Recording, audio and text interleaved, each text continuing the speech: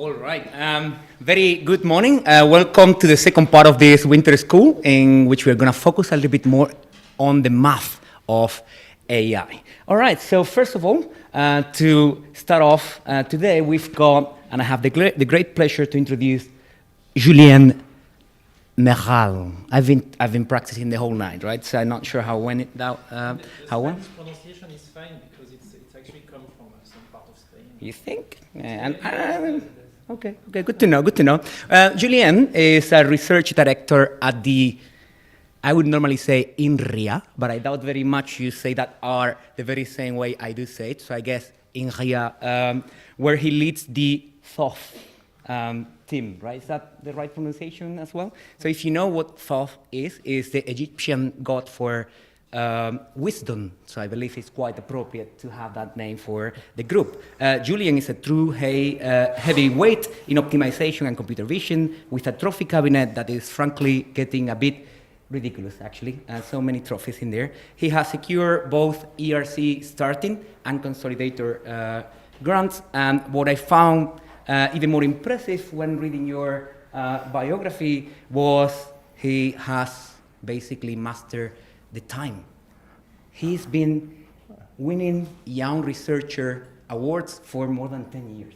I don't know how you make that, but he won in 2013, another one in 2017, and another one in 2023, the Test of Time Award by ICML.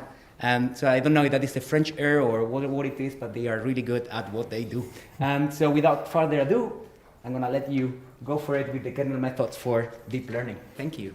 Well, thanks a lot for inviting me and for this nice presentation. And welcome back to 2000, where there was a big topic in machine learning, which was called kernel methods, which was developed a lot at that time. So the way I see this class of techniques is as a fundamental block or brick of machine learning. And we have seen some sort of a revival of this topic during the last 10 years, because it was used a lot, in fact, in the theoretical model of deep learning. So it was seen as a tool that can be used to make some theory for deep learning models, which are still a bit, let's say, which are going much faster than what the theory does, in fact. So here the goal will be to make a short introduction to kernel methods, so you don't need to know what these techniques are about. And hopefully it will be also useful for the next lectures, which will also be related to this topic. And then I'm going to discuss some links that have been done between kernel methods and deep learning during the last 10 years. I'm not necessarily going to touch the last papers that you can see at say ICML, NeurIPS, or these conferences, but focus on some important ones or ones that have had some impact. Just as following the nice introduction, so we talked about the Thought team. Here is the team, a picture from a few years ago. And to give you an idea about who we are and what we do, it's a team at INRIA which has about 30 people. So it's a mix of permanent researchers, postdocs, PhD students. And we do, in fact, various, we don't have a single topic in the team. We do machine learning and computer vision.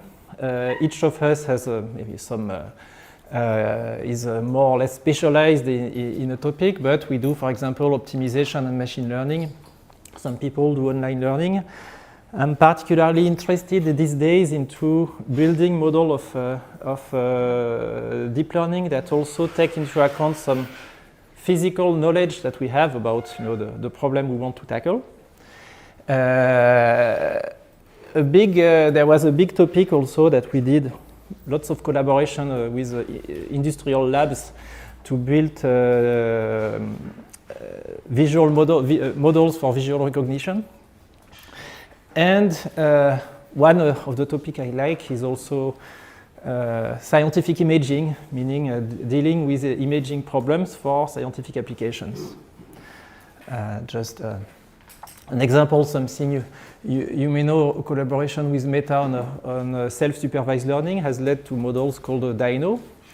And then later, Meta has put lots of resources to build these generic models that are supposed to be good at everything for visual recognition.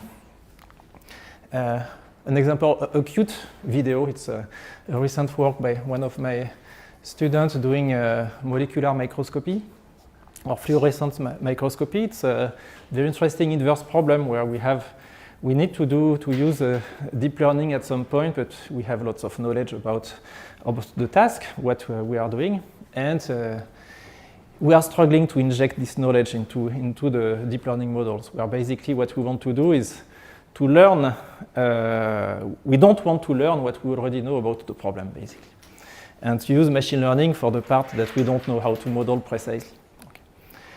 Okay, let's come back to the main topic of the lecture, which is about kernel methods. And at some point, I asked my friend ChatGPT to just draw a picture about that, what would illustrate kernel methods. And after a few iterations, I obtained something like this. It's about, it can be seen as having some data represented here on the left in a low-dimensional space. Or it can be even in fact, as you will see, not even a Euclidean space, but here it's just a 2D picture with two classes. And then with kernel methods, we are going to send the data to a higher dimensional space where machine learning is nicer, meaning we go to higher or even infinite dimension. And there we can do linear models, and linear models in that space are going to be much more powerful than linear models in that space here. Now, for the story, how did I obtain this picture? I asked ChatGPT, could you give me an illustration about kernel methods for machine learning? And this is what I got. And I was not very happy about it because it got really the main idea, I think, was fine, except that, here I had this, I wanted just the data to be separable in the higher dimensional space. So then I had to iterate, and then came the disaster. Okay, the blue points on the right part should be in the blue part, and the orange part should be in the orange part. Yeah. And then image created, it's the same. So I complained, it seems you do not make any change to the picture. Do you understand my commands? Perfectly. The blue point should lie entirely within the blue shaded region, and the orange point should lie entirely within the orange shaded region, blah, blah, blah. Would you like me to generate an updated version of the image? Yes. And this is what I got. And again, you did not change anything. Got it, you're completely right. Do you want me to keep the same layout and style just with that correction? Yes. I got fewer points, but still. So now a question for you. How did I end up doing the picture? You threatened to go to Gemini? That's what I did. Actually, I should have tried that, but I just opened GIMP and there was like a thing. And then and I got this picture. It's not even perfect. Here I could not do something good. Okay. Threatening going to Gemini instead works. So in that case, what I heard is that actually at this point, ChatGPT was much better at generating code. If I was asking for some code that would produce the picture, probably it would have been right. But generating pixels, it was not. It was like almost correct, but to get the last percent, it was complicated. Yes. Okay. Now, what I will do is that before introducing kernel methods, I will assume that you are familiar with a basic tool called ridge regression. So it's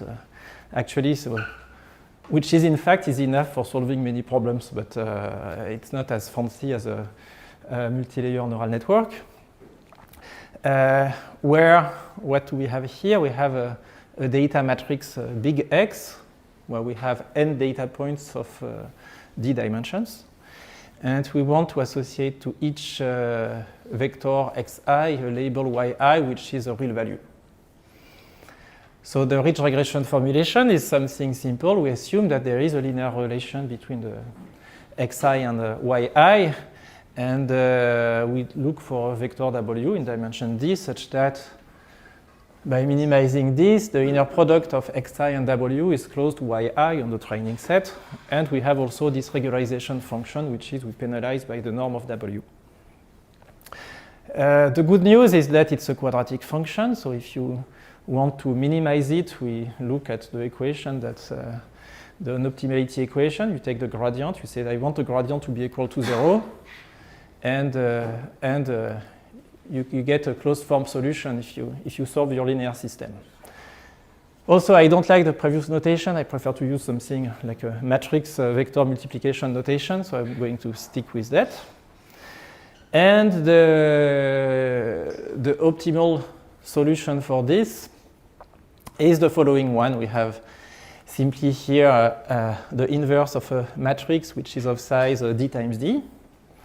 Which is actually invertible because we have a regularization parameter which is non-negative, which is positive, and we are not there yet to kernel methods, but we have basically what we know here is how to do linear models. Okay.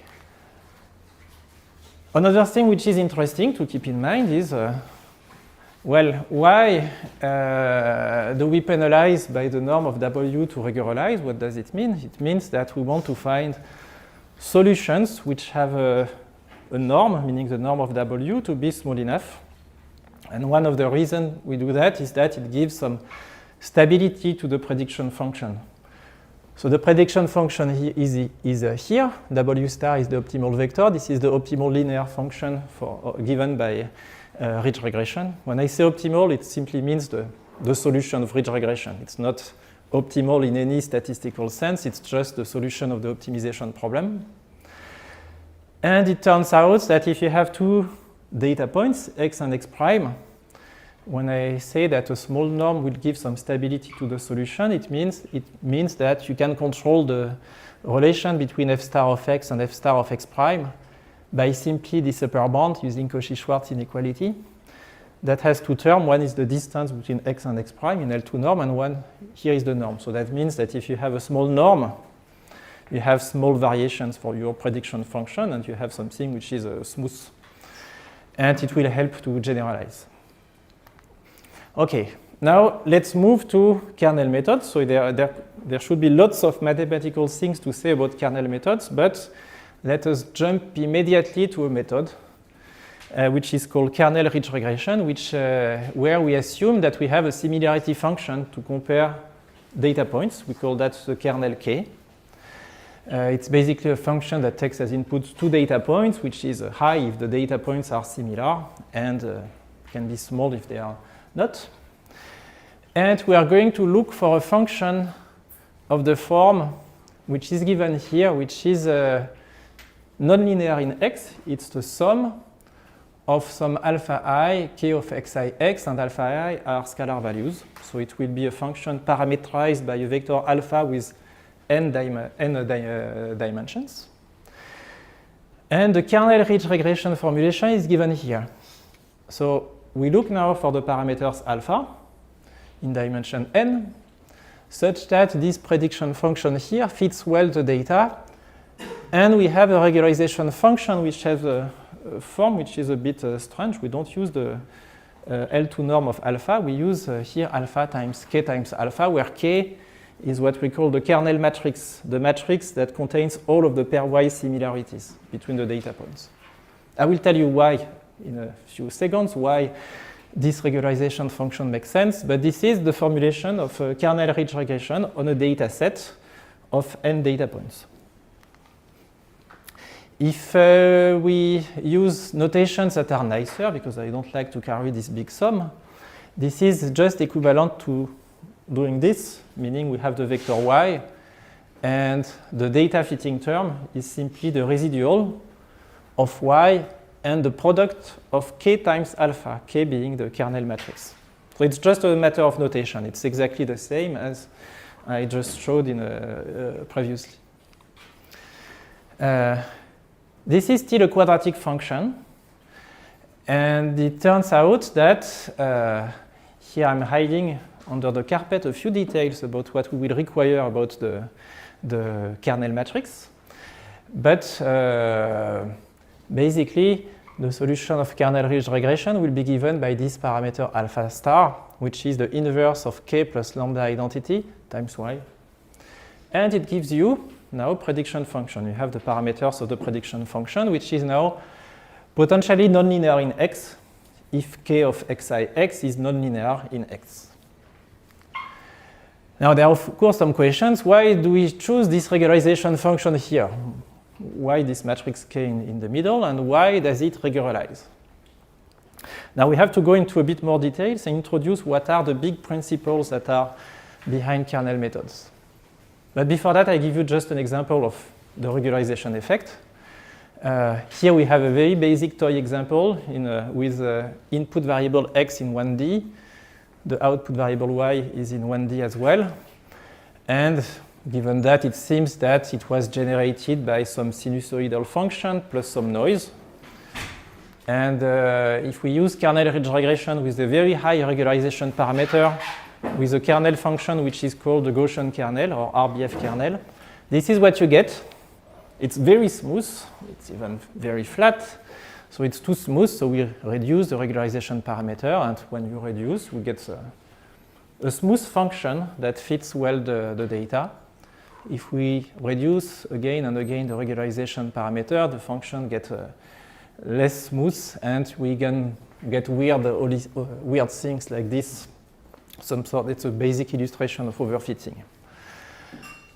So the first principle, I will simply introduce 4 principles to give you basically the crash course on kernel methods. The first one is the representation of data with pairwise similarities, which is you have a data points that lives in some set X, a kernel function that takes 2 data points and gives you a real value. And at this point, I do not make any assumption about X. For example, there exist kernels that are designed for graphs, where the input data are graphs. For example, molecules represented by, with a graphical representation. But of course, in many situations, the input data will live in a Euclidean space. There will be a set of real values.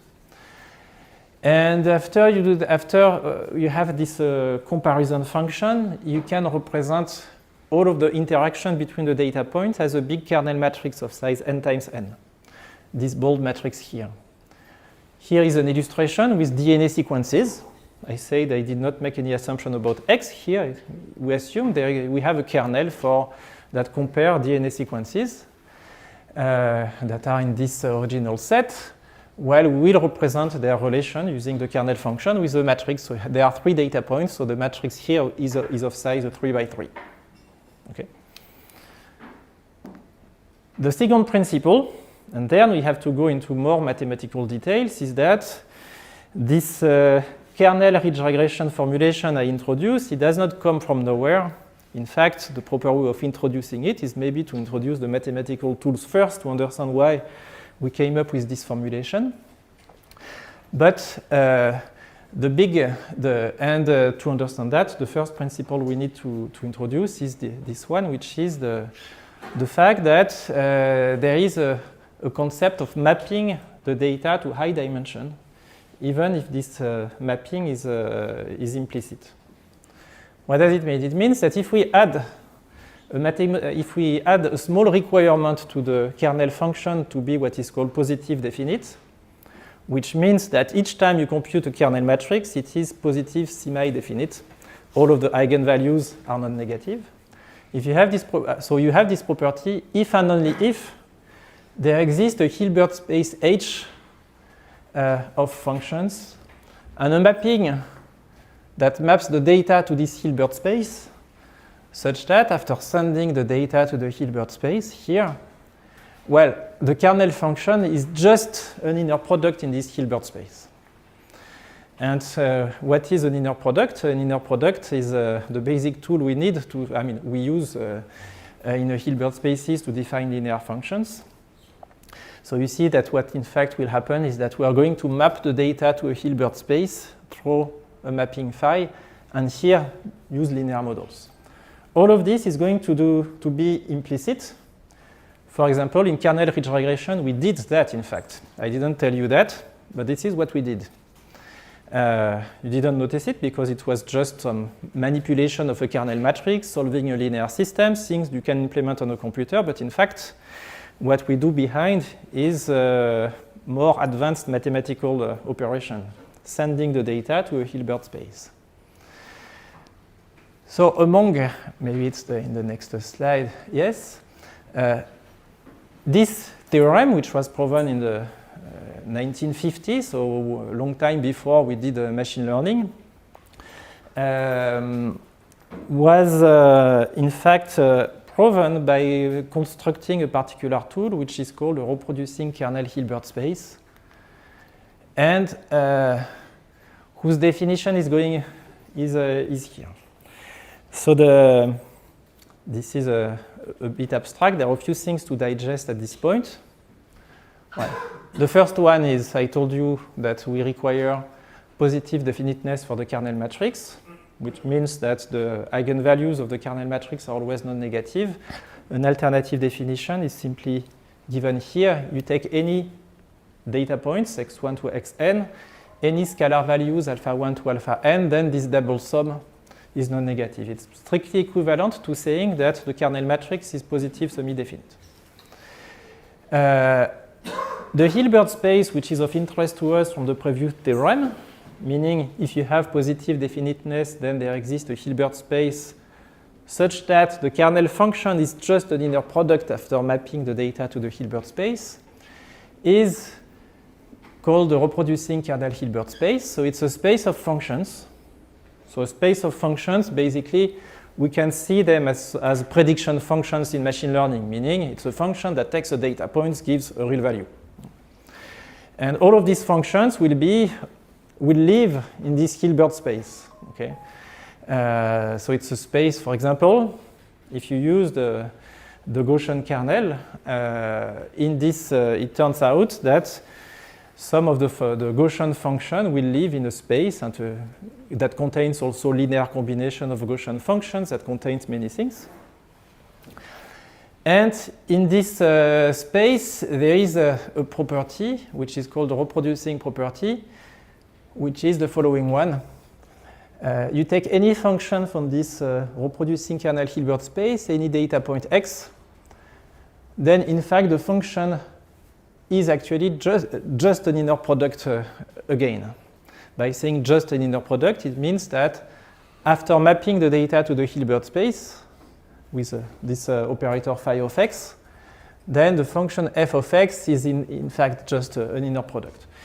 See that as a linear function. For example, let's say that we forget about Hilbert spaces, we come back to finite dimensional spaces. If f of x is a linear function parameterized by a vector w, well, we can define an inner product between the representation of x, which is itself, and the representation of f, which is the vector w. Okay? Things look a bit more complicated because we send things to infinite dimensional spaces, but really this is nothing else than saying in an RKHS, there is a principle of mapping the data to the Hilbert space, and then all functions are just linear in that space. And by the way, the mapping function phi, the one that sends the data to the Hilbert space, is the following one. So that means that a data point x is going to be represented as a function here, which is built using the kernel. So you fix the first argument here to be x, and then you move the other one. I'll give you a concrete example next, which is the case of the Gaussian function, because it will give you a bit more intuition about what it means to represent data points as a function, because that's a bit strange. So it looks a bit strange, but if you consider this classical example, which is called the Gaussian kernel, which is a positive definite function, we consider here points in 1D to simplify, but we can go to higher dimension, it doesn't change anything. Well, what does it mean to represent x as a function in the RKHS? It means representing x has the Gaussian function centered on x. Okay, so it seems so reasonable. It carries some information about x. And we represent y as a Gaussian function centered on y. Okay, so the data points are mapped to Gaussian functions if you do that. Okay, and this things to keep in mind is that it doesn't mean that the RKHS is a set of Gaussian functions because it's a Hilbert space. It means it will contain Gaussian functions, but it will contain also linear combinations of Gaussian functions, limits of linear combination of Gaussian functions. It's a space which is actually pretty rich that we can characterize, in fact. In the context of machine learning, the prediction functions that we use for machine learning that we will learn actually will live in H and will have this form. Okay, so that's actually what I call the third principle, the functional point of view, which is we are going to do machine learning by actually exploring a functional space. Okay. So not only looking at parameters of prediction functions, but we are going to define what is the space of functions we explore to do machine learning, and there will be methods to actually explore this space. So it's actually a very short introduction to a class that has many lectures.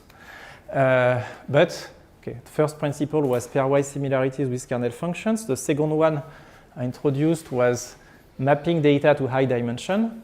And the third principle is functional point of view.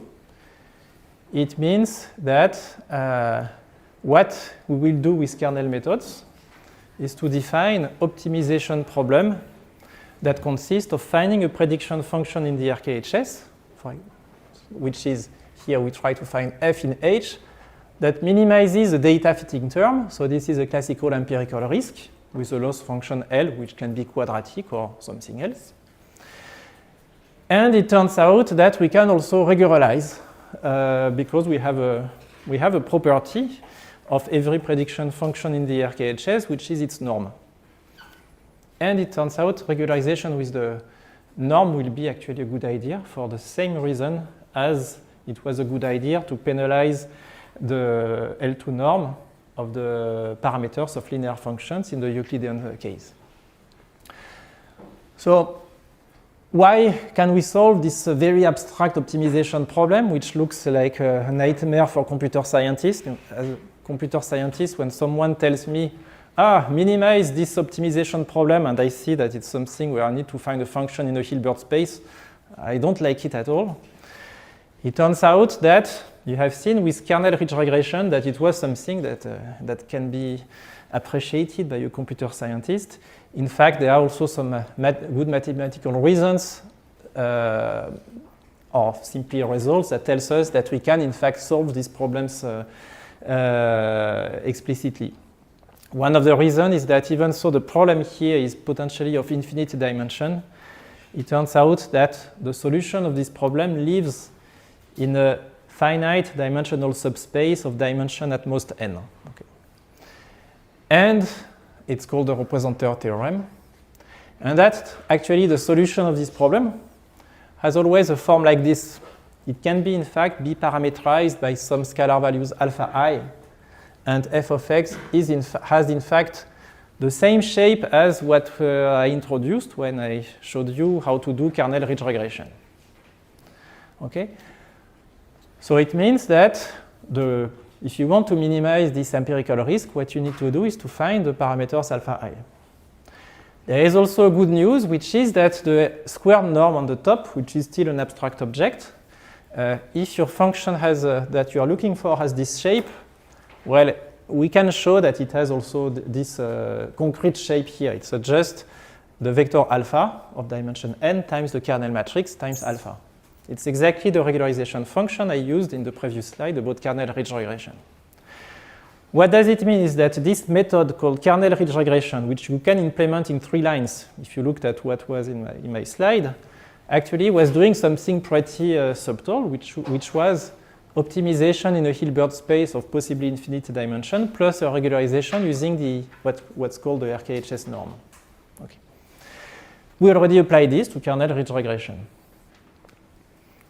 And the last principle that I want to introduce about kernel methods is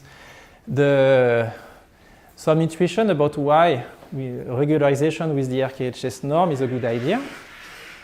So I gave you just one argument, which has also, it was just an intuition. There was no statistical result here. I told you for linear models, if you are looking for a function f star parameterized by a vector w, when you penalize the L2 norm of w, meaning you look for solutions which have a small norm, then you control the variations of your linear functions using Cauchy-Schwarz inequality, such that with a small norm w, your function becomes smooth. It does not vary much with respect to the variation of x and x prime. And with kernels, in fact, we can do something similar, meaning you take the previous function f star of x. You have to remember a property that you may have, if you are not familiar with kernel methods, that you should have forgotten unless you have an extremely good memory. But remember, one of the properties of the RKHS is that the functions in the RKHS can be expressed as something linear involving an inner product after sending the data to the RKHS. It's what is here. I forgot a small star in the notation, but f star of x is the inner product between f and phi of x. F star of x prime is the inner product between f and phi of x prime. We have two inner products, which an inner product is bilinear. And so it's also the inner product between f and the difference between phi of x and phi of x prime. Now I can use Cauchy-Schwarz inequality, and I get again a product of two terms. One of them is the RKHS norm times something which is the distance between x and x prime after sending the data to this Hilbert space.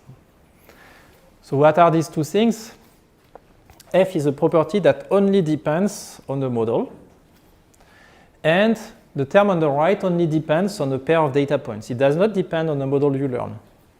It can be seen as, it should be interpreted as the distance between x and x prime according to some geometry which is induced by the kernel. Okay. But again, we can do the same story as before. If you want to control the variation of your function, obtain a smooth function, well, what you can do is to encourage the norm of the RKHS. You can encourage the RKHS norm to be small. It will control the variation of your functions. And this was illustrated before as well.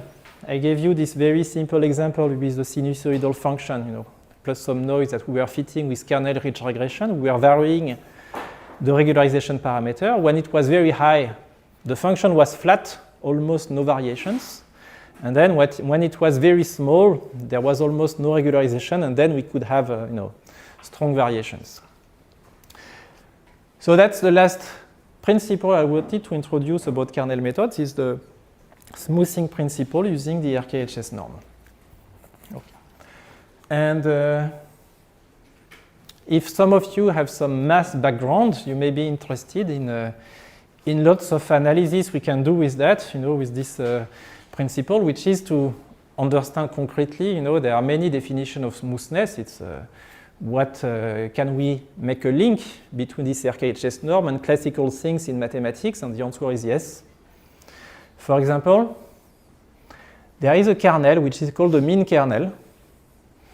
It seems to be, it's not very intuitive to compare two numbers using the mean function, but it can be used as well. And if you use that, it turns out that we can characterize exactly what is the RKHS, the reproducing kernel Hilbert space.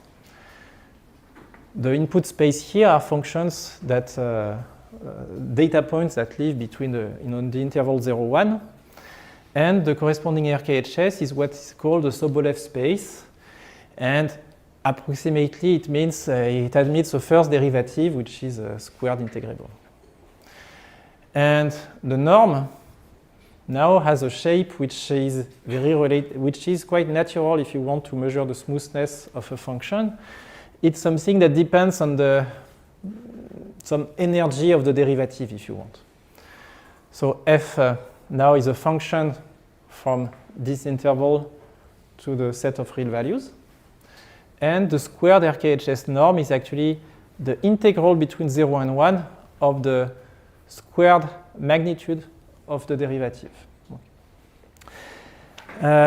Another example, and I could go here, I could spend lots of time doing this, but an example which is important is, I gave you this example of the Gaussian kernel. I like it because it's much more intuitive than the mean kernel, We often like to compare data points in high dimension using using a Gaussian function, because it can we have this parameter sigma that can help us tune the geometry there. So what it means is that if the Euclidean norm here squared is smaller than sigma squared, the points are close to each other. As soon as they are above, let's say 2 sigma, they are just considered to be far. That's what the Gaussian kernel does.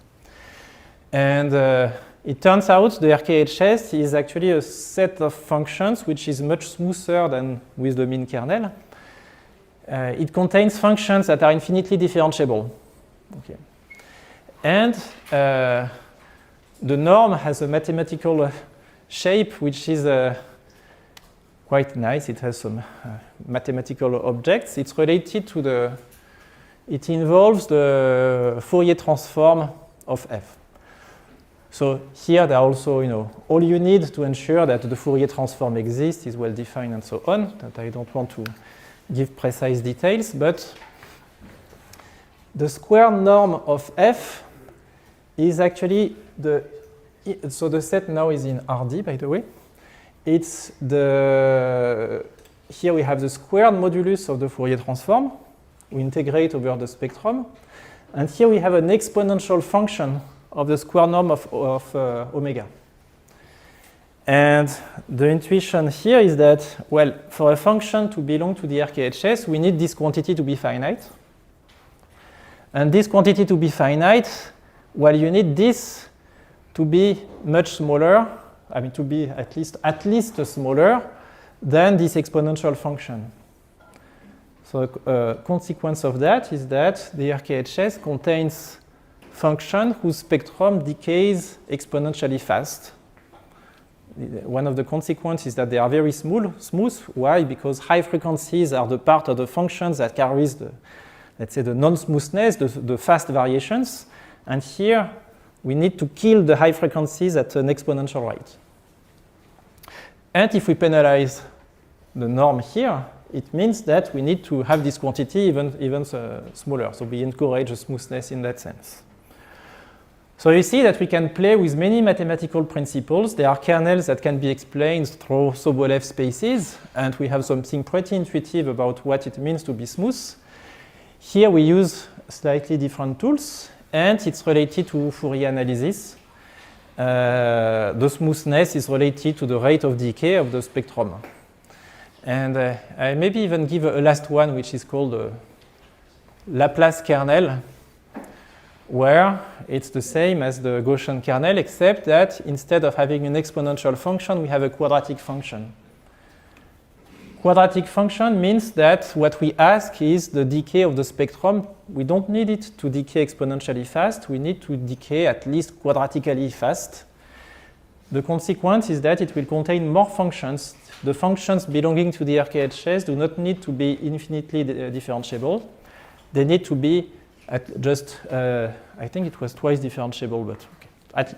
Differentiable with a derivative in L2. Okay. To be checked. Anyway, so now, of course, you may be a bit skeptical. Why do we need about that to talk about kernel? And that will be the topic of the next part of the lecture. But if you have any questions at this point, it's the right time to ask about kernel methods in general. Yes? A bit lost with the phi function. Yes? Why is, for this example, which phi function are you using? I'm not following very well. So the phi function, the function that maps the data to the Hilbert space, you represent your data as a function, And this function is defined as, let me come back, is defined here. You represent the data point x as the function which is you fix x to be the first argument of the kernel and you move y. And for many kernels, it's not very intuitive. You know? It's a bit hard to digest. Even the concept of representing a data point as a function is a bit strange. But I think the case where it's not so strange is the case of the Gaussian kernel, because it means you represent a data point as a Gaussian function centered on this data point. So at least you see the relation, you know, the relation is simply the first moment of your function is your original data point.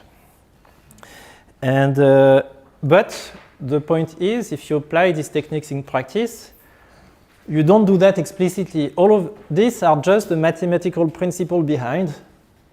All you do is things that look like this. No, in one slide, I show you a kernel method, which is very important, called kernel ridge regression, which is extremely simple. You know, it's an optimization problem, which is quadratic here, where what you need is to define the kernel matrix K. You look for the parameters alpha, and the parameters are in dimension n. And minimizing a quadratic function, well, you have a closed form solution for that. So if you want to implement this, really it's like very few lines of code, and it allows you to learn nonlinear functions of your input data. It allows you to play with objects that do not even live in a Euclidean space. For example, the DNA sequences. You use what is called a string kernel to compare DNA sequences. You can use this, you know. So, of course, one big limitation is here. The classical limitation is that you need to compute a kernel matrix of size n times n. If you have 10,000 points, it's usually fine. But if you have 1 million of data points, so a matrix of size 1 million times 1 million, you should not try to define this unless you have, you know, very sparse structure. It's actually 4 terabytes in single precision. So just really don't do that.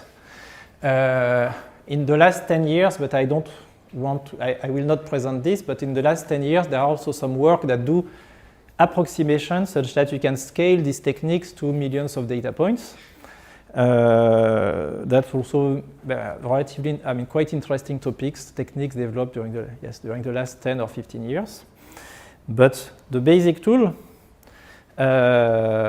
is something which is very appropriate if you have small or medium-sized data sets with data which is not too structured. You know, if you have images, of course, you may want to use at some point a deep network, or maybe a pre-trained deep network. But if you don't have lots of information about the data, this is usually a very basic and simple baseline to learn nonlinear models. Okay, let's. Any other question? So if not, I can move to the second part, which is, yes, just if you wanted to know more about this, what I presented in 40 minutes is actually a summary of a class which has 24 hours of lectures. We have 700 slides, many videos, and there is a link for those of you who are interested in that. Where we develop all of the theory, we prove the results I discussed, and we go into more advanced topics. Now, neural networks and kernels. So they are very different. They look like very different principles, and indeed they are, because in neural networks, at least if you manipulate, let's say, images in computer vision, for example, you are really learning the representation, the way to represent. And in kernel methods, what we do is that we decouple the question of representation, which is the choice of the kernel, and learning, which is, given a kernel, learn the prediction function. So that means that with neural networks, it seems you can do more things with kernel methods, and indeed you can. But during the last 10 years, there were many links that were drawn between neural networks and kernels, mostly for theoretical purposes. And so I will first discuss a particular type of neural network, which is not super realistic because most of the weights are random, but still that gives some intuition about why kernels can be useful to do some theory for neural networks. So we'll consider a very simple setting, which is a two-layer neural network. So now I have still a prediction function f of x, and I have two layers. One layer is parameterized by some weights w, and the last layer is linear. It's parameterized by the weights vi here, and it involves an activation function sigma that can be, for example, rectified linear units or your favorite activation function. And there is a scaling parameter 1 over square root of m, which will be in fact important here, but at this point what we simply need to understand is that we consider a very basic model, a two-layer neural network. The first layer are the weights w, so it computes a linear operation on x followed by a nonlinearity sigma, and then we have again a linear operation for the last layer. So assuming that the weights for the first layer are fixed, say you have an algorithm that has already fixed these weights, if I simply introduce some notation here, the last layer is just the same as learning a linear model, because if I define this vector psi w of x, so w are the parameters of this layer psi, it contains all of these quantities, the sigma of the wi transpose x, and if I call bold v the vector that contains the parameters vi to vn, f of x is just the inner product between v and psi w of x. Okay.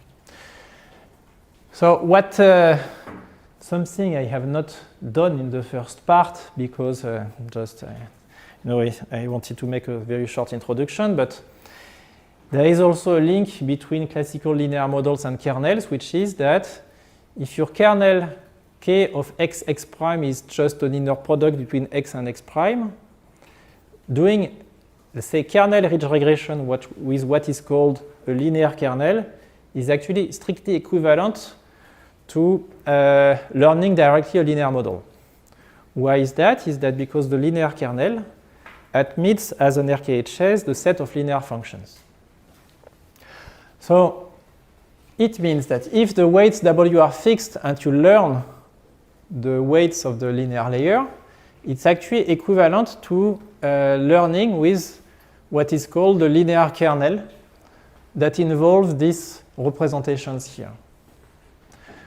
So we can write, at this point I'm just, don't introducing anything deep, it's just learning a linear model. It's equivalent to learning with kernels, with a linear kernel being defined here.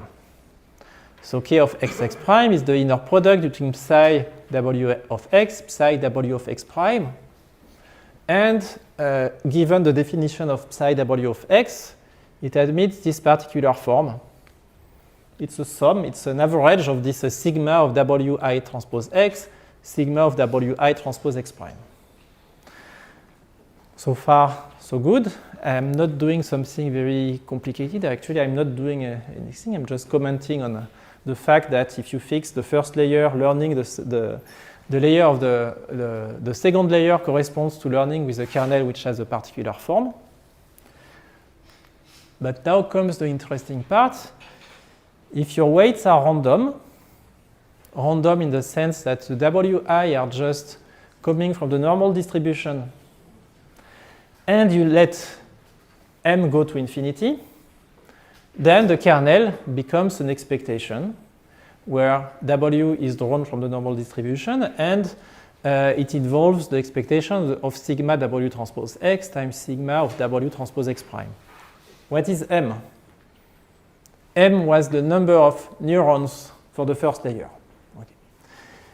So we are looking at this point as a strange tool, or strange object, which is a neural network which has an infinite number of neurons with random weights, and only 2 layers where we are learning the second layer, which is linear.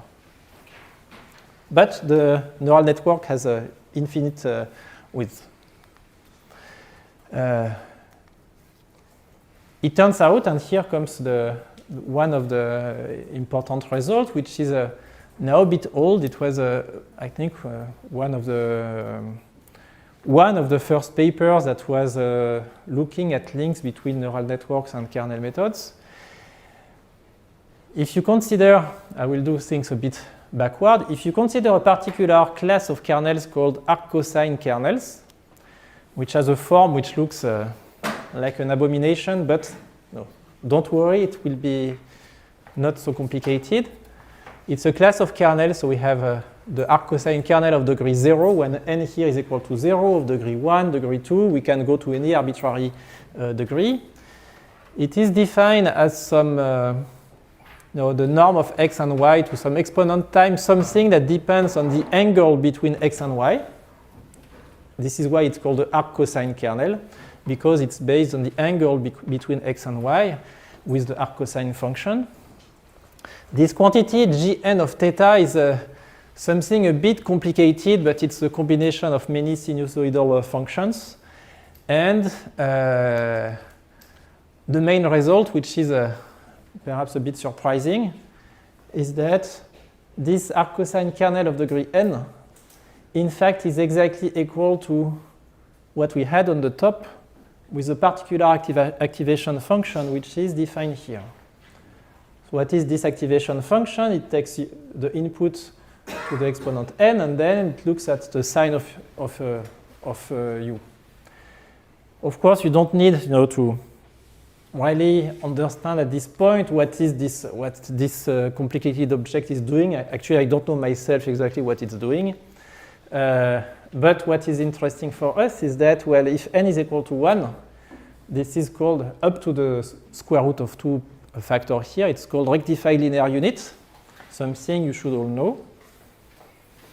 And g1 of theta, this object here, is not so complicated. It's just, like I was telling you, it's just a combination of sinusoidal functions. We have here sine of theta, pi minus theta times the cos of theta.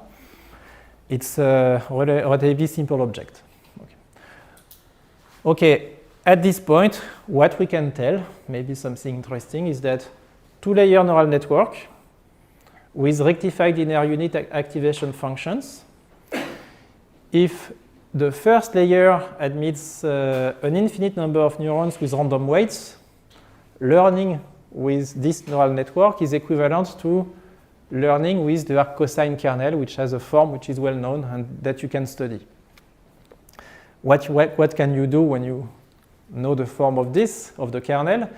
Well, you can look, at what is the corresponding RKHS. Remember what we did, this small exercise. I didn't prove anything, but looking at the Gaussian kernel, we know that the RKHS admits infinitely differentiable functions with a particular norm. The Laplace kernel, it contains more functions because we only ask for differentiability. You can do the same types of analysis for these simplified neural networks that have 2-layer and infinite number of weights.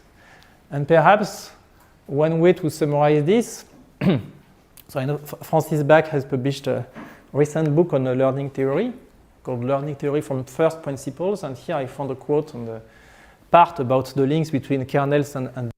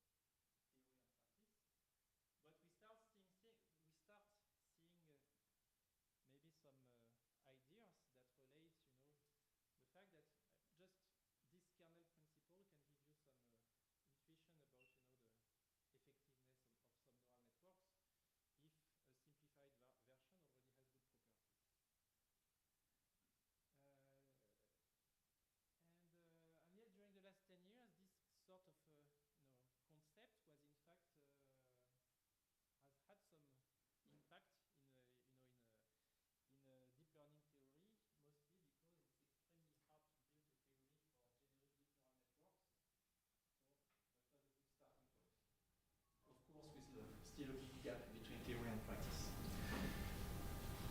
Later, there was also a work that introduced that tries to actually reduce this gap between theory and practice, which is called neural tangent kernels. It was also studied with subsequent work by other people, and actually I think there are maybe more than 1,000 of papers that actually built on this principle, which is that if neural networks with random weights are not realistic and do not explain much about what is going on in practice, let us still use this principle and let us allow the weights to move a bit. Okay.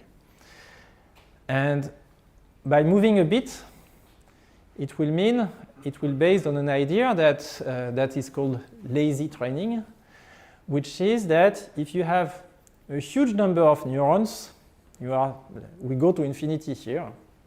We have so many neurons that maybe a tiny modification, if you move a tiny bit your weights from the initialization, you can change a lot the prediction function. So that means that you can start learning your neural network and make the approximation that during learning you are going to stay close to the initialization. There are still lots of limitations about this principle, but we go a bit beyond what we did before. Before it was, okay, number of neurons goes to infinity, weights are random. Here we initialize the network with random weights, which is fine according to the practice because this is what we always do. At some point, neural networks were considered to be hard to train, mostly because we didn't have PyTorch that will do all of the hard job of initializing things properly with the right scaling for you. But when we train a neural network, the state of the art is to initialize them with random weights with a particular scaling. The scaling being, by the way, exactly the one that we have in the concept of kernels here. But if you assume that you can do learning and that your parameters that we now call theta, so we are going to learn both the first layer W and the second layer V. The initialization will be random. If we assume that we can stay close to theta 0 and still do learning, when training with a large number of neurons, then the following first order approximation will stay valid. I don't give lots of statements that are very precise here, but this is the assumption called lazy training. F theta of x can be well approximated by its evaluation at theta 0 plus something which is linear in theta that involves the Jacobian or the gradient of f theta evaluated at theta 0.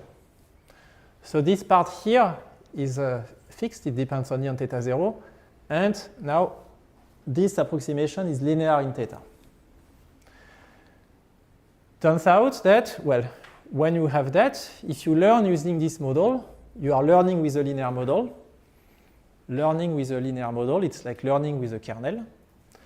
And so in this framework, doing gradient descent under the hypothesis that your number of neurons goes to infinity such that this lazy training assumption remains true, then it corresponds to doing kernel ridge regression, the basic tool I presented at the beginning, with a particular kernel which is the neural tangent kernel. Now remember before, I will come back, something I should not do, but I will come back before to what we did at this point. At this point, I was showing you, well, learning with a linear model with some representation psi w of x is equivalent to using this kernel. Now, we have also something linear in the parameters theta, and the representation is actually this part here. the one which only depends on x, which does not vary with theta because it's evaluated at the initialization. So that means that what we call the neural tangent kernel, which is the kernel ridge regression method that approximates this learning mechanism with an infinite number of neurons, is actually, okay, under the limit of m goes to infinity, it's the inner product between this representation here, the linear part, which is the gradient of f evaluated at theta 0 of x, and here the gradient of f evaluated at theta 0 with respect to of y. Gradient with respect to the network parameters. At this point, it doesn't help. We have something complicated. Okay. Inner product between gradients, m goes to infinity. But again, we can still, if given the structure of the network we have chosen, which was this two-layer neural network with activation function sigma, we can have actually a closed form for the neural tangent kernel that involves something which is very similar to what we had before, plus a correction term here that involves derivative of the activation function. And with the two-layer ReLU network, if sigma is equal to corresponds to rectified linear units, then we have a form which is pretty simple. So if we consider normalized data to simplify, the NTK kernel between x and x prime is actually a nonlinear function applied to the inner product between x and x prime, which is given by something involving, again, the arc cosine function. So that's, we go a step beyond. We go from, again, neural network with an infinite number of random weights to neural networks initialized with random weights under an assumption that there are so many neurons that we can afford to stay close to the initialization to do learning. And then we can study, again, this object and try to do some theory. So that was the conclusion I wanted to make about the neural tangent kernel. So basically, what we need to say as well is that it's not limited to two-layer networks. It becomes more complicated. The corresponding kernel may be harder to analyze. What I like about this is that it also provides some intuition about the scaling for the initialization, because for the theory to be valid, you need to have some scaling parameter, which was this 1 over square root of m. Well, this is where this corresponds to the practice. It's the right scaling. And it may provide intuition about architecture choices. If you change the architecture, the neural tangent kernel changes. What are the consequences? What are the functions learned by the networks? This class of functions, are they able to approximate well particular functions that you may be interested in? Do we have convergence statistical guarantees that are related to these kernels? There are many questions that we can address with that. But there is also a limitation of the neural tangent kernel, which is the following one. From the start, the concept of RKHS has this smoothness principle, which is really crafted into the RKHS principle. And sometimes it's good to learn smooth functions, but neural networks are also able to approximate functions which are non-smooth. And you maybe also see this smoothness property as a limitation. So that may be a good motivation to introduce other objects. You will see me discover things like that in other talks. But at least so far, all of this is really built into this concept of Hilbert spaces, and the RKHS contains the smooth functions. Also, what I should say is that there is still a gap between, big gap between the theory and the practice, because this lazy training assumption, which is that you initialize with random weights and the weights do not move much. If you have a multi-layer neural network, of course, people, even theoreticians, looked at the practice. Do we really see in practice this lazy training phenomenon? The general answer is no. The weights, actually, they move when you learn neural networks. But I think, if I'm correct, when you have many layers, it's a phenomenon that you could see in the upper layers, basically. So it can explain part of the story, but clearly if you train a convolutional neural networks on natural images, you start with random weights, then it learns some features that are well interpretable. They are not random at all. They are far from the initialization. So still a gap with the theory, but this is some progress. That and the gap reduces. I mean, the practice is still moving, and the theory is still behind, moving step by steps. Now, a last point of view I wanted to discuss very briefly is the work I did about 10 years ago. So I'm not really working anymore on this topic, but at some point I was not interested in. I was interested mostly in building a functional space for deep neural networks. That means if you have a neural network represented by this function here, you have weights W, linear operation followed by nonlinearity sigma. I wanted to find an RKHS and a space and a mapping phi such that we can linearize these networks in a very high dimensional space. And the construction I did was also for convolutional neural networks, so I was not interested in just vanilla multi-layer networks. I really wanted to go convolutional and understand also the representation of images more from a signal processing point of view, meaning what can we say about the representation of convolutional neural networks in terms of signal preservation when we go up into the layers, in terms of definition of stability I will mention before concluding. So I was also still very interested in that. This fundamental property of the RKHS norm, which is to control the smoothness of the function. What does it mean for convolutional neural networks? So I will simply summarize here some results we had with my former student Alberto Bietti. We designed a multi-layer construction of an RKHS that contains convolutional neural networks with activation functions that are not ReLU, that are smooth approximation of rectified linear units, which are necessary for the theory. We also studied in this multi-layer representation the signal preservation property. When multi-layer convolutional neural networks, they build two-dimensional maps of your signal. When you go up in the hierarchy, do you keep information about your input signal? Yes or no? And I was interested in the stability to deformations, which is something quite specific to natural images.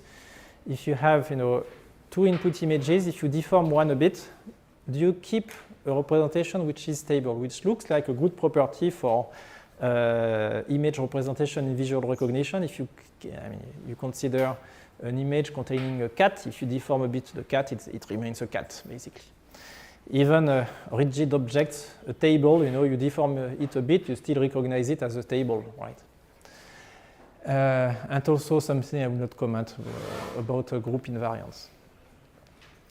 So maybe I'll introduce this concept of deformation because it was just something interesting. What we consider to be a deformation in an image is a diffeomorphism that manipulates the coordinate of your image. So first, an image is basically, we'll consider it as a function going from some domain omega. Okay, it's a square, or even it can be an image which is infinite, and that contains a value at every coordinate, which will be a point in the Hilbert space. For the first layer, the point in the Hilbert space can be 3 parameters if you have images coded in RGB. And the diffeomorphism is defined like this. It's the operator tau, L tau, that changes the coordinate of the image x. Okay, an image here deformed a bit. And here we had digits from the MNIST datasets that could be seen as deformed variants of each other. So the question of stability to deformation was studied by Mala from a wavelet point of view. So Mala had built, basically what happened is that in 2012, 12, María had built a multi-layer representation of using wavelets that are already multi-layered, but it was a non-linear variant of wavelet representation that was much better suited to machine learning than classical wavelet representations. And he could prove both some result about signal preservation and stability to deformation. The definition of stability to deformation he was using was that if you take an image X and you represent it using their tool, if you compare it to the deformed variant, well, we wanted something that could be controlled by different terms, where one will be the amount of translation which is in your diffeomorphism. That means, and one which will depend on the amount of deformation. Basically, if C1 here is equal to 0, if C2 is equal to 0 here, it means that your signal is, your representation is invariant by translation, because in a translation you don't have this term, and you get that the representation of the translated image is the same as the translation of X. And the concept of stability was to be linear in these quantities here. Okay? And we just wanted to do the same with objects that were more realistic, meaning convolutional neural networks, not based on a wavelet representation. So and it was basically based on the smoothness, the control of the smoothness of the representation I was mentioning, that I mentioned many times before, and based on the construction of the RKHS. So I won't go into details here.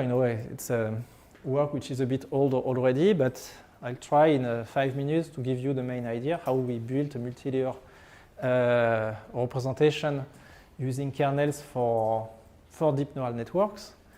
So we start from a map here that has some, so a map is actually a function that goes from a coordinate to a point in a Hilbert space. R3 for RGB images for the first layer. And then what we do the convolution operator, there are many ways to define convolution, many point of views. You can define it from a Fourier point of view, for example. You can define it as simply applying a linear operation on every patch on the image. And then in the deep learning representation, there will be a nonlinear function applied on each of these linear operations applied on the patches. Here the idea is that we can define a kernel on patches from these maps. This is equivalent to sending these patches to another Hilbert space using the kernel mapping, such that you can get an intermediate map where each point in this map contains the mapping of a patch from the previous layer centered at this position. So that's the intermediate map. And then in convolutional neural network, what you have is you don't have only convolution and nonlinearities, you also have downsampling operations. We reduce the resolution of these maps. So here we also do, in a continuous manner, we also do this sort of downsampling operation, which are obtained by doing some pooling over some regions. So downsampling, typically it's done using max pooling or average pooling. Here it's a sort of it's a mathematical formulation of average pooling over a region. It's a convolution with a small anti-aliasing filter here. And everything is done here in a continuous manner, but we have also a discretized version that makes things closer to actually real convolutional neural networks. But at this point, this is how you go from a map hk-1 to hk. And so what happens is that when you go up in the hierarchy, each point lives in a RKHS and contains some information from a local neighborhood that grows when you go up in the hierarchy.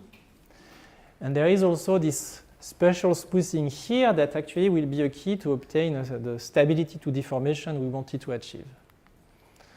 So let's move to the result, because here it's a bit too technical. And yes, so the main,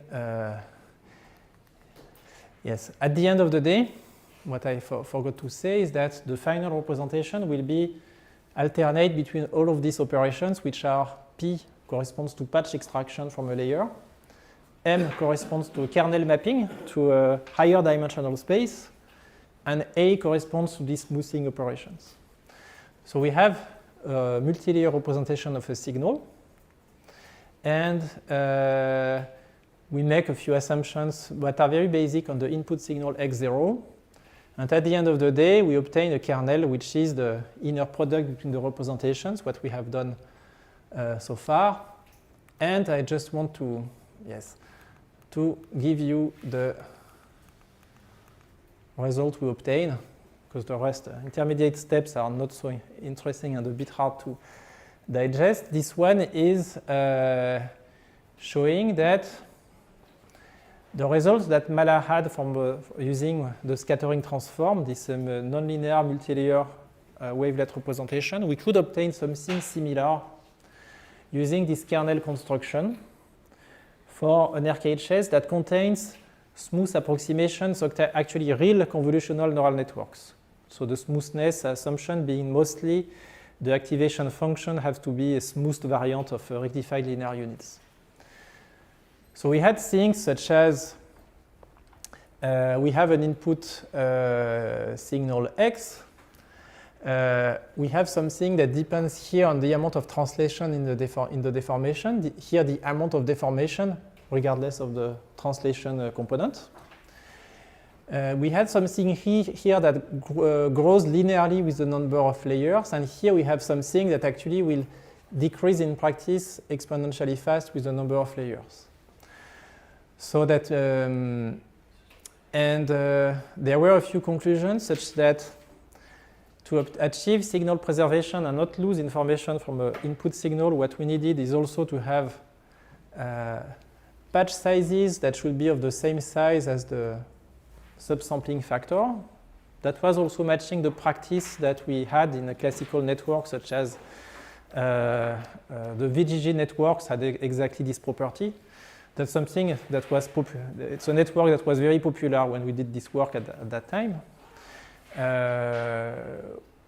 To achieve something reasonable with, to achieve signal preservation, we needed that. To have signal preservation plus translation invariance, basically, we needed several layers with a number that we could control, basically. So, and in terms of details, it just would be too much for this, not really the scope of this presentation. But to conclude on this last part, it was basically an attempt to build a multi-layer kernel representation for convolutional neural networks, and then study the representation not really from a machine learning point of view, but more from a signal processing point of view, which are also, let's say, it's a more applied variant. We really cared about the concept of images and what would be the good properties for representing images, in particular the stability to deformation, possibly achieving almost translation invariance for the last layer, and understand the effect of the number of layers in all of this. Okay. So it's quite orthogonal to the concept of neural tangent kernel. So I know I jumped from this neural tangent kernel to this what's called the convolutional kernel networks. That gives you also an illustration of various ways to use kernels to attack this deep learning theory. And I will stop here. It's 11 almost in 1 minute. So.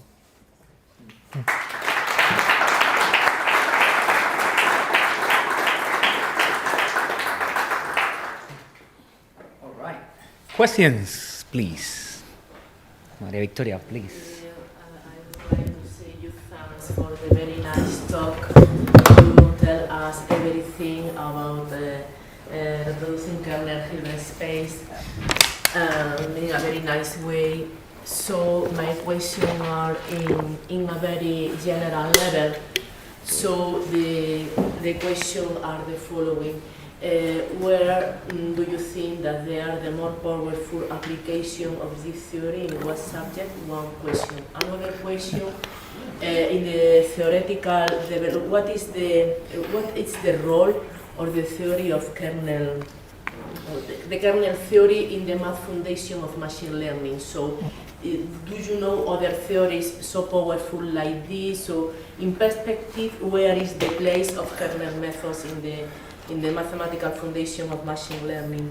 And third, concerning applications, what is the more promising one in what field, and concerning the development of the theory, where do you identify the more powerful groups working on this? And they are connected, people working with theory and people working with application. So what is the perspective of this work? Yeah, okay, so it's a very big question, but a very good question also. I will start with the second one, which is about the place of kernels, maybe more generally in the machine learning or the theory. Something I haven't talked at all in this presentation is the link between these tools and statistics. In particular,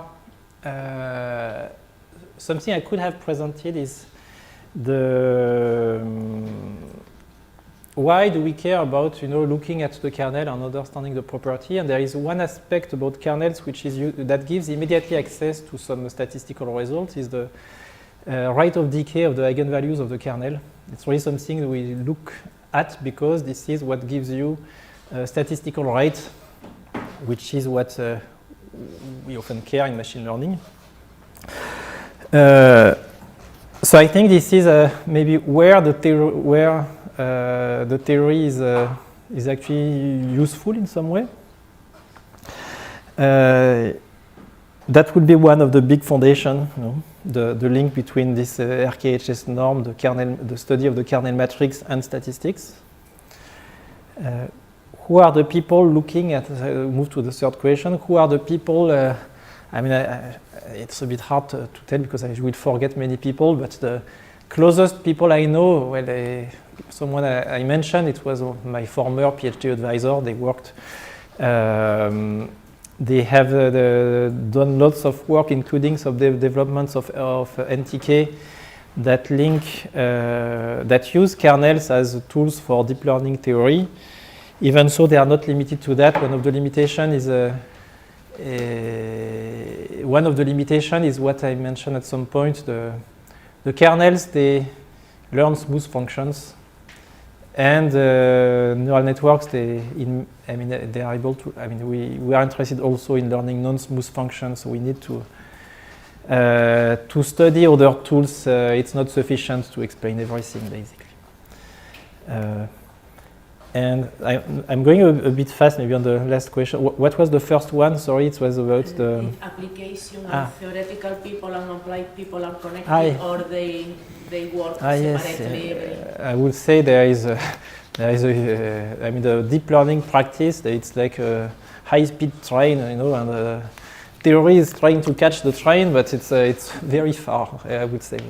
So I work both with I work a lot with people also doing in the high-speed train, in particular we did lots of collaboration with Meta on self-supervised learning, building foundation models for images, and the practice is changing all the time. I mean, there are recipes to learn these foundation models. There are some things that are hard to understand, things that are true at time t. At time t plus 1, nobody is using that anymore. So it's very challenging for theoreticians, I would say. For everybody, yes. But at least things are, there are interesting things going on, I think, from the practical point of view. And the theory is making some steps. That was one of the few steps I presented, and they are not even that recent. I'm not familiar with the most recent developments. I was following that, when all of this was published until 5 years ago, I would say. And if there are another big framework, actually, I don't. Yes. So also something that has changed as well is that nowadays people use a lot more for analyzing optimization algorithm. They use a lot more the continuous perspective, meaning seeing optimization as actually a discretization of, let's say, an ODE or something else, and these tools here, which are not something I'm very familiar with, is something new, which seems quite powerful as well. I mean, recent work, they look a lot at these types of objects. It's complementary to the kernel point of view, I think, yes. Thank you. Yeah. Thank you. Paco, you had a question, right? I would like to thank you very much. Congratulations by the talk. You mentioned in one slide the MNIST problem. Yeah, yes. MNIST is the classical problem that we usually use for a small convolutional network. Do you know if there are some results using kernels in order to optimize any one of the layers for this problem? A practical use with a small, with a few number of layers? So from the practical point of view, the NTK, the neural tangent kernel, there were also some work that tried to use it from a practical point of view. But practical point of view, it was not so practical. It was more some attempts. When I worked on the convolutional kernel networks, the last part, there was the theory part, but I really tried to make something practical of it, which was to inject the kernel approximations into this framework to obtain some things that you can implement in practice. And the end of the story, so I had at the end some multi-layer variant of this that I could train on the data sets that were of a reasonable size. Now I had the conclusions are still not very clear to me, because there was one way to learn these convolutional kernel networks in a way which was very, very close to the theory, but going above 3 layers was very hard because the dimension for the approximation was exploding. And then there was another approximation that was maybe a bit far from the theory and that made this very close to classical neural networks. And it was not clear to me where it was actually. So the answer is that, in short, there are not many important applications on all of this. I think the main, if you look back at what happened, it's more the theoretical part which I think had some impact in all of this work, I think. But for the theory, it's still, and I know we were talking about that the other day, but there are also some people looking at the transformers from a kernel point of view, and have not followed much this recent line of work, but there are many things to say. There are probably some things to say about this as well. What would you say is the connection between RKSS and transformers? Well, the attention matrix, it's something that compares objects. You know, if you look at images, for example, it will compare parts of images at different places. So it's a matrix which can be of size n times n. We can look at that as a kernel and try to understand if it helps to say something about the property of the transformers. But I'm sure there are papers doing that, but I don't know what are the precise conclusions they got. But I would say it's really the attention matrix which could be studied as a kernel, as an object, using kernels basically.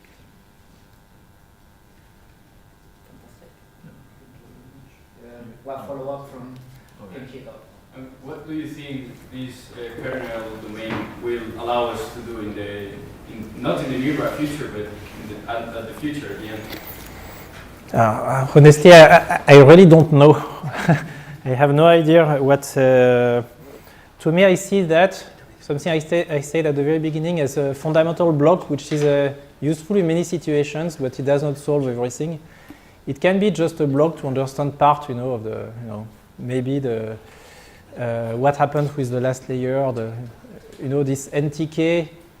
If we can show that this lazy training phenomenon is actually true for the last layers, it can maybe explain what happens at this point, but it does not explain feature learning, why convolutional neural networks are actually learning features that are specific to natural images. So no, it's a block which is important to know, I think. Now will it play a big role in the future? I don't know. I think we're going to leave the discussion there. And if you want to ask him more questions, you can do it with the coffee in the next 30 minutes. Okay? So one big clap again to say that. Coffee time. Half an hour.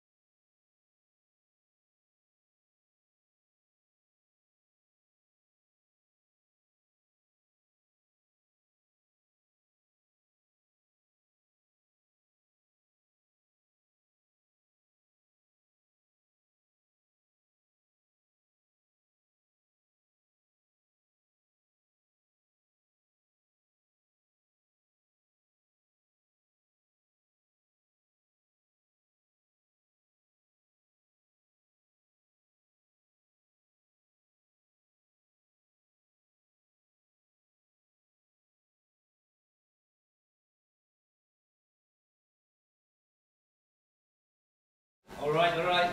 Let's make a start.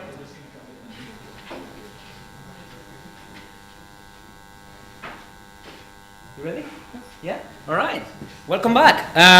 So our next speaker is, and I've been practicing for the whole week to pronounce his full name, is Tjeerd Jan Heeringa. Right? Oh man, I nailed it. He's a PhD student at the University of Twente in the Netherlands. For me, when I read his bio, I thought this guy is a bit of a collectionist. What he collects is basically master degrees. He's got 3 of them. I don't know why, but he's got not 1, not 2, but 3 PhD master degrees. He's got a few awards, 1 winner of the hackathon as well. Yeah. While we are more than happy when we see our neural net converging, he doesn't care about convergence that much. He actually wants to prove it and actually understand how it actually works. So, without further ado, take us away.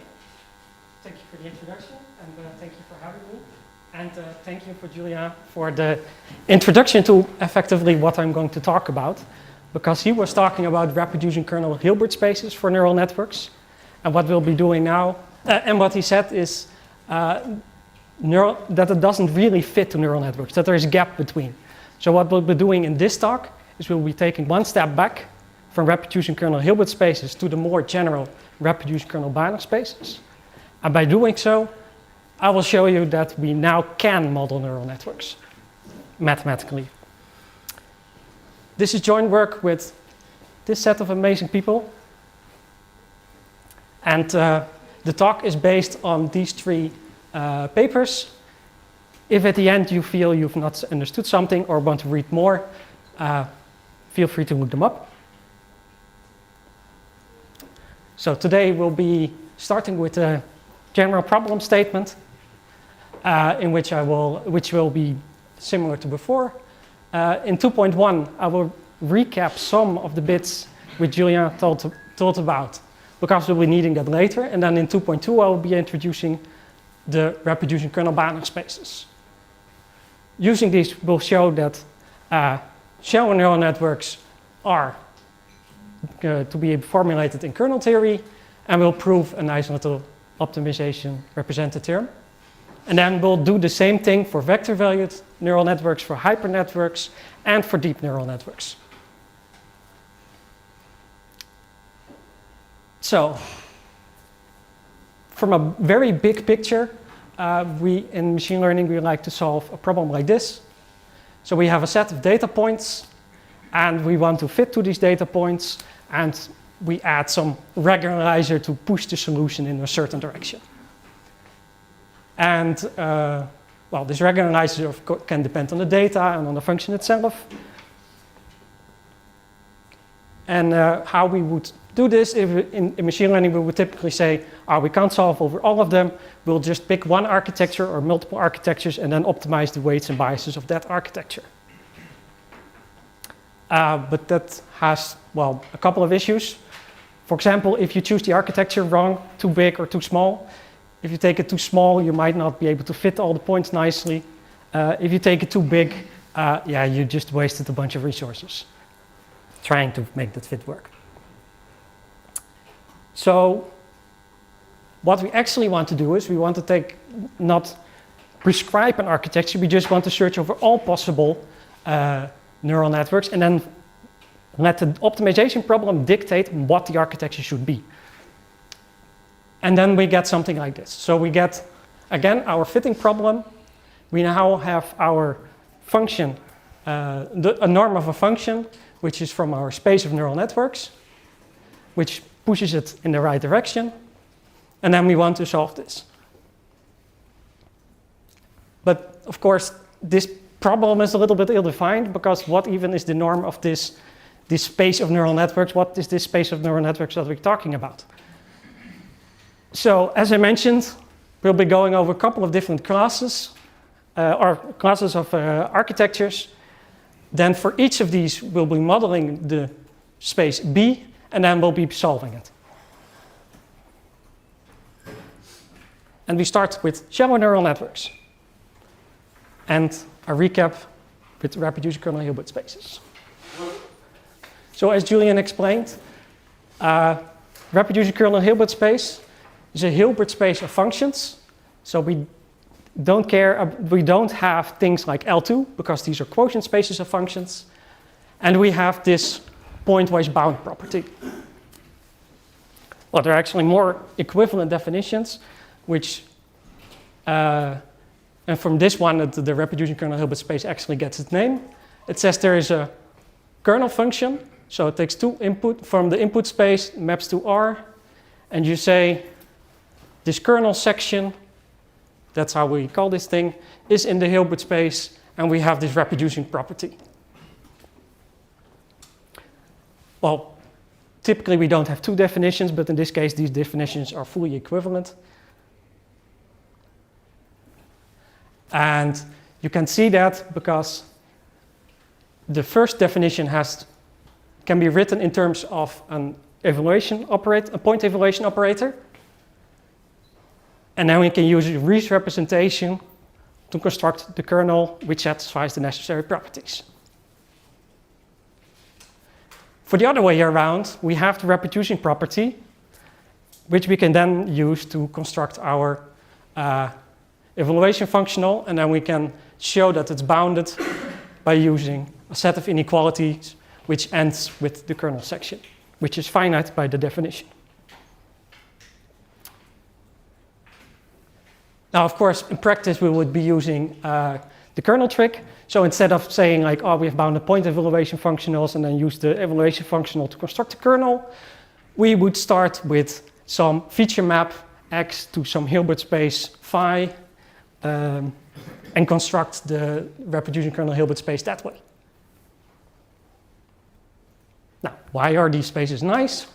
Julien already explained a lot of it, but one of the things which are relevant for this talk is the represented theorem. It says if you minimize the problem that I described, you get a sparse solution based in terms of linear combinations of the kernel.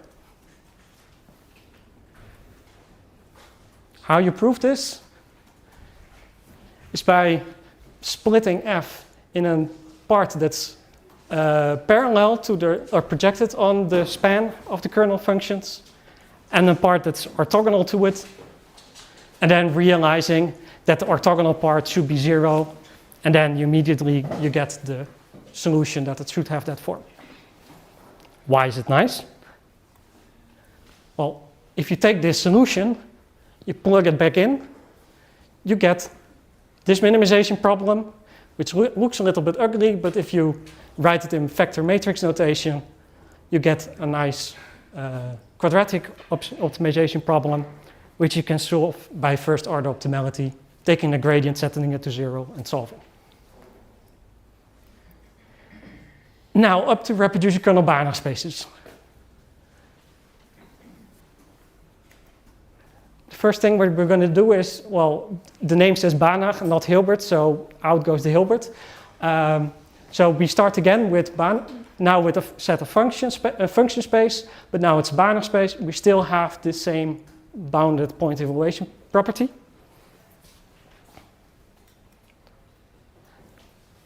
And we can still construct them using the kernel trick. However, the kernel had the reproducing property, which uses an inner product in it. And well, in the Banach space, you don't have an inner product, so we need to work around this.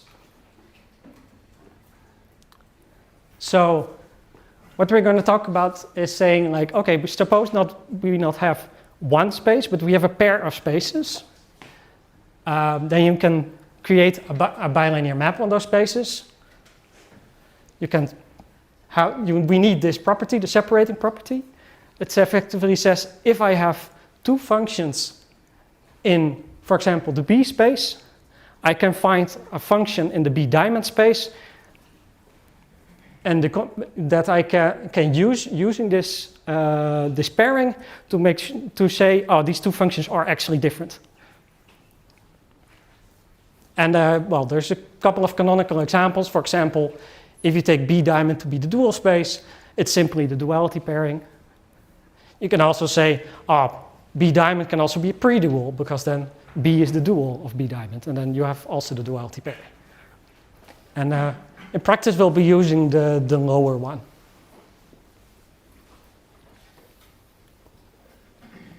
So now, to construct our kernel, I said we take two spaces. So we have our B space, that's a reproducing kernel Banach space.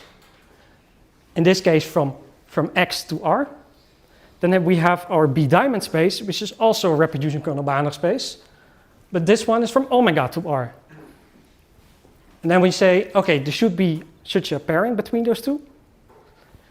And when we have those two spaces, the pairing, and these four conditions, so we have the kernel section for both spaces, and the reproducing property on both spaces, then we call K the reproducing kernel of that space.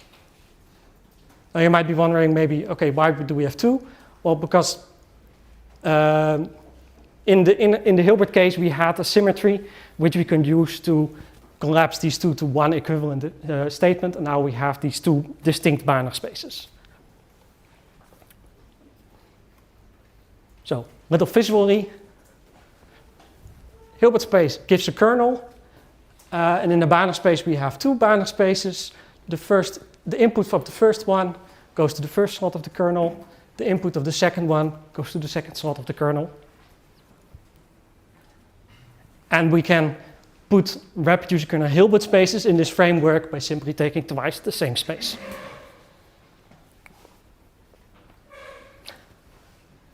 That was an introduction into reproducing kernel Banach spaces. And now let's see if we can put the shallow neural network in that framework. So what we start is, well, the common form. We have some sigma, we have an affine transformation, and then another affine transformation. Because it's mapping to R, we can write it as a sum. And now we want to do something with it. And the thing what we're going to do with this is the power of measures. We're going to use our familiar Dirac delta to write this sum as an integral.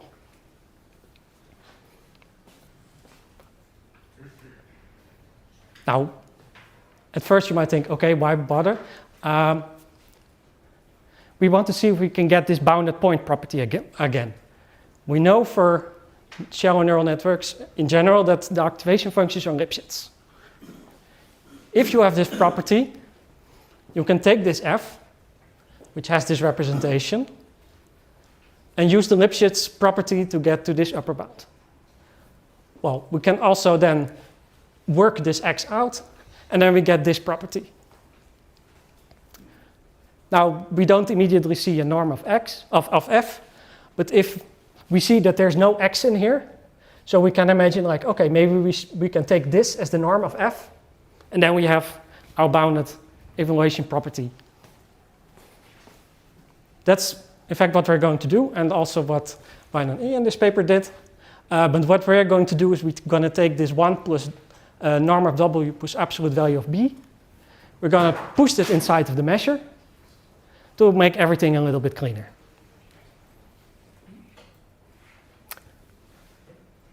What we then get is the following. So we have our set B. These are functions from X to R. These have this more general integral representation form, where the W's are still the weights. And then our norm of f, well, there are multiple measures that you can use to represent the same function. So we quotient them all out by taking an infimum here. And then, well, this is a proper function space now. In fact, this is just the kernel trick for neural networks. So we have now taken phi as to be this measure of omega, and then we have taken this other one to be that map.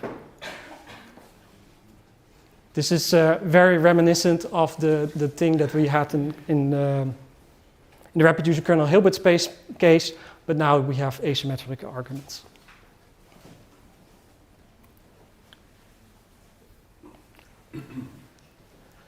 Now, we want to have a proper way of saying, okay, this is the B diamond space. And for this, to get there, we first need to rewrite our B space into another form. And for that, we'll be using this operator A, which is, if you look at equation 18, there you say that you can see that f of x is a mu of x. And if we do that, then in fact, the space B that we've constructed can be seen as a quotient space using the kernel of this operator A, where kernel means, in this case, means all the mu for which this thing is 0.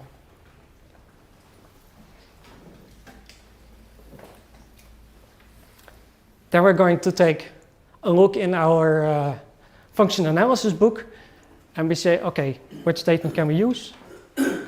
And because we have a quotient space, we get this statement. If M is a closed subspace of G, then the dual space of M can be written as this quotient form. We have a quotient, so it's now making sure we pick the right spaces so that we actually get what we need. Well, measures are the duals of the continuous functions. And that means that if we choose B to be some nice closed subspace of the continuous functions, such that the annihilator of B diamond is actually equal to the kernel of the operator A, then we get this. And then we have our nice duality pairing between B and B diamond. So that's what we did. So now in 26 and 27, you'll have the original B space again, just copied over. And in 28 and 29, you get the construction that we use to get this, to become equal to this annihilator. B diamond is a subset of the continuous function, so same norm. And well, we start off with functions which have almost the entire the same integral, but now the integral is over x instead of over mu. But we you see a bar on top, which means we need to take a closure to make sure that it's actually a reproducing kernel Banach space. Without the closure, it's not complete. The pairing that we'll be getting is simply the one for measures and continuous functions. And if you have one which is in this function space which it hasn't been taking a closure of, you can also see it as this integral. And then we're going to say, okay, like this B and this B diamond space are now an integral RKBS pair.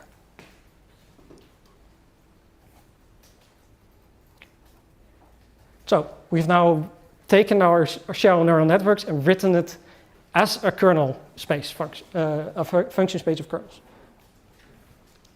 So now we get back to our regression problem. We need to make some assumptions to make everything work. For example, x and omega need to be locally compact to have proper measures and to have this duality between continuous functions and measures. And then we say, okay, this optimization problem will have this form, and the kernel corresponding to this reproducing kernel Banach space pair is actually this phi thing. So this theorem has the exact same shape as for the reproducing kernel Hilbert space case. Now, how we prove this is using a statement where I put all the conditions for completeness in. But what actually matters is the stuff in red. We construct a suitable finite dimensional Hilbert space, and then the number of elements you get in your optimal solution depends on the dimension of this finite dimensional Hilbert space. This will come in later as a problem. So let's move on to vector-valued neural networks. Well, but first let's take a step back and get to vector-valued reproducing kernel Hilbert spaces. It's getting a whole mouthful. Effectively, not much changes except that you now not have an absolute value of f of x, but you have a norm of f of x. And again, in this case, you have the alternative kernel definition. Now your kernel takes two inputs from the original space and then maps to a bounded linear operator. We still have this kernel section, but yeah, the reproducing property looks a little bit differently. It's in the weak form because otherwise this expression would not make sense. Again, these two things are equivalent. Again, we use that there is now an operator E, and we can write the kernel as the product of these two operators, of EX and EY adjoint. And the other way around, it is repeating this same sequence of inequalities that we had in the beginning to show that the evaluation functional is bounded. And you again use the reproducing property for that.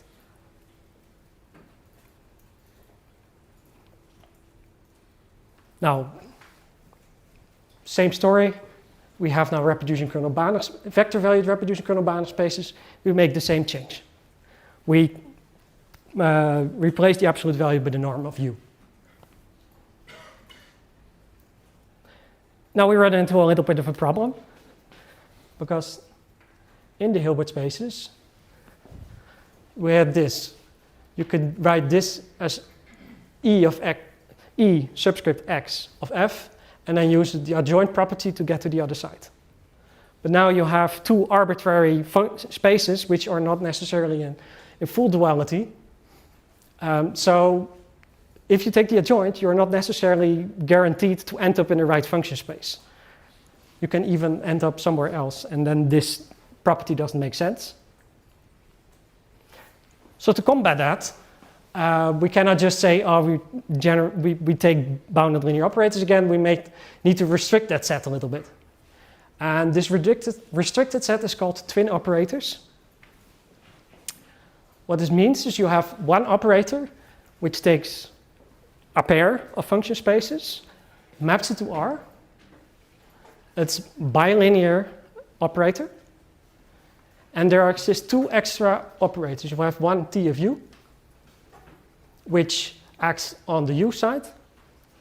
And you have one operator T U diamond, which acts on the U diamond side. And TU and TU diamond are akin to taking an adjoint to going to the other side. But we don't call it an adjoint because that would not leave this subspace invariant. We can make it a proper Banach space by putting in this norm.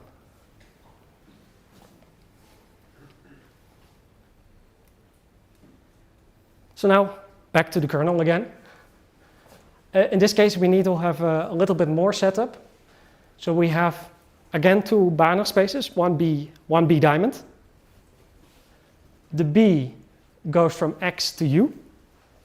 And the B diamond goes from omega, from Y to U diamond. And now you see that we have a kernel, but instead of a bounded linear that it maps to a bounded linear operator, it maps to a twin operator. And we have again the same two definitions, or the same four equations as before. Two kernel sections, two reproducing properties. And again, these are in weak form.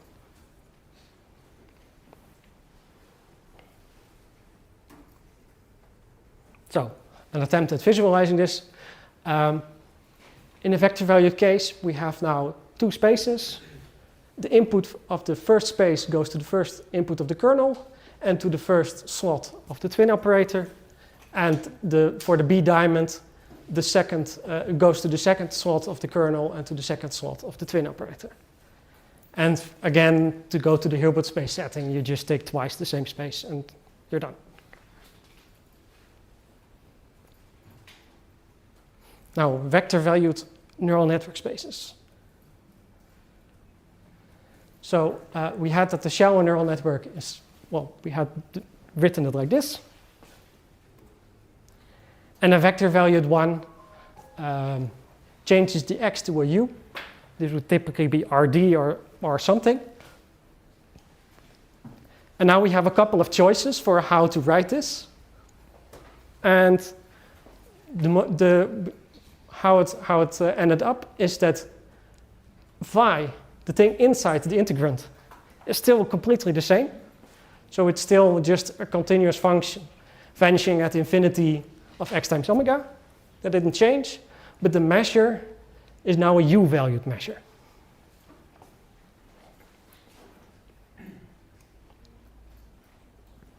So now we can, because the function didn't really change, we just replaced an r with an u.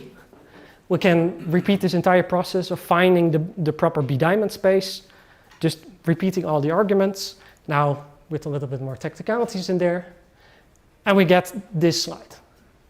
Effectively, roughly the same as before, but now we have functions x to u and functions g to u diamond. We still have the closure, still have the same pairing. So let's see if we can also get still the same represented theorem. And the answer is no. So what we start is we have some setup. And I'm just going to highlight this m for a second, because that's the difference between what we previously had and what we now have. And the reason we have this measurement operator in there, or let me first explain what this measurement operator does. F maps from a measurement point to some output. And what this M operator does, it takes an element of the pre-dual and then makes sure that you end up with a real number again, or some number in RD. Why do we need this? Well, in the proof of this shallow represented theorem, I said we had a finite dimensional Hilbert space.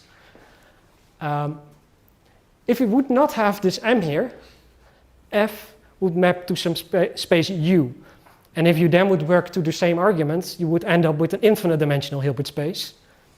And then this would be simply M is 1 to infinity, which is an infinitely wide neural network and not as satisfying. So there's effectively, yes, we get the same as the shallow case, but we pay with an n to the d, or we go from n to n times d in the number of elements, and we have this measurement operator in there. We believe this is mostly an artifact of the proof style, and with further work can be reduced. We expect that you can go to n, which you have in the vector valued reproducible kernel Hilbert space case.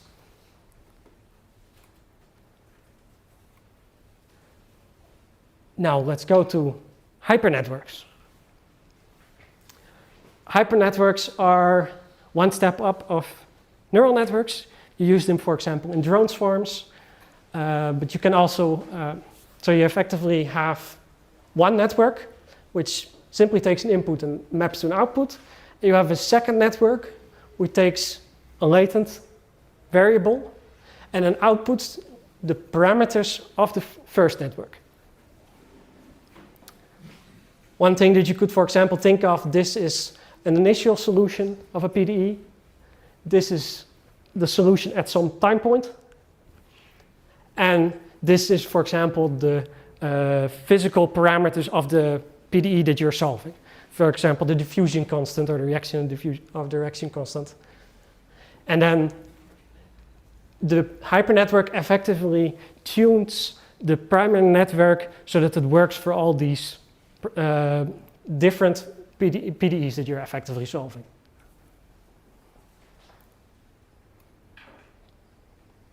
Now, we can write this, both of these, in terms of vector-valued reproducing kernel Banach spaces. For the second network, which is represented by H, it's simply, okay, you have some input, you map to some output. They're not terribly different.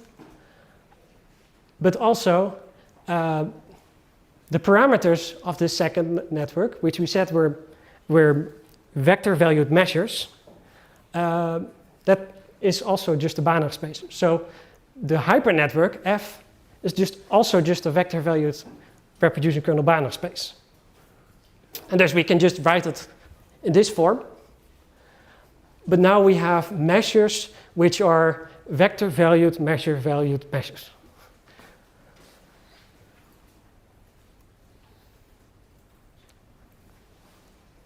Now we have, because there's not a whole lot different, we have again the same construction.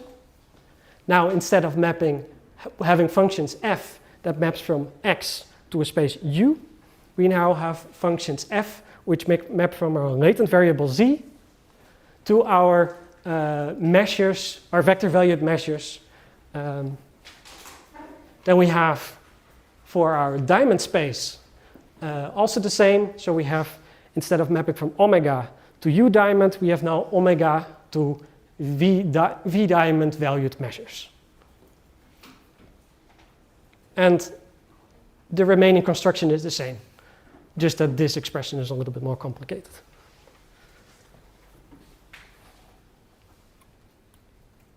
So let's see if we can get a represented term.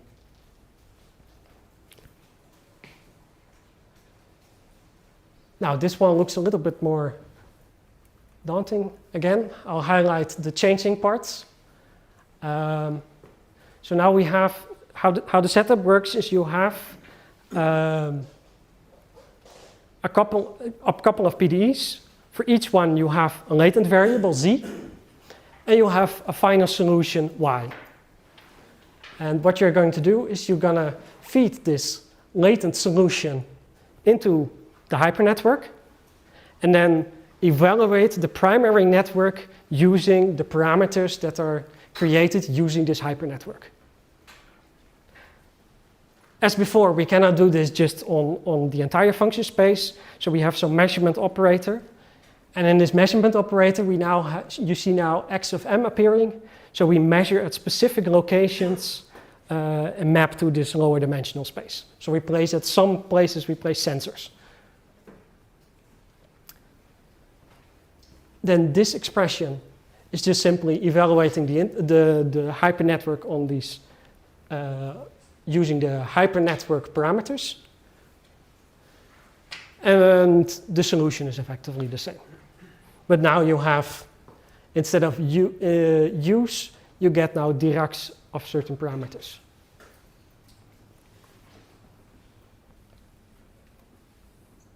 And again, we have this annoying n times d upper bound.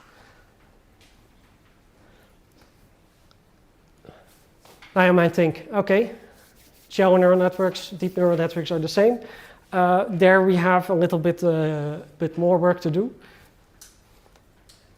And well, this is a standard image of some dense neural network. And well, the immediate thought might be, this is just shallow neural networks composed. So you would say, I have neural network 1, I have neural network 2, I'll just pick one, put the output of the first one, take it as the input of the second one, and then voila, now I have two layer neural network.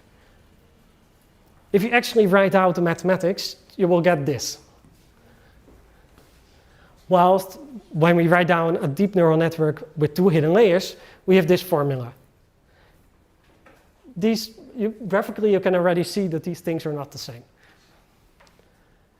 In particular, you could say like, okay, we have now a linear layer, we have a linear layer, we can squash them into one linear layer so that we get rid of this middle column, but this introduces some rank constraints and is more a fix than a proper modeling. So what we're now going to look at is we're going to look at this concept called kernel composition.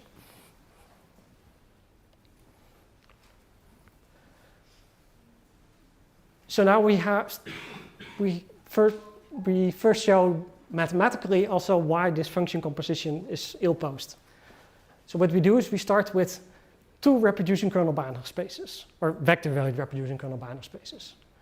One maps from X to Y, and the next one maps from Y to Z. Then you could say, okay, we're just going to consider all neural networks which can be made by composing one with the other. Okay, is this still a reproducible kernel Banach system, space, you might ask? Well, no. Because if you substitute, we have this is the starting quantity for the bounded point evaluation. We said it's a composition of two functions. And then we have the bounded point property of the outer network, and we get this. Well, for bounded point evaluations, this term should not depend on the function space itself, or the function which you're trying to bound. So this thing doesn't satisfy the bounded point evaluation property. What we actually want is we want to have this lower line where we say we have some vector valued quantity, composition, and then we have some bound which is, okay, now it's only depending on X. And then we compose these two again in F, and then we have our norm. So now we're going to work a little bit magic on the line 52 to get to where we want to be. And the first thing we should notice is, like, we had our two shallow neural networks. We can write them in this way. The top one is an RD valued measure, has a mu1 is an RD valued measure, and mu2 is simply an R valued measure. And now we see, okay, these measures, these roughly correspond to like this A's on the outside.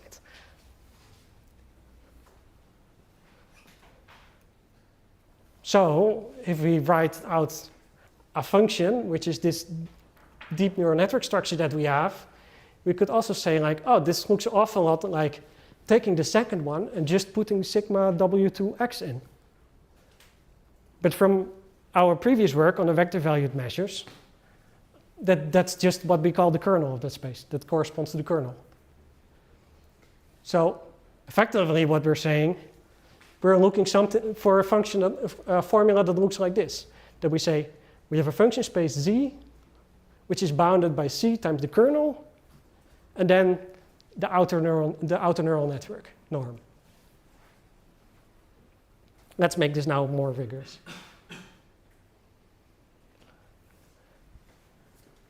So we now have two pairs of reproducible kernel Banach spaces.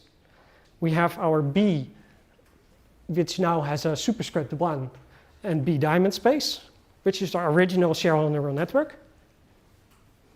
And then we have our tilde spaces, where we claim that B tilde should have that form.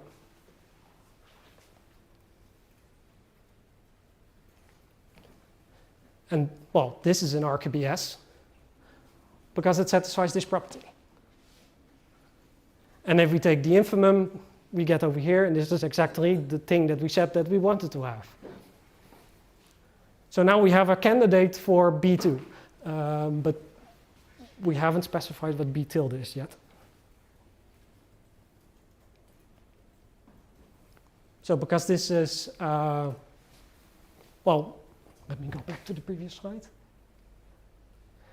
Again, here we have, there exists something in B tilde. There can be multiple things that exist in B2 tilde that represent this function. So we again have to quotient them out, and thus we get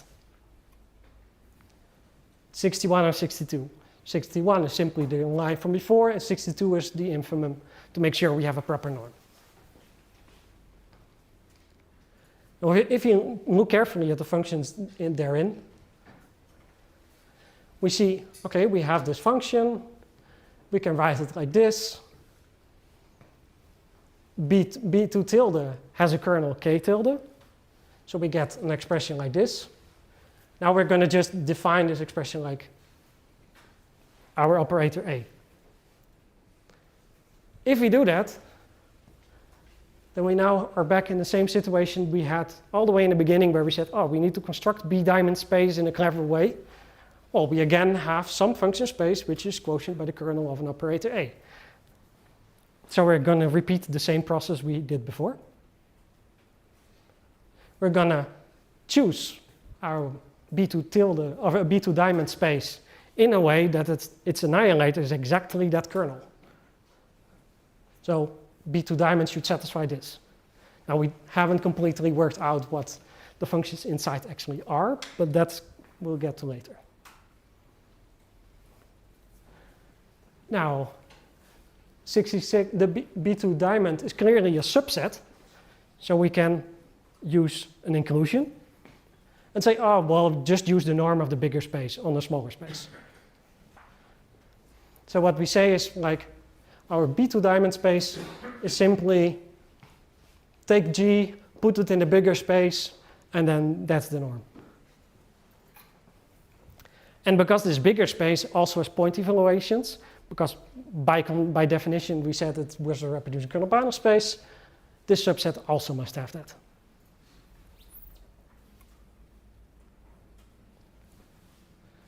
So now we have like our two candidate functions. We have our functions f2, which I said had the beginning form, and then we use that to construct functions g. Or we still want to have like a nice suitable notion of kernel and pairing. So we exactly want something k and a pairing such that the question marks are actually gone. That is an actual equal.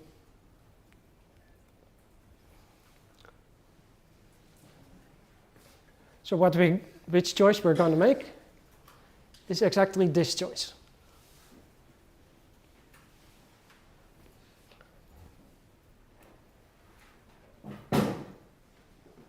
And now let's see what that means.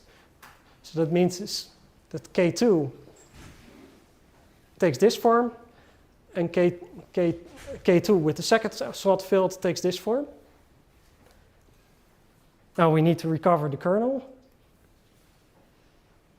So what we do is we take K2, we plug in both arguments. Then by line 74 over here, we get the top line, we work it through, and in the end we end up with this pairing with the kernel inside, which verifies to us, okay, we made the right choice for pairing and we've made the right choice for kernel, because everything is now consistent. If it would be at some point inconsistent, we would get an unequal over here.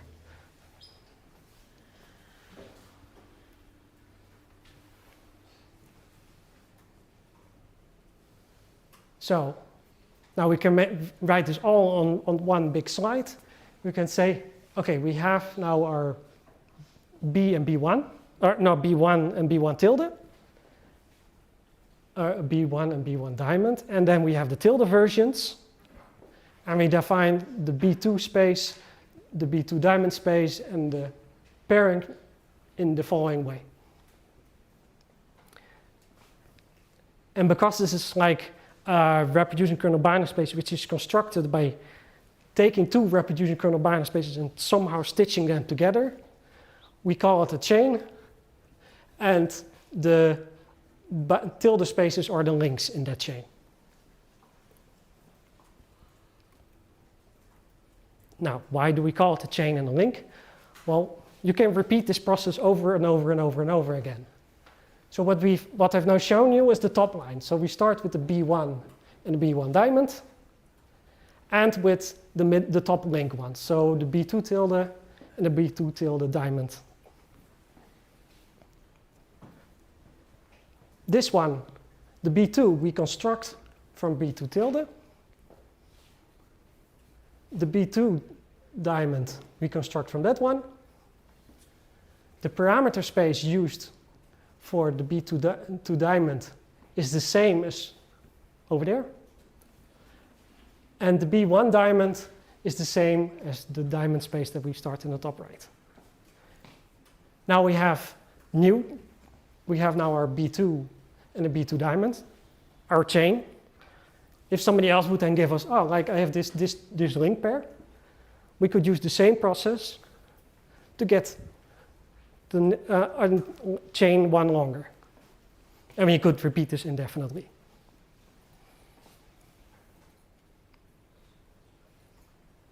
Now we're going to do this for neural networks, because that was in the end the goal. So, a quick reminder, we have two functions, and we want to now do this kernel composition so that we get function spaces which have this.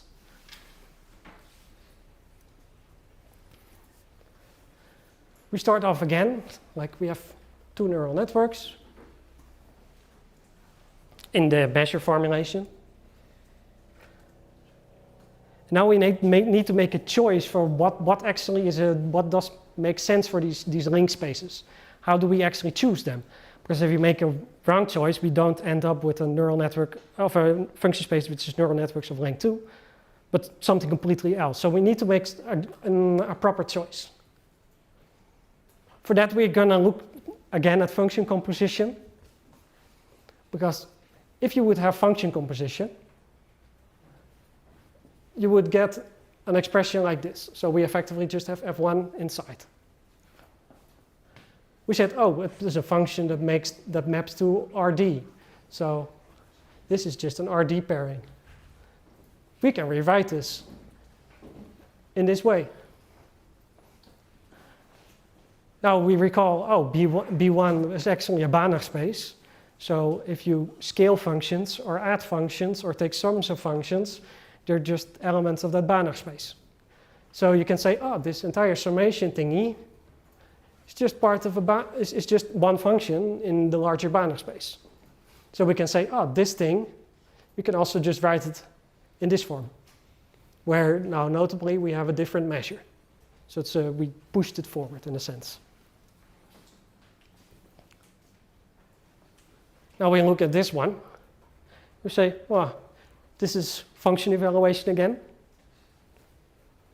Function evaluation, we had the reproducing property. So now we can write it using our kernel. And now we want the end-ups over here. So it's like, okay, these functions definitely need to be in our space. And we are looking for functions of this form. So what we need to do is like fix the question mark. And one way of doing this is taking functions that have this form.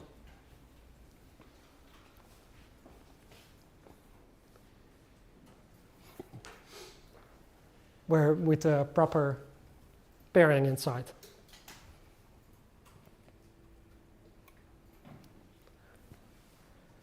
And well, this is, if you look at this, then it's just like, okay, we have again, like we have some omega, which is now a function space instead of something that's from RD, but still it's just some weight space. We have again an inner product, now not RD, but now in some abstract Banach sense. And we have again, well, scalar valued measures. So nothing more than just a shallow neural network. So we're just going to take that. It's a shallow neural network. We know how to deal with it. We know how to construct the diamond spaces for those things. So it's easy to work with.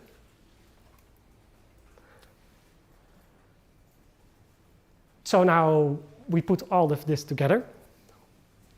We're going to say, okay, we have in line 85A, we have the functions, which the function in layer L is an integral over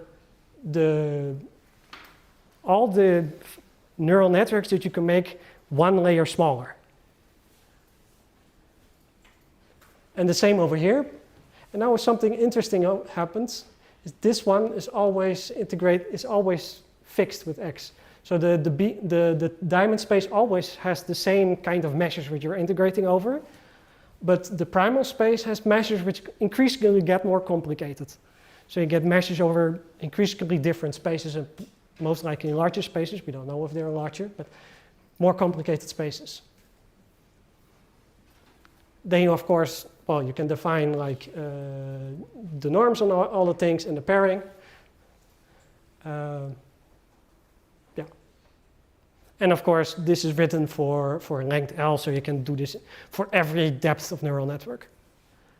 And every one will be infinitely wide. Now we had this same complicated figure from before. Now I've added some salmon pink lines on the screen in it to highlight what changes. So over here we have now our B1 space on top. If you follow the line, we'll get over here. Before, this was just some arbitrary set, locally compact Hausdorff set, omega 2. And now we have specified, oh no, you should have this symmetry inside. So over here we have B1 diamond, and over here we have B1. So there's like this symmetry that suddenly appears. If we continue doing that, this again here. So in a certain sense, neural networks are this construction where you compose the kernels of reproducing kernel Banach spaces, but then the symmetric option. What the meaning of this is, I don't know. But it is at least aesthetically pleasing. Then to the represented theorem. Well, in our case, we have again R-valued or scalar-valued neural networks. So we don't have this notion with a measurement operator going on anymore. But we have deep neural networks, so we expect some deep neural network as solution. And it turns out that if you do this, if you try to solve this optimization problem in that particular space, that you indeed get this deep neural network as solution. But one very notable aspect, and that's the width of the neural network is constant. So how you could interpret this is like what you would naturally expect is if you would do this iterative process, is that you would get like a branching process. So for the outer layer would give you n, a sum over n functions from one neural network smaller. But those each give also n. So then you have n, but then you have n squared functions. And if you would repeat that, then you have suddenly n squared n times functions, so n cubed functions. So you get an exploding neural network. That would be the naive solution, but if you work out this in this framework, it actually turns out that you don't get this blowing up of the neural network architecture, but that's actually constant. Quite nifty, I would say. And the proof is, I'm not going to go into that, but it heavily relies on the duality between these things, that you can fix the dimension of one by using the other. And the kernel inside is also important because you can make particular choices of weights and biases. So this kernel matrix that you have inside is invertible.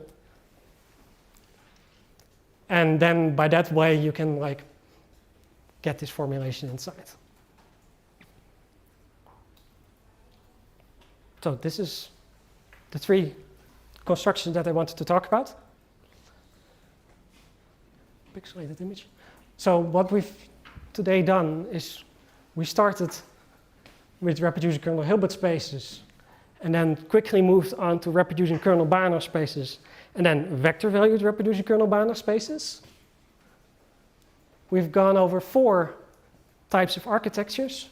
So the shallow ones, where we got a measure, an integral over a measure.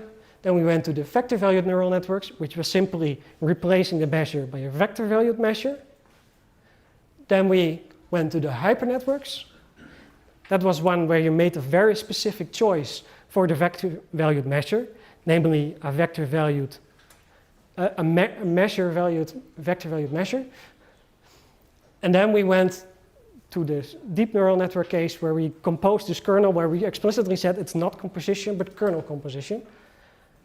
And for all of these, we went over our regression problem and effectively showed that it's almost consistent with the reproducing kernel Hilbert case. These are QR codes for the papers if you want to read more. You can also send me an email if you want to know more. That's it.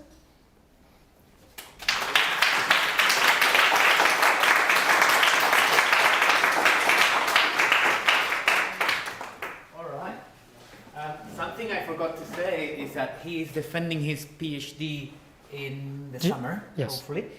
So this is a great opportunity for you to ask him a lot of questions, you know. So he suffers a little bit prior to that PhD viva defense.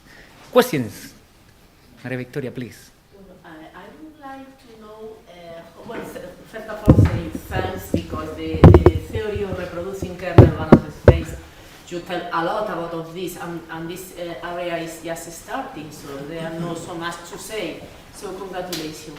But concerning application, how far you are, what do you expect, how to go from the theoretical level to the practice one? Okay, I will repeat the question in a second.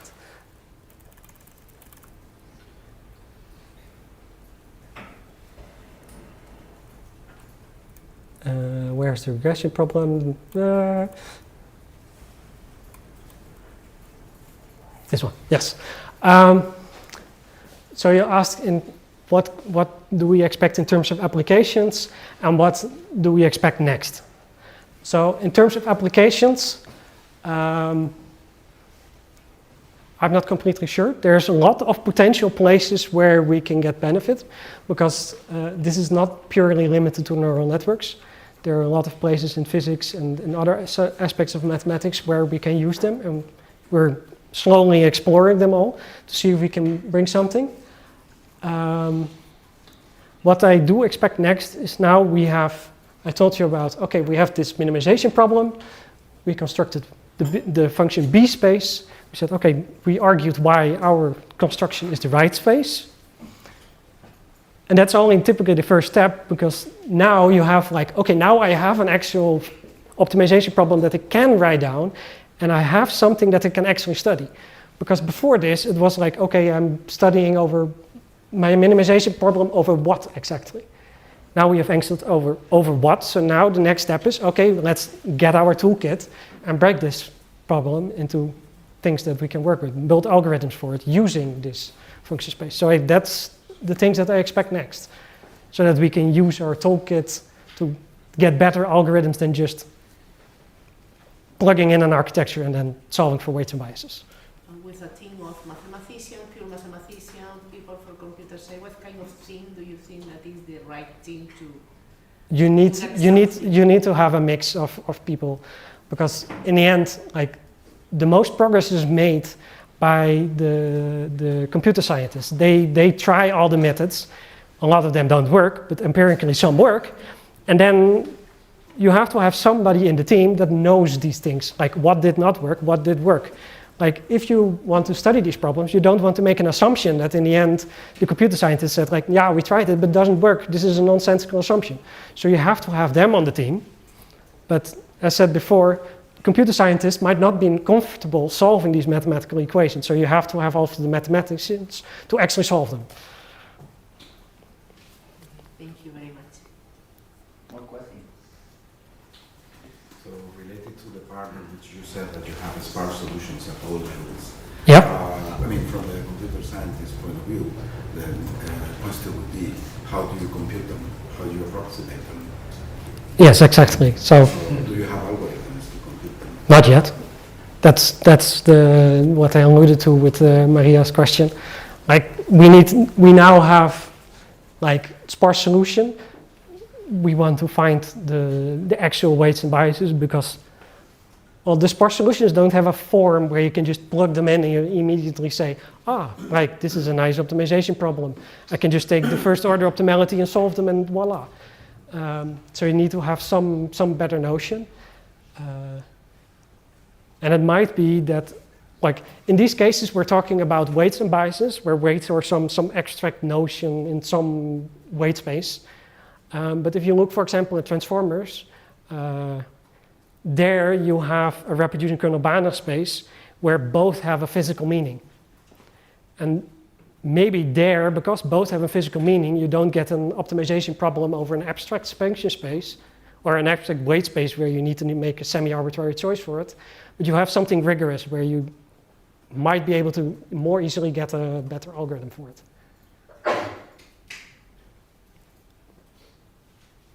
Any other questions?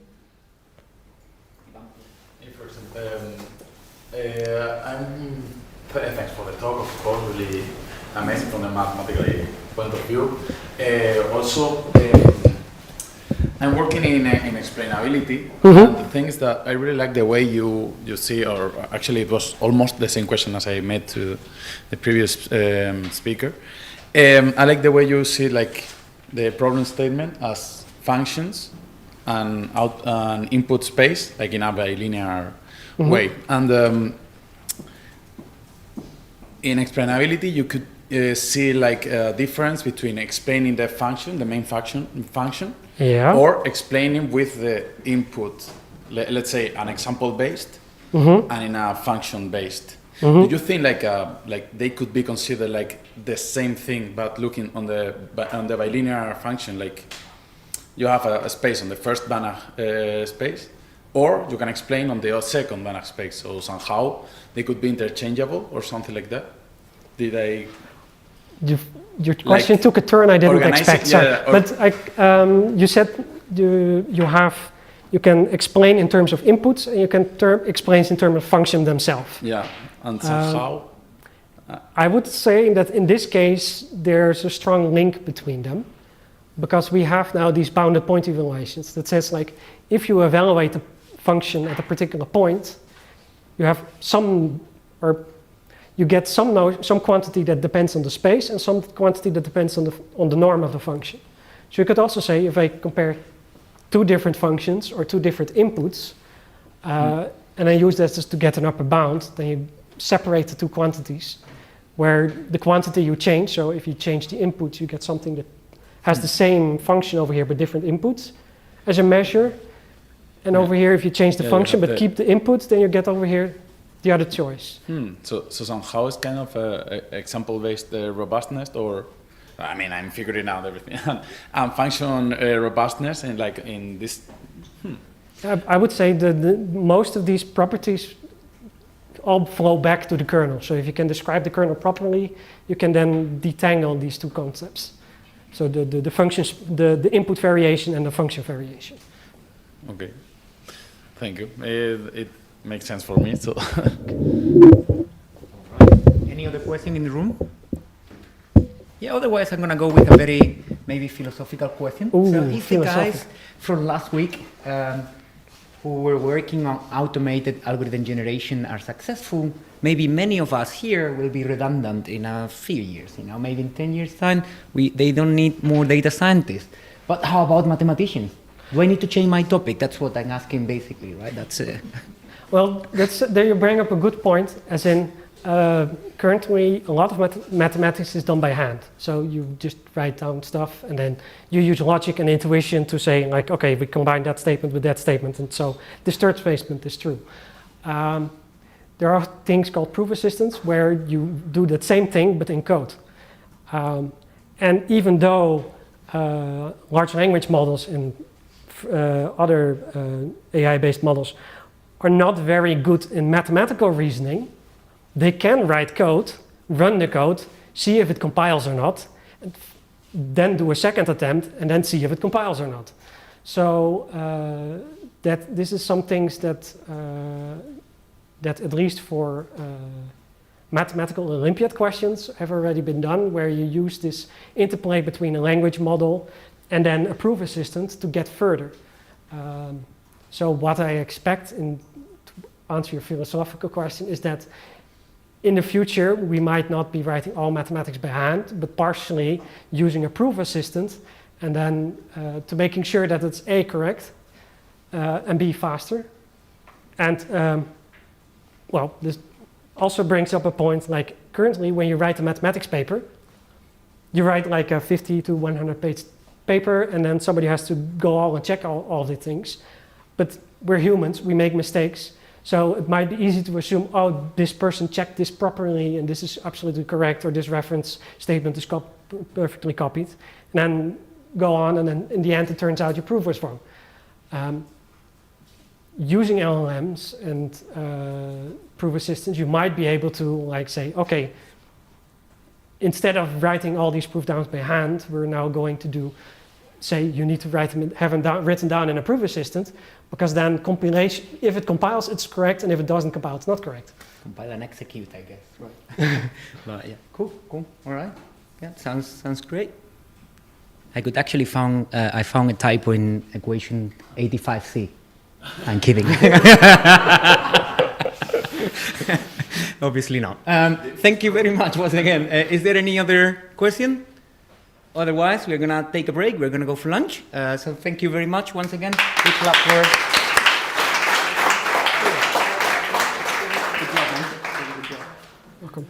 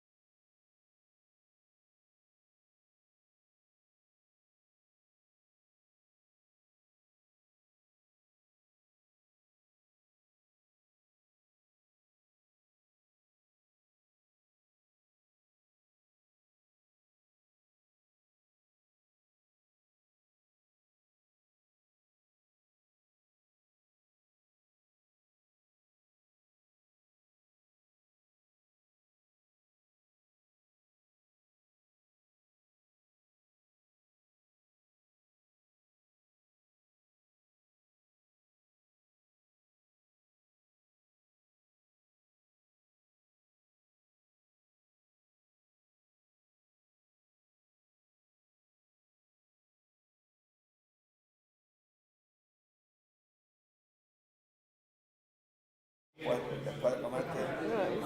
es lo de menos, Paco, es lo de menos. Es la cabeza que me cambia el chip. All right. Shall we?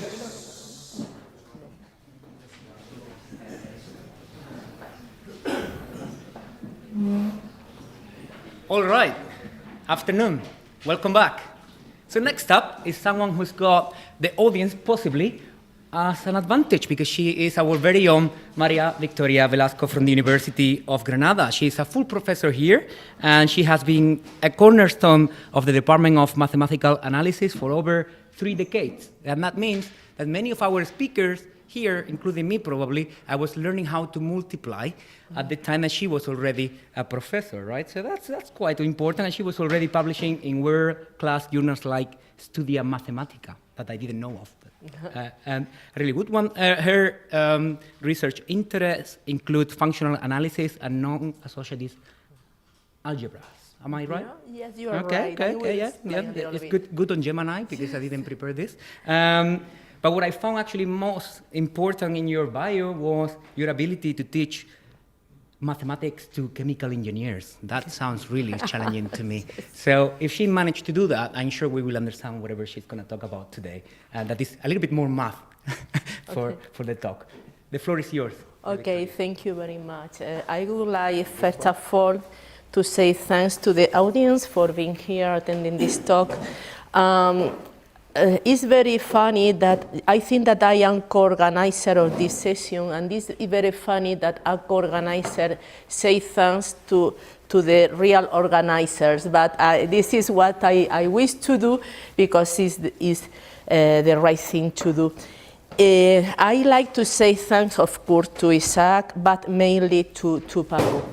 Paco and myself share many things. One of them, both of us are mathematicians. Another thing that we share, both of us are idealists, and both of us know the talent that they are in mathematics and in computer science. In Granada, they are a very strong group in one side and in the other, but they are a double degree. Actually, Ivan Sevillano was a student mine, Nacho Aguilera was a student mine, some people here was a student mine, and I know as well as Paco how strong they are. And Paco and myself were talking many years ago that mathematics and computer science have to be closer and closer because to add was convenient for all of us because inspiration, because strength, because interdisciplinarity. So finally we did the first steps. I think that in this winter school, this session, the session of today, of tomorrow, is addressed to Math Foundation of Machine Learning, Computer Science, and is our first trial to do something together. And well, I am very optimistic. I am the hope that this be the beginning of a very wonderful adventure. Because of this, I would like also to say thanks to all the speakers of this session of today and tomorrow, because they trust also in this project, they trust in us, they accept the invitation when, well, in my case, I am unknown in this world. I don't have a name. I have a name in other areas, but not in these areas. But anyway, we are here. I arrived here to the Math Foundation of Machine Learning because I was impressed about how much functional analysis there is in this area. It was a surprise, and I am a little baby with a new toy. So I only like to play this toy, and I am totally enthusiastic. Actually, I think that I will be working in this area until my retirement. So the talk of today, because of this, the talk is very mathematician. I apologize about this, but I think that it's good for the group to know how we deal the same topic from the mathematical point of view. I think that it is good to put all the knowledge together, to add, and well, this is what we will try to do today. So, the aim of this talk is to tell in 1 hour, which is quite difficult, this paper. This is the second paper than Paco myself has published. Well, not published because even we did, it's published in archive from yesterday, so today it have to be sent for publication. And the author of this paper are my student, or a student, María Isabel de la Higuera, please say hello. And this research started with his master degree thesis. So we discovered a wonderful topic. We discovered all the functional analysis in machine learning, in neural network, and then we continues, and this is the result. So we are talking about this paper. This is the title, Feature Reproducing Kernel Banach Spaces for Learning and Neural Network. Well, I am catching part of the papers and other part are written by hands, and putting everything together, I will try to explain one paper in 1 hour. As we said in the paper, the main contribution here is introduce the notion of feature reproducing kernel Banach space to provide necessary and sufficient condition for having representer type theorems, to study the minimal norm interpolation problem and the regularization problem. After the talk of Julien and Tjeerd, well, this has been present all the morning here. Also, we are talking about vector value feature reproducing kernel Banach space, as Tjeerd did 1 minute ago. After that, we will show that every neural network can be regarded into a vector-valued feature reproducing kernel Banach space, and we will discuss how we can train a network. So, after the talk of this morning, I think that I don't need to insist, because Julien tell all the theory of reproducing kernel Hilbert space, and also like Tjeerd. So reproducing kernel Hilbert space provide an essential mathematical framework for machine learning, formulating learning problems, to find the minimal norm in a concrete subspace of a Hilbert space. So they explain very well the theory, so I don't need to insist more. The kernel trick is this, that you can see here. So you have a problem. In this case, this is a support vector machine, and you like to separate this string, the balls, you cannot do in the X space, and then the kernel trick is to move the problem to a big space, to a Hilbert space, a Banach space, and then to take advantage of the theory of this space in order to solve your problem. And this has been working since the last century, 50 years. The works around Sahin are the 1915s, so a lot of years. And the representer theorem is very, here we have been talking today about the representer theorem, is very interesting because allows us to get a solution from the data set. So at the end, the solution are looking in a finite dimensional space, and this makes things easier. The reproducing kernel Hilbert space has been the mathematical formulation of support vector machine, kernel right regression, Gaussian processes. Julien was talking about this, kernel PCA, principal component analysis. And nowadays, the theory of reproducing kernel Hilbert space has been generalized to that of reproducing kernel Banach space. And the reason is because neural network fit very well in this second theory, and this is what we will show here today.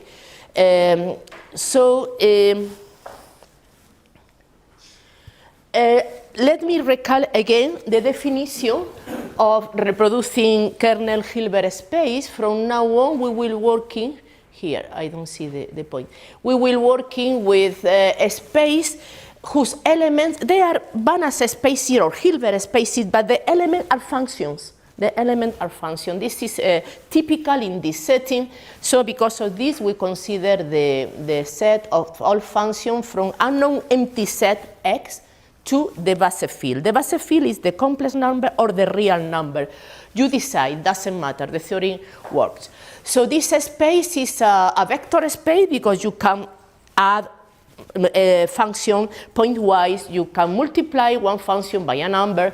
So this is a linear space, and when we say that a Hilbert space is contained there, this means that it's contained there like a vector space.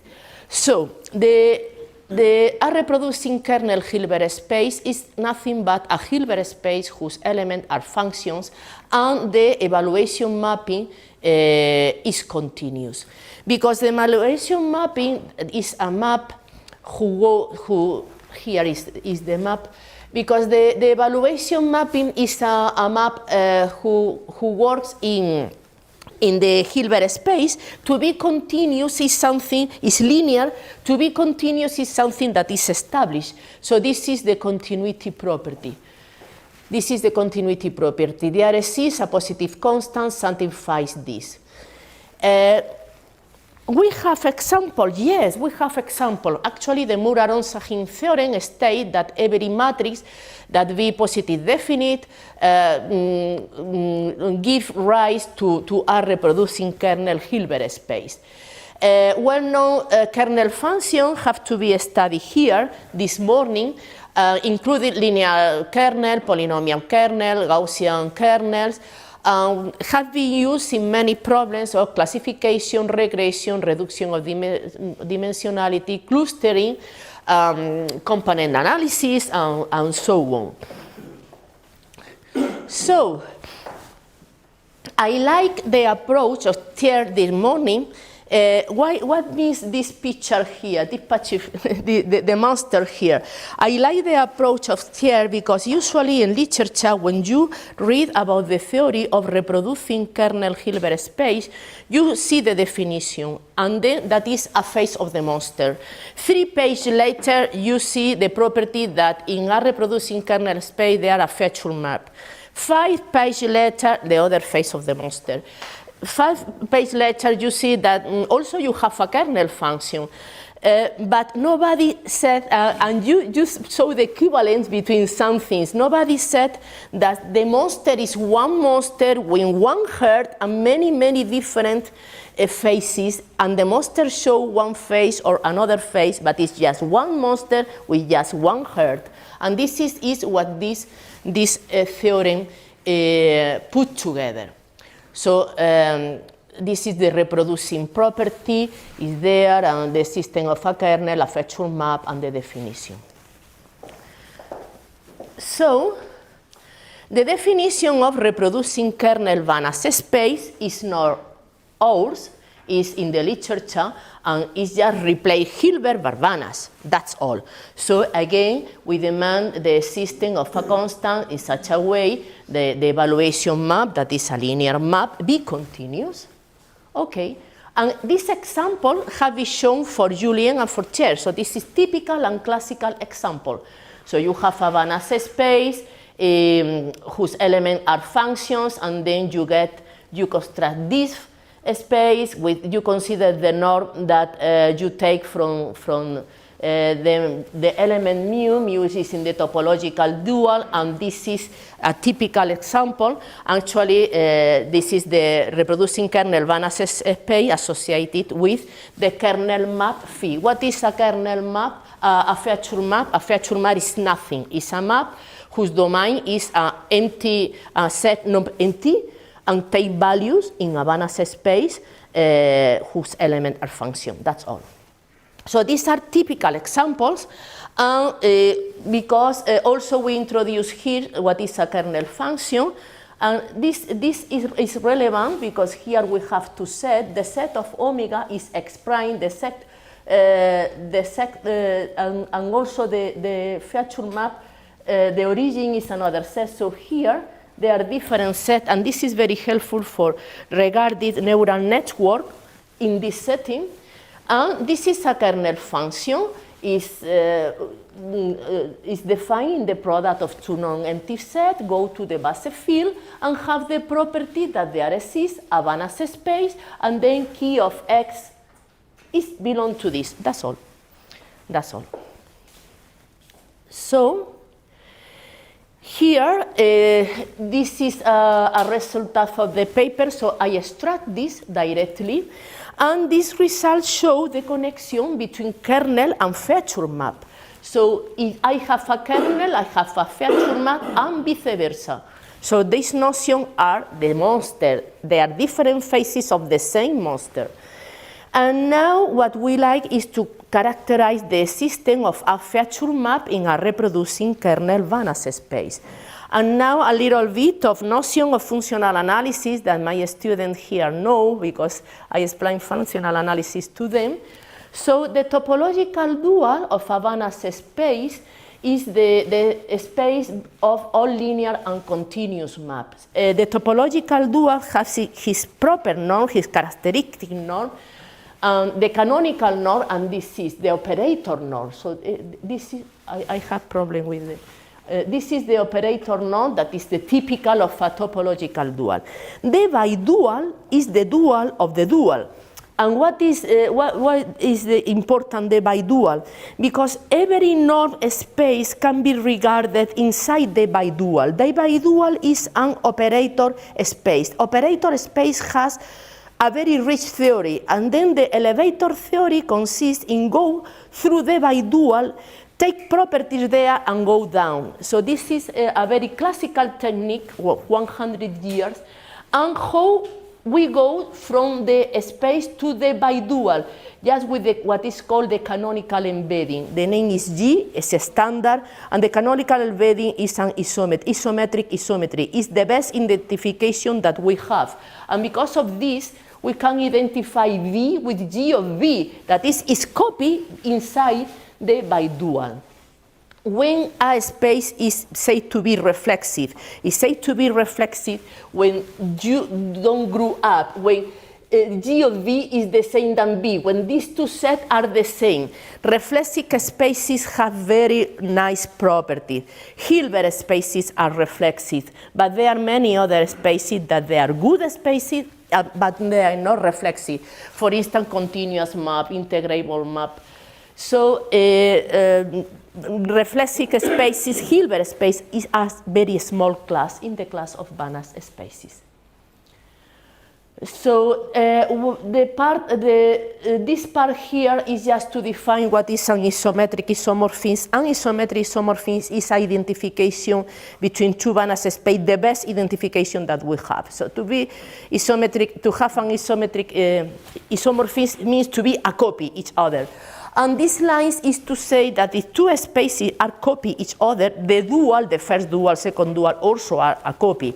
This is not a big surprise. So I remind you again that a reproducing kernel Banach space is a space in which the evaluation point is in the dual. So just imagine that the space V have a predual. A predual is a Banach space that when you take the dual, U of this means to be isometric isomorphism. Three lines mean to be a copy each other. So you have a Banach space that when you take the dual, you obtain a copy of your space. So because the predual is included in the second dual, so you have that G of V is included there. So to be a reproducing kernel Banach space means that the evaluation maps are in this set. And the question is when the evaluation maps actually are in the predual. When these are in the predual. And the answer is that this happens if and only if this space is associated to a feature map. So to have a feature map, you need that the evaluation, that the space have a predual and the evaluation be catched by the predual. If you have a reproducing, this is new in the paper, this is not now in the literature. So if you have a reproducing kernel Banach spaces, the situation is that the space have a predual that catch all the evaluation map or not. If the answer is yes, you have a feature map. If the answer is no, you don't have a feature map. So this is what is solved in this result. So to have a predual that catch evaluation map, this is part 1, is equivalent to have a feature map with all the property, even more, your space that you didn't have idea about how Banach's space was like the example. Do you remember this? Have to be mandatory this, not a copy. Because one of the problems on this world is that everything is a copy of everything, and then you have to see what copy you are. Here, no, it's an equality. It's an equality, and this is important fact. So because these properties are equivalent, both of them are satisfied or both of them are not satisfied because they are equivalent. Hilbert spaces always satisfy this. So because of this, from the definition of reproducing kernel Hilbert space, you obtain the feature map, the kernel map, and all the theory. But in Banach spaces, it's not the case. It's not always the case, and we will show example of this. But before to do this, this is again the monster. We translate the theory of reproducing kernel Hilbert space to the setting of Banach spaces. So I'm not going into details, but what say the theorem is that we have a predual that catch all the evaluation map is the same, equivalent to have a feature map, equivalent to have a kernel map, equivalent to be the space associated with a kernel, and this implies to be a reproducing kernel Banach space. But this is not an equivalence. So to be a reproducing kernel Banach space don't imply to have a feature map. So again the monster with many equivalent faces, just one herd, just one monster. So because of this, we have in the situation to give a name to the reproducing kernel Banach spaces having a feature map. Because all these properties are equivalent, we can take one of them for definition and the other for characterization, because all of them are equivalent.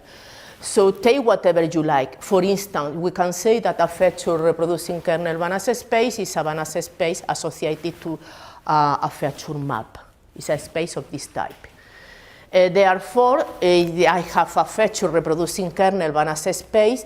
I can define this space that is the range, because when the feature map, I have no property over them. So perhaps the space omega is big enough. So I like a good range. So I take the closure or the linear. I have to take the linear span because my mapping have nothing, don't satisfy nothing, have no properties. So I have to create consider the minimal vector space contain the range. The range have no structure. So I have to consider the minimal structure in the range. And because of this, I adjust the range and define this. And what is the reproducing property? This is the reproducing property that in the case of Hilbert space is that f of x is the scalar product of f and the kernel in K. So in this setting, this is the reproducing property. This is technically, but this is when you regard the space like B of phi, this is the reproducing kernel.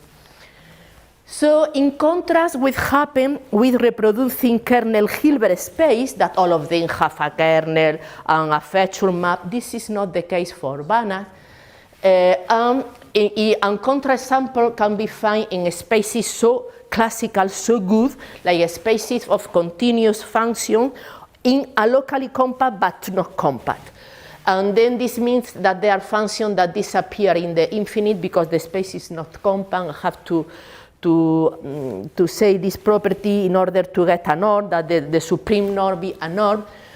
So in the paper we give all the details that prove that this space have no predual, so no way to have a feature map associated to him, and that the point evaluation in a space of continuous function is continuous.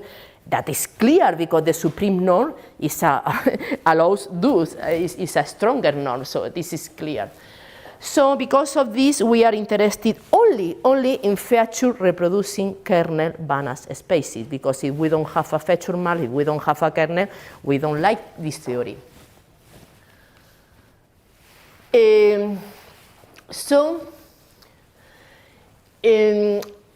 Yeah. What is even more? If we have a reproducing kernel Banach space, this space has a predual. The predual is the range of the feature map. How is this predual? So if this predual is a reproducing kernel Banach space, that means that evaluation points are continued, then we say that this is a special reproducing kernel Banach space, and we are interested in this. So we have a feature reproducing Hilbert, and the predual is just a reproducing. This is a special, with this is enough. And why we are interested in a special reproducing kernel Banach spaces? We are interested because this property here, these elements are here. They are in abundance because the weak start closure, the weak start topology is the topology point-wise. So the weak start closure, they are dense. So this property means that we have many elements of this, and that this element exists in abundance. They are dense with respect to the weak start topology. This allows us to talk about representer theorem. This is for representer theorems. So now we are talking about the minimal norm interpolation theorem and the regularized problem. So we are in a reproducing kernel Hilbert space, a feature reproducing kernel Hilbert space. So this is our space, this is the norm, and we like to determine.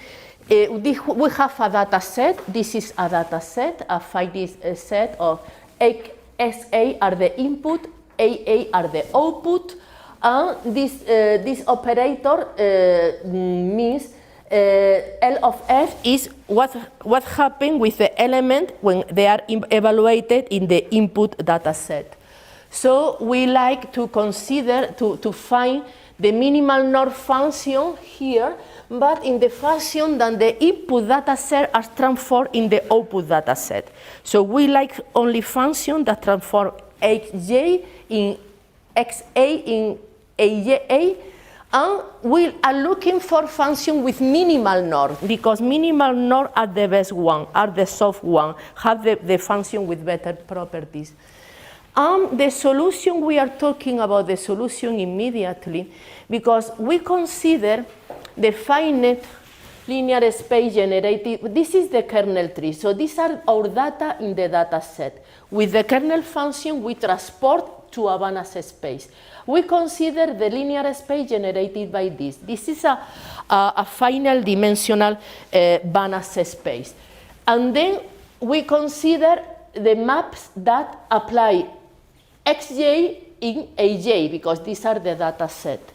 So we are interested in function, to be a function that transforms the input data in the output data. This means to be an extension of this function here. So we are looking for extensions of this function with minimal norm, When you have a function in a subspace and you extend it, the norm grew up. And when the norm don't grow up, we say that this is a Banach station. It's a Banach station because the norm is keep. If you keep the norm, you have a Banach station. So the problem of this, of minimal norm interpolation, is just to find the Banach station of the data map. It's just this.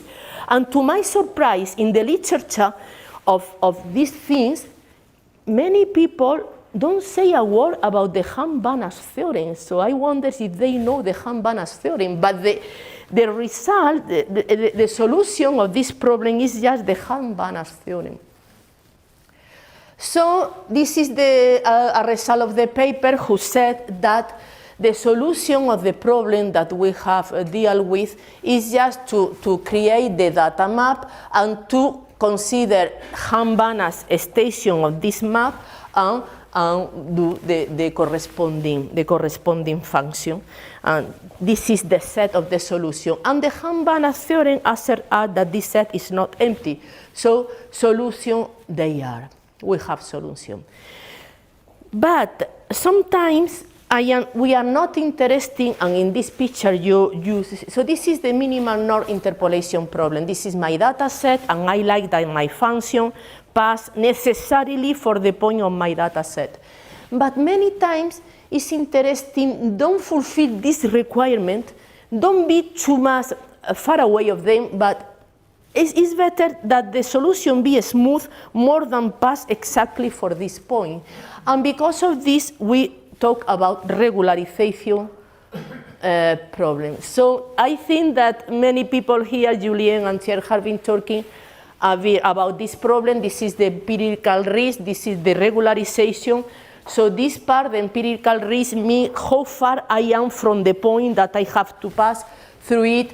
And the regularization say what importance, because if it's very important that the norm be very small, so and then how, this is the balance. And lambda naught is a regularization parameter that is addressed to give more importance to the first part of the sum or to the second one. And again, the Banach theorem do the job. The Banach theorem do the job because the minimal norm interpolation problem associated to this is just to consider that the empirical risk is 0. When the empirical risk is 0, you obtain the MNI problem. So the solution that we have for the regularization one cannot be worse than the solution on this, cannot be worse, because this is a choice for us. Because of this, we can reduce the problem to the unit wall of this space. And the unit wall of this space is compact, because this space is finite dimensional. And because of this, there exists the minimum in this finite subspace. Again, the Banach theorem do the job to find extension whose norm don't grow up. So we have the solution of this, the regularization problem in terms, again, it is if and only if, in terms of what I was saying before. And now we are at the topic of representer theorem. We said before that we are interested in a special feature reproducing kernel Banach space, and the reason is this property, the wake start closure of key of A. Because of this element exists in abundance, and if now I have a data set and I am dealing with the minimal norm interpolation problem, and then it's natural to ask when I have a solution of this type. To have a solution of this type is just to think in a solution in this subspace. The Banach theorem, that is a theorem of a system, but don't say us a word about how to get the extension. In the special cases like Hilbert space, the Ries-Fréchet theorem, that is the Banach theorem in the Hilbert setting, do the job, but in the Banach space is a system theorem, nothing. So the question, we know that in the closure, the solution exists. So the question is when this solution is here. Because the mathematical structure, if we take one element that is in the closure but don't be in the subspace, then we don't have a representer theorem. So in the setting of Banach space, we cannot be sure that we will have a representer theorem. Many times we will have, and many times we don't have. And what we will do next is to characterize when this happens. And we characterize when this happens with 3 properties. This is an if and only if. It's an if and only if result, depending on this property here, this and this. 3 conditions to have a representer theorem. And now that we have a characterization about when we have a representer theorem, what we are is looking for sufficient condition in order to get application. Sufficient condition that to be sure that we have a representer theorem. And because of this, we introduce the notion that is new of the paper too, of nice data set. And we say that a data set is nice when there exists x1 prime, x prime such that this matrix is invertible. If I go back, what I am looking, I like that this matrix be invertible, because if this matrix is invertible, I of time beta, I have something to do. So to get that this matrix be invertible is what we call to have a nice data set. And why is important that this matrix is invertible? The good thing of this is just not that I take the inverse and survive. No, this is good, but the best thing is that these elements are a basis here. So this means that all the solutions are a linear combination with fixed coefficient of this element, because these elements are a basis. That is the good things of this.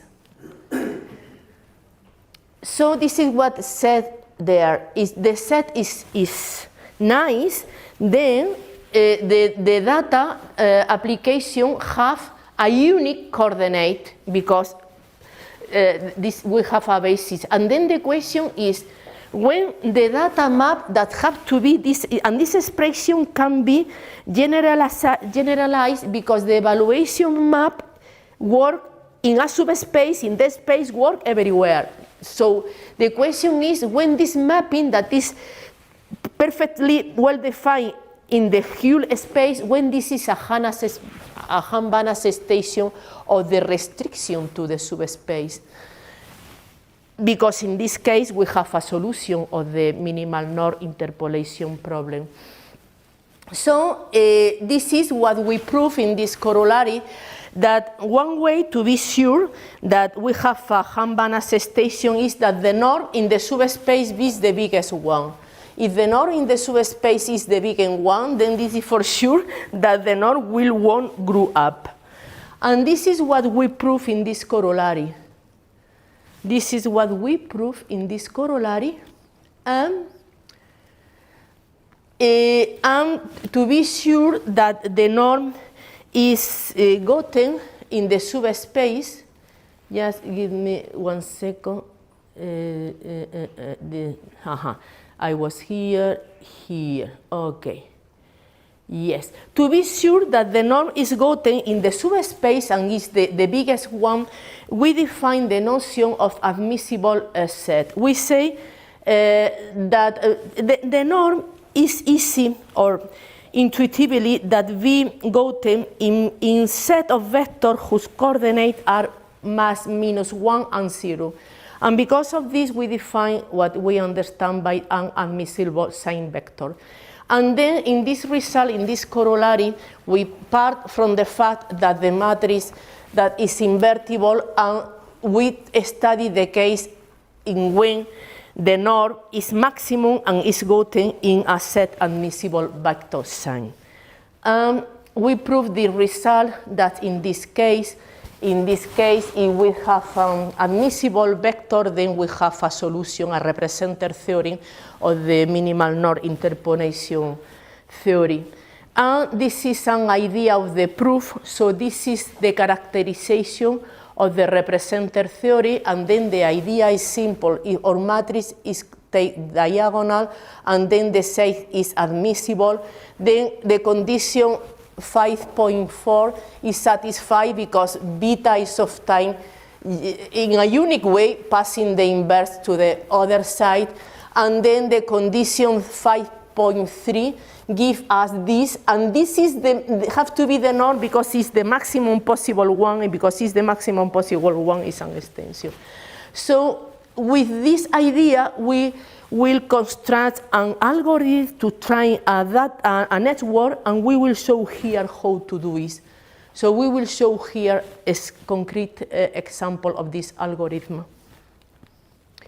But before to try a neural network, we have to see that a neural network can be regarded like an element of a reproducing kernel Banach space.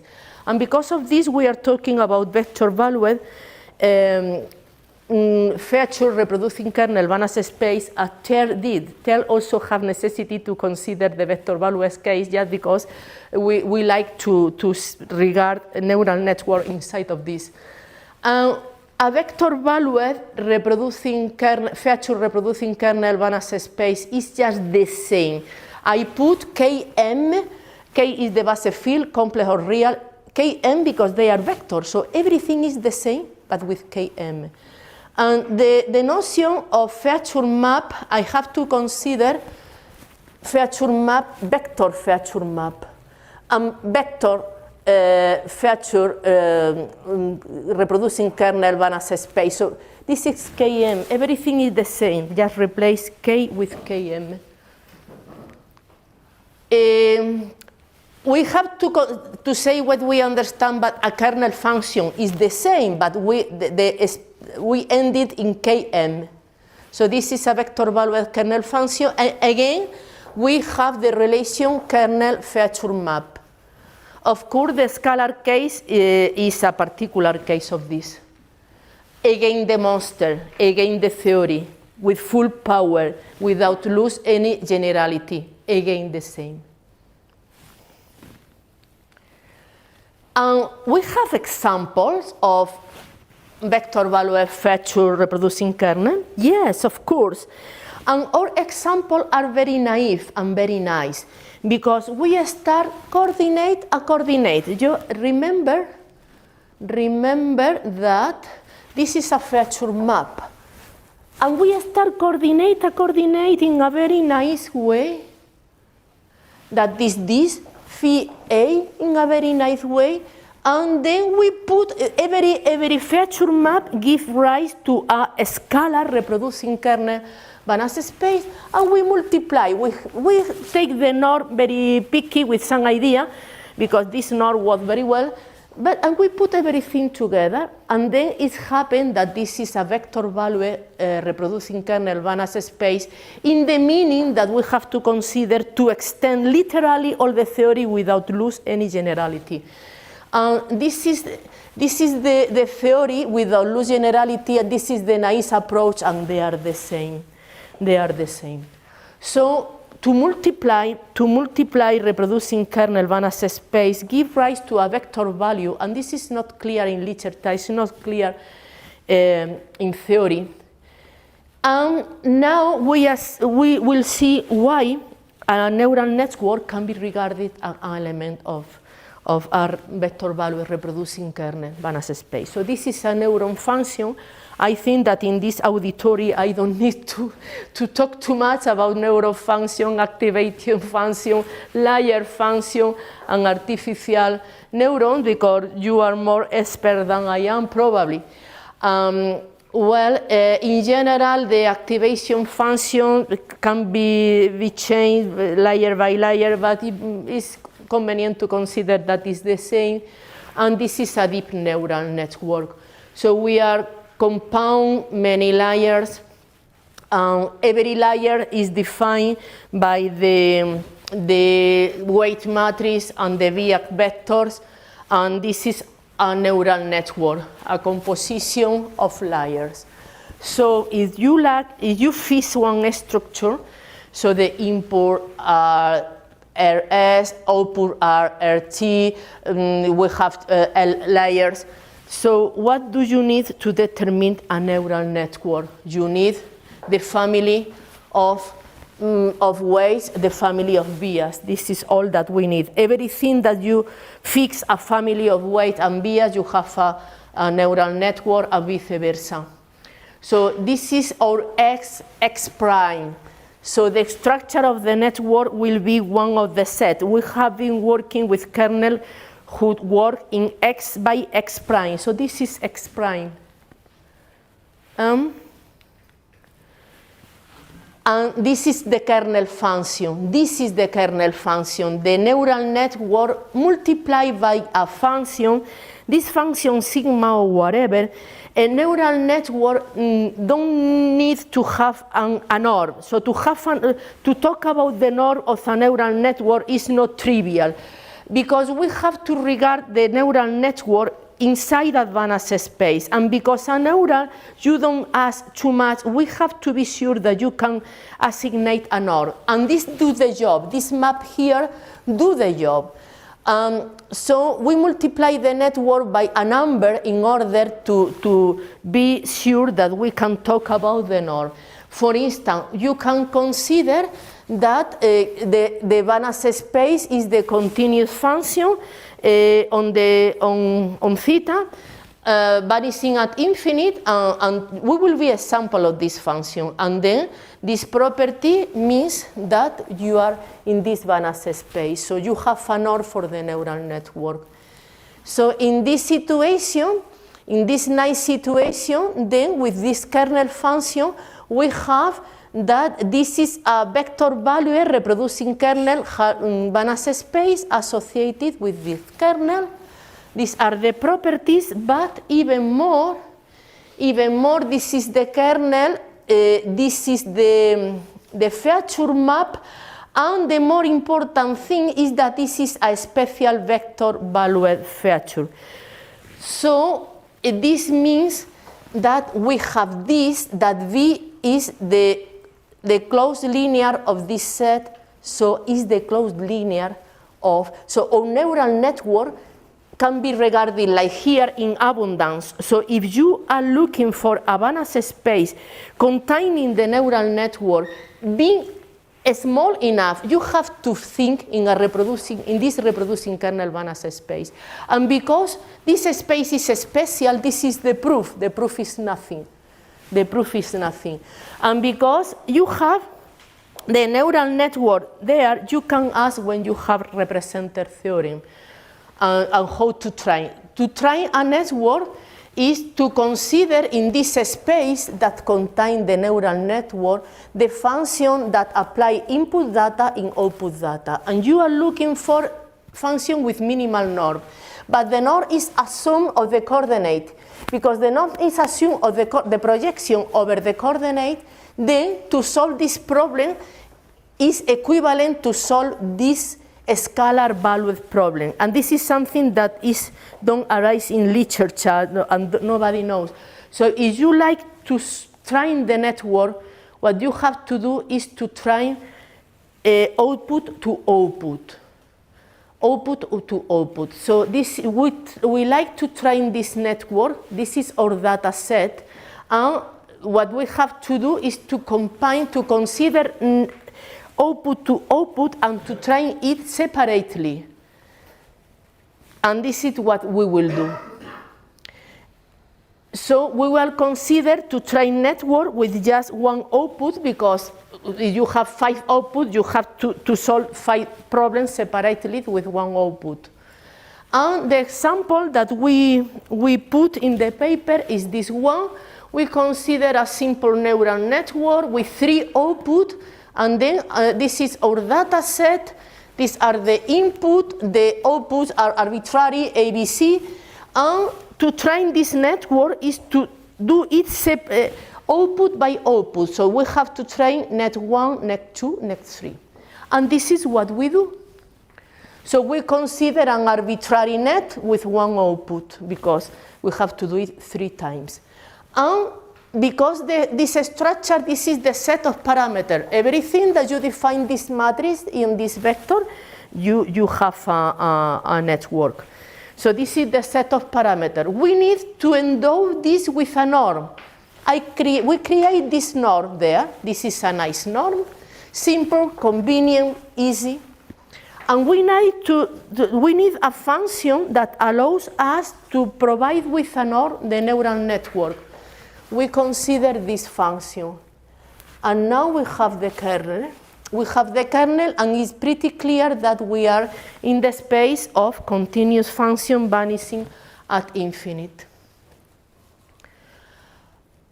Now we need to know if we are able to get nice data set. Yes, in this case we have nice data set, because for this theta 1, for this theta 2, for this theta 3, this is the matrix.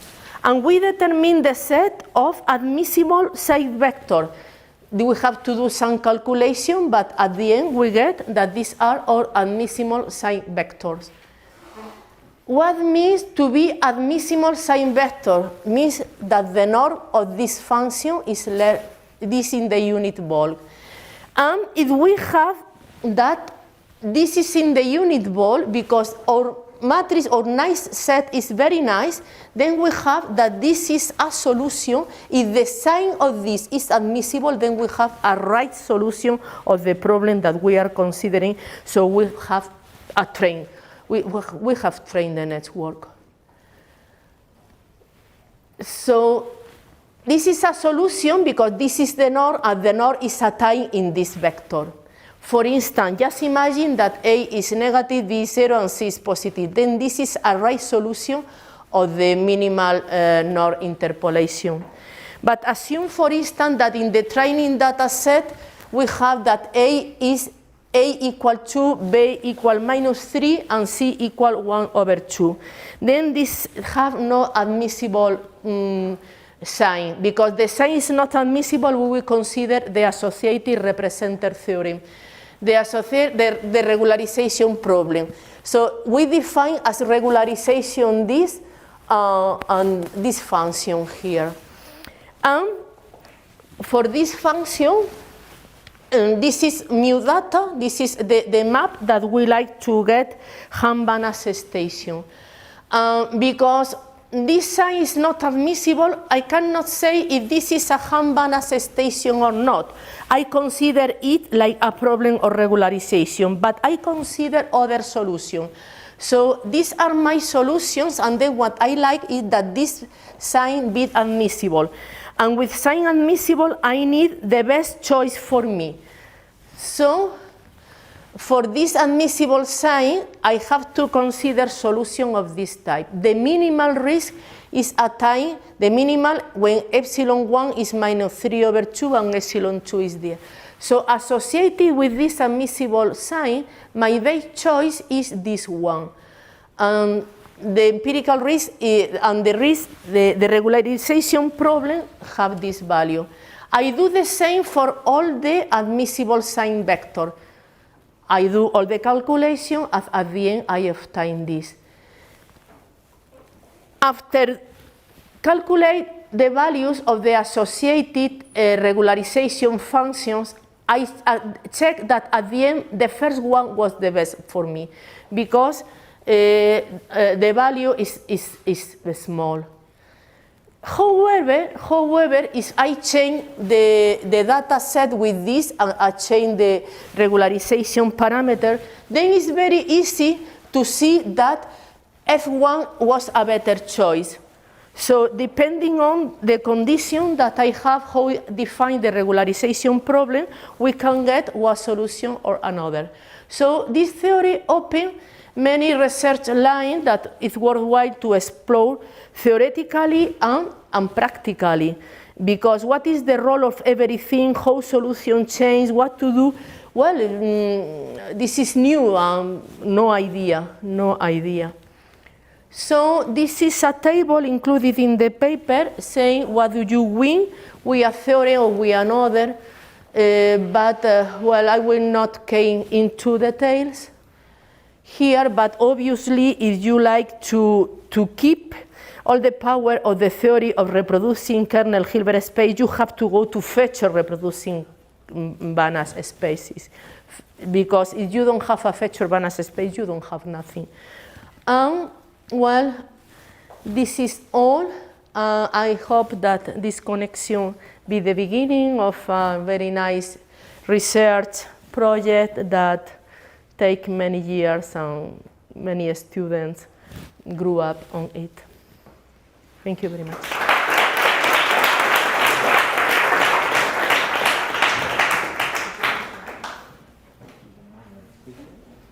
Questions?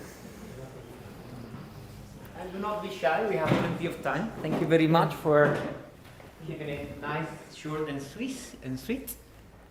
Questions? Julien, please. Yes, so thank you for your presentation. So it's interesting that you attack the minimum norm problem under the interpolation constraints. This sort of problem seems to be attracting lots of attention in machine learning for what we call the implicit bias of optimization algorithm for training neural networks, meaning you do gradient descent at some point. And for this over-parameterized problem that has many solutions, the limit of the gradient descent algorithm may solve some sort of minimum norm problem under interpolation constraints. Have you looked at this sort of things? Not at the moment, because what I was surprised was that the Banach theorem was not considered for anybody. So at this moment we have the role of the Banach theorem. But this open ways of research, because Banach theorem is an existence theory, it don't give you a method, and what you are saying is that under certain conditions you get a method. Yes, yes. So what are the conditions, what are the methods, this is an avenue of research that open to connect everything and to see what particular situation brings you nice result in this sense.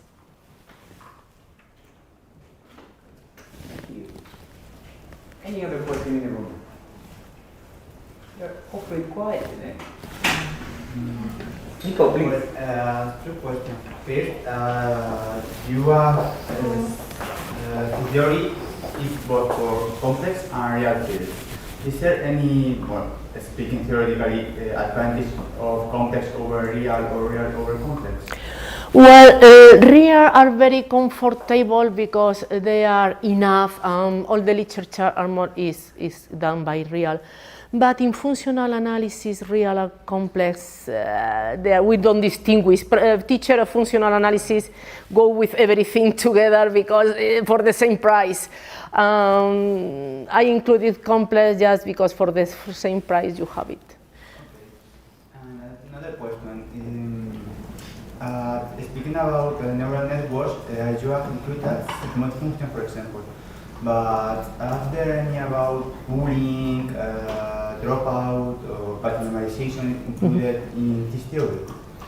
Well, no idea, because this is the beginning. So I start to read things. I don't like what I was reading because I miss a compact theory covered this, and this is the first roof. So I feel like in the middle of the country, in the middle of the field, and this is a first roof to cover. But now we have to create the corridor, the rooms. We have to create. This is just to cover a little bit to have a structure in which to take care of many things. Concerning implementation algorithm, there are many questions that I do. So because if you have good data, then you have to do many things, but if you have a very big amount of data, how to distinguish, there are many things to do, many research to be done, but this is a fair roof in which be protected.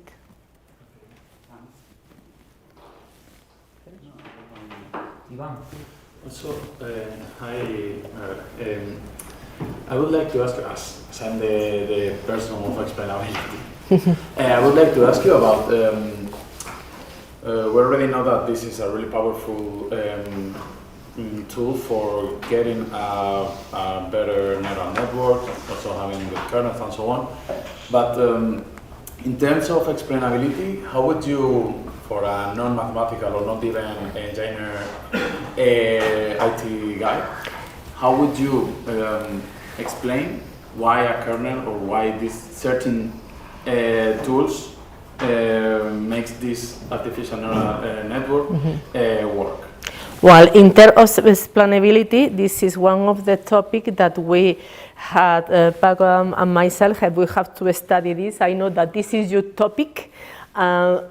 So this is something that I would like to pursue with you, because this is, there are many aspects. So this is the beginning. This is a small roof to be inside, a must how to be inside. But of course, that is about explainability. I need to read very much, and I need to talk with you. And this is something that how they fit in this theory. What from functional analysis, what we can say from explainability, yes, is one of the topics.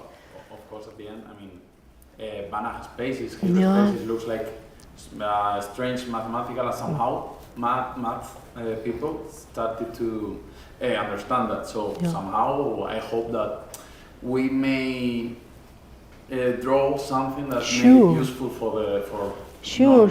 So Math foundation of machine learning, as far as I know, is in the very, very, very beginning. Very beginning is nothing, reproducing kernel, nothing. So, everything has to be done. And I think that this is helpful to follow because for inspiration. So people from computer science, pure people of computer science can live with a mathematician at the time being, a mathematician also because the history is not together, it's like a separation. For instance, foundation of classical physics came with the limit, but the limit was 100 years later on Newton, and Newton was not worried about limits. But as closer we be, this is a win-win. It's a win-win for inspiration, for motivation, for clarify things, but no. The point is that I don't know. The point is that I don't know who has written something about this. So I don't know literature, nothing, zero literature. That's the problem. We will study about that. Yeah, sure. Please. And talking about the foundations of machine learning and mathematics, do you think it will be all around functional analysis, or will it be, if we are at some point able to reach like a good model to? Yes, functional analysis was. Yes, functional analysis was the language of quantum mechanics. Actually, functional analysis, we can say that it was born with Hilbert spaces. Hilbert spaces are in the book of von Neumann about foundation of quantum mechanics. I think that this is the same for all kinds of science. As soon as you need, you are not happy with complex number, real number, you need something bigger. What you need is a Banach space. It's a Banach space. And then approximation theory in Banach space, this is functional analysis. Of course, partial equation, the equation, this is a classical. But functional analysis is in the machinery of the science of the 20th century, mandatorily. So this space is the language, is the way. Hilbert spaces, what is a Hilbert space? A Hilbert space is the more fair generalization. You like to generalize R3, R4, vector space, the Euclidean space, you have to go to a Hilbert space. But the problem is that sometimes Hilbert space are small enough, and then you have to go to Banach space. But this is the natural way to pass from vector to succession to, this is the path. Thank you very much. So I think we're gonna leave it here and go to the poster session. So one more big clap for. We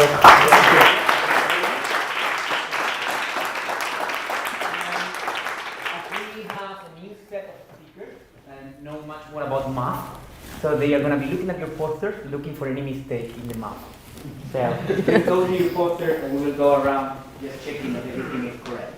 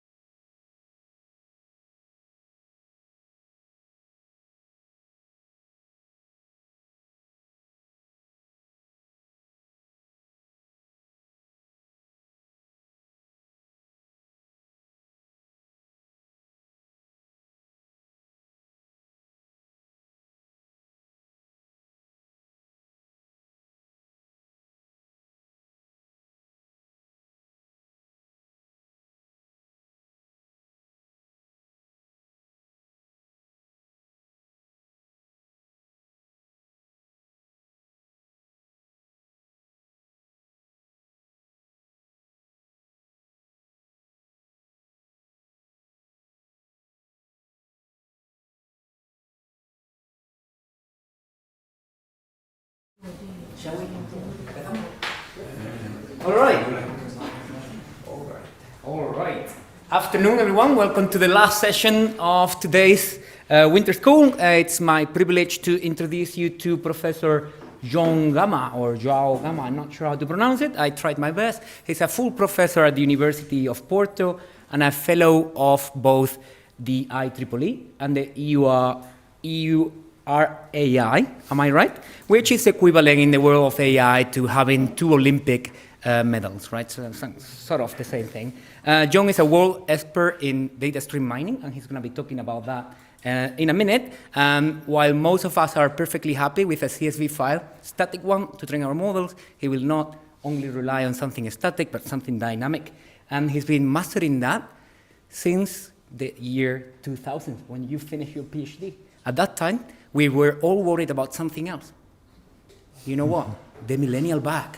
If you know what I said, if you know that, you're all enough like me. If you don't know what the millennial bug, we were all very worried that in the year 2000, the computers, planes, everything will crash because of the date change from 1900 to 2000. Anyways, that happened when you finish already something quite advanced. He's published more than 250 papers. I'm hoping he's not going to go for the 250 today. With that said, thank you very much, John. The floor is yours. Thank you. Thank you. Thank you, Isaac. First of all, I would like to thank the invitation to Paco and Isaac to come here to that to magnific. I like very much Granada. I used to have good weather, but we need to try everything. So thank you for the introduction. So I will talk about the data streams. So the motivation. So this is some numbers about the amount of data that we are processing nowadays. So these are Amazon, Airbnb, Google, user interactions, all these areas and companies and applications. And those numbers refer 1 minute per day of the day. So 24 hours per day, 7 days per week. So the amount of data is much more than used to store in our computers. So some new characteristics of data. So the data that we collect nowadays, they have time and space coordinates. They are produced by a dynamic and time-evolving environment. The device that collect data have some limited processing capabilities, and they have they collect data about their place. So they have a local vision of the world. If you want to construct a map of the world, those devices need to share data, communicate. This leads to a distributed environment. Our main goal is to learn decision models from data with those characteristics. So, and this is what we call real-time data mining, real-time analytics. So, in this context, we need to switch from batch learning, from one-shot learning, to continuous learning dynamic models that evolve over time. So we need to switch from finite training sets and static models and stationary distributions to infinite or open-ended training sets, dynamic models, and non-stationary distributions. Moreover, we run our algorithms in computers.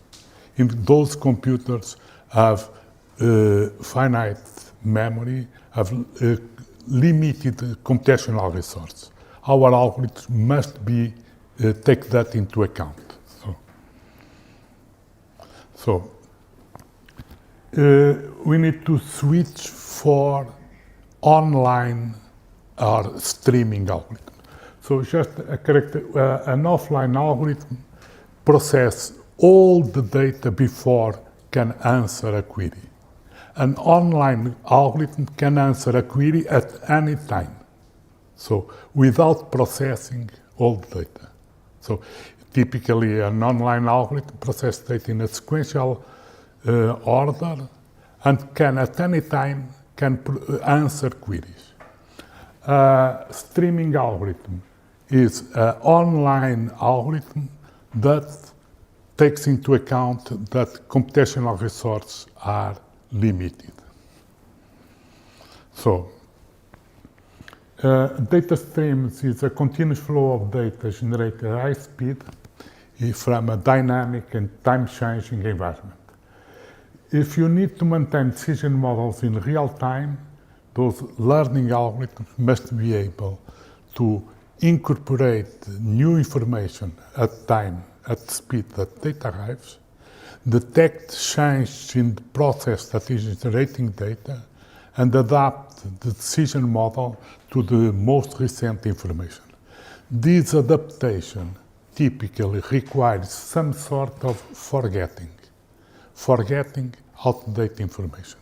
So it's not only for learning, it's learning and forgetting. So in this context, we need to process unbound training sets and learning dynamic models that evolve over time. So this is the data streams computational model. Typically, you process, we have sequential processing of examples, typically use once at most, using fixed memory, limited processing time. We need to process one example before the other example arrives, and our models must work in an anytime prediction protocol. So at any time you can receive a query, and we need to provide an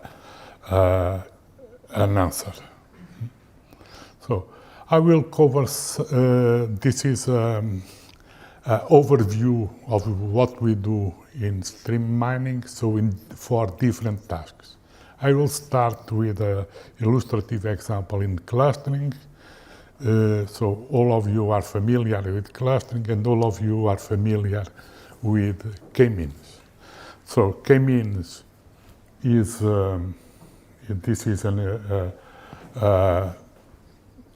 example of finding two means from a set of data points, and this is the usual implementations of k-means.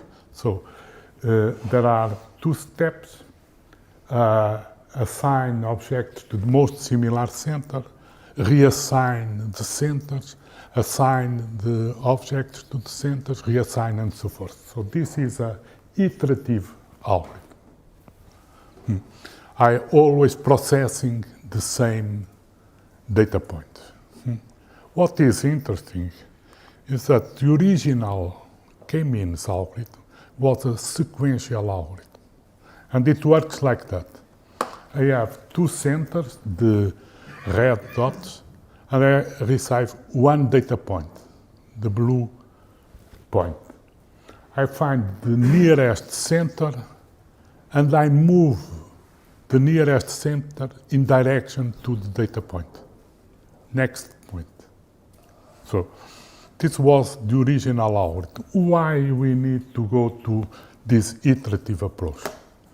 There is only one argument to go to the iterative approach, is that lack of data. You have few data points. If you use k-means with 10 data points, the algorithm do not converge. So what we do, we iterate. So we start with 10 data points,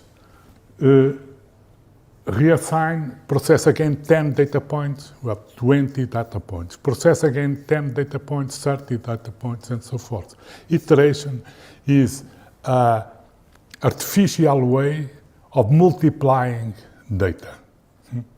And this, because with small data sets, there is no convergence. This is what happened with k-means. It's what happened. It's why we have iterative perceptron. Perceptron is iterative, mainly because data is scarce. Neural networks, they use processing by epochs for small data sets. Nowadays, that we have very large data sets, we don't need to go to iterative approach. We can train neural networks by sequential processing huge amounts of data. So this is the sequential k-means, the original k-means. So for processing data streams, sequential k-means works fine, but the powerful idea appears in a paper by Ramakrishna, that is the Birk algorithm. The powerful idea was the concept of a cluster feature vector. Cluster feature vector is a triplet that summarizes a set of data points. So a triplet with number of data points, linear sum and square sum. So we have here a cluster, these 5 numbers, these 5 data points in a 2-dimensional space. So the cluster feature of these data points is given here. So what is interesting is that the number of numbers in a cluster feature is independent of the number of data points. Only depends on number of dimensions. So to summarize these 5 numbers, I need 5 numbers. If I have 100 data points here, I will require 5 numbers. If I have 1 million of data points, I will need 5 numbers. So this is the interesting characteristic of cluster features, is that the size of cluster feature is independent of the number of data points. And this is an interesting property for data streams where we need to process thousands and millions of data points. Cluster features have some properties. From the cluster feature, I can derive the centroid, the radius and diameter of that cluster. And moreover, cluster features are incremental. I can add new numbers. They are additive. I can merge clusters, and they are subtractive. So all these properties make cluster features a data structure appropriate to cluster in data streams. So Agrawal proposed the CluStream algorithm to process high-speed data, clustered high-speed data streams. And the Agrawal CluStream divide the clustering process into a 2-stage process. The first stage is online. We process the stream in a sequential order, and we learn cluster features. Time to time, we store the cluster features in a disk. In an offline, we can run a normal, standard clustering algorithm over the cluster features stored in disk. I will explain why we do that. So later on, Kranen and the colleagues proposed CLUS3, that is anytime clustering algorithm for the streams. It learns cluster features, but they are organized in a tree, and the leaves of that tree provides the cluster structure. So, using clustering from data streams, we can answer much more interesting queries than simply find the current decision structure. We can you can answer queries like, what changed in decision structure last week? So remember, we store cluster features time to time. So if I subtract the cluster features, the current cluster features from the cluster features stored last week, what I have is what happened this last week. And I can analyze these patterns. So I can, which patterns appear or disappear last week? Which patterns are growing, are shrinking last month? So this is more, we can also do mining how the patterns evolve over time. Okay, so now let's go for predictive learning. Basically, I will focus in classification, and one of the most used algorithms to process very large data sets for classification are decision trees. The decision trees, one of the great advantages is that it's a high level of interpretability, what we say white models. When learning a decision tree, the critical question, so a decision tree splits the instance space into subspace and fits a different function for each subspace. So the critical point is what is the attribute that most discriminates the class at each splitting point. So there are one powerful idea is that I can use a small sample to identify what is the most discriminative attribute. So instead of using a large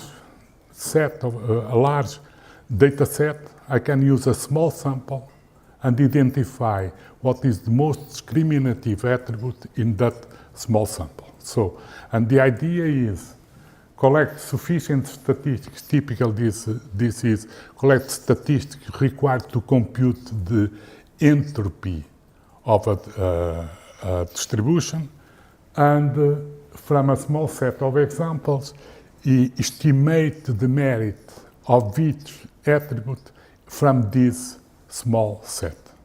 So now the problem is, how small should be this small set? And there are two approaches. One is one that is what we call the wrong idea, is I fix the sample size a priori without looking for data. So I say, I need 500 data points is the sample size. So this is what we call the wrong idea. The right idea is that one that we use is choose sample size that allow you to differentiate between the alternatives. So the idea is I collect a sample size. I compute the entropy of each attribute. If I can differentiate between the two best, the most discriminative attributes, this is that sample size is enough to make a decision. So this is what we do. I collect statistics from a small sample of examples, say I collect the statistics from 200 observations. I compute the entropy of each attribute. And after I compute the difference, between the entropy of the best attribute and the second best. If this difference is large, that is, if that difference is greater than epsilon, is large, so that means that the information that I have is enough to make a decision. The best splitting attribute is this one. If this difference is small, that means I need to collect more observations. I collect more observations, still this difference satisfies this expression. Now the problem is, how large should be epsilon? And we use epsilon is given by this expression. This is known as Hofding bound. So the Hofding bound, as n is sample size, delta is user confidence level, and capital R is the range of random variable. So our random variable typically is entropy. The range of the entropy is log 2, the number of classes. The confidence level is typically 95%. So as the sample size increases, epsilon decreases. So as number of observations increase, this difference can be smaller and smaller till we obtain a difference that guarantees that this attribute is the most discriminative attribute, even if you process more examples. So this idea appears in a paper, Mining High-Speed Data Streams, from Pedro Domingos at KDD 2000. So this is how the algorithm works. We process examples one by one in a sequential order. When a new example arrives, it traverses the tree from the root to a leaf, and we update statistics in the leaf. The statistics to compute the entropy. Time to time, we check the two best attributes and check if the difference in entropy is larger than epsilon. If it is larger than epsilon, we expand the tree. The tree grows. If not, we process more examples. We process more examples, sample size increases, the epsilon decreases, and we repeat this process, and this guarantees that the tree will grow. What is interesting, this is a key characteristic of this type of decision trees, is that the number of examples required to make a decision, expand a node can change from node to node, only depends on the Hofding bound. So in batch learning decision trees, the number of examples used at each node always decrease. In Hofding tree, I can make a decision at root node using 200 examples, and later on use 300 examples to expand that node. So the number of examples only depends on the Hofding bound. So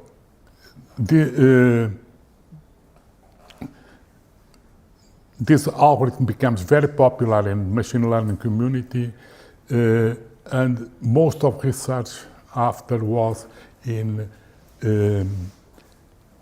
adapting to time-evolving concept, adapting to concept drift.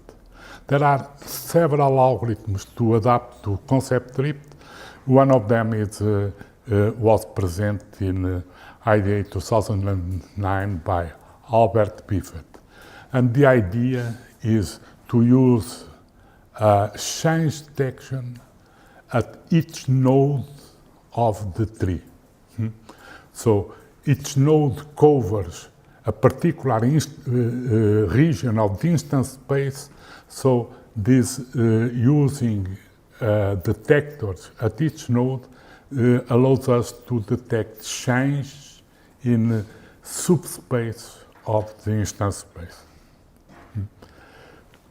One of the problems of decision trees from data streams is that the decision trees grows sublinearly with the number of examples. And this is an example of, this is the number of nodes growing with the number of examples in logarithm scale. It's always growing. But the impact in accuracy is null. So we are growing the tree and the accuracy is in a patamar and is not improving. So that means that we are growing unnecessary structure. We are making models more complicated than needed. So recently we proposed an algorithm for calibrating the tree. The algorithm is similar, similar to a perceptron. So a perceptron around the decision tree growth algorithm. Basically, for each example, our current model makes a prediction. If we made a mistake, if the prediction is wrong, we update the decision tree with that example. If our prediction is correct, that means I don't need to use that example to train my decision tree. In fact, we observe that using some correctly classified examples are useful. So basically, we do a randomized process. We generate a number if that number is a random number, if that number is small. We learn also with that example that was correctly classified. So this allows us to build, control the growth of decision tree, maintaining smaller trees. So this is what we call offering algorithms. Offering algorithms are algorithms that use the offering bound to decide how much information you need to make a decision. And this was used for classification by Piet Minks, was used for model trees, regression trees, from Elena Ekonomovska, it was her PhD thesis, decision rules from Petra Kocina, regression rules from Isilda Almeida, for clustering time series by Pedro Rodrigues, for boosting and bagging algorithm by Albert Biffet, and for random forests by João Duarte. So basically, the decision trees are building blocks for ensemble models. So we have XBoost algorithms based on offering decision trees. The offering algorithms have interesting properties. One of them is that the models that we learn have low variance models. That is, if I perturb the order of examples, there is no impact in the decision model. Low overfitting, because you process each example only once. So there is no need for pruning. So if you are familiar with batch decision trees, like C4.5, CART, pruning is mandatory because the low-level nodes in a tree have no statistical support. In our case, all decisions have statistical support. Okay, so this leads us to a generic architecture for adaptive learning algorithms. Adaptive learning algorithms are online algorithms that are able to detect and react to concept drift. And the basic idea is we have two layers. The first layer is the normal layer for learning. I have data, I have some sort of memory, some sort of learning algorithm that use the model to make predictions. When learning from evolving data, this layer is not enough. So we have a second layer that makes diagnostic of the learning process. So the idea is, well, predictions, we make predictions are statements about future. Predicting the past is not interesting. What is difficult is predicting the future. So, and typically what we do, we receive data, we make a prediction. With some delay, we obtain the ground truth. That means I predict for today what will be the weather forecast for tomorrow. And tomorrow I observe the ground truth. So there is a delay between the prediction and when I receive the ground truth. So with feedback, I can compute, with ground truth, I can compute the loss. That is a loss function over my prediction and the ground truth. And looking for the sequence of losses, I can, using change detector algorithms, detect if something changed in the process that is generating data. Basically, the idea is if the loss over time is increasing, that means that my model is not consistent with process that is generating data. So I signal an alarm.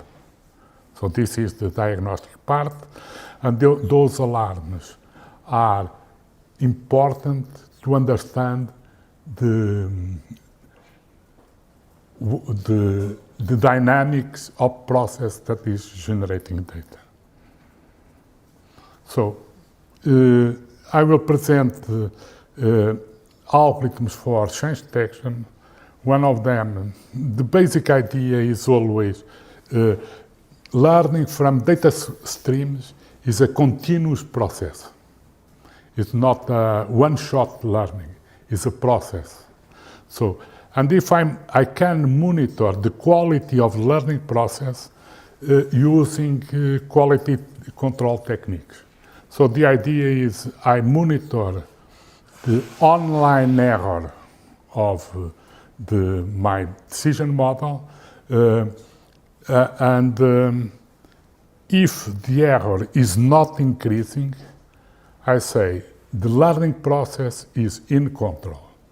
So I update my decision model with the current observation. If the online error is increasing and reach this plateau, I say the learning process is out of control. My decision model is not consistent with process that is generating data. So I reset my decision model, I retrain a new decision model. In between, this is what we call warning level. So this is what happened. This is the online error. When I'm learning, the online error decreases. At that point, this is when change occurs. So the online error starts increasing. When it reaches this warning level, I stop training my decision model with the incoming examples. I store those examples in the warning zone in a short-term memory. When the online error reaches the drift level, I reset my decision model, I learn a new one using the set of examples in this in this window. Sure. Could we learn how to define those levels automatically? Is that possible? That is so. This is the 3 sigma rule. So it's standard in statistics, in quality control. We try using different. So here we use 3 for the out of control and use 2 for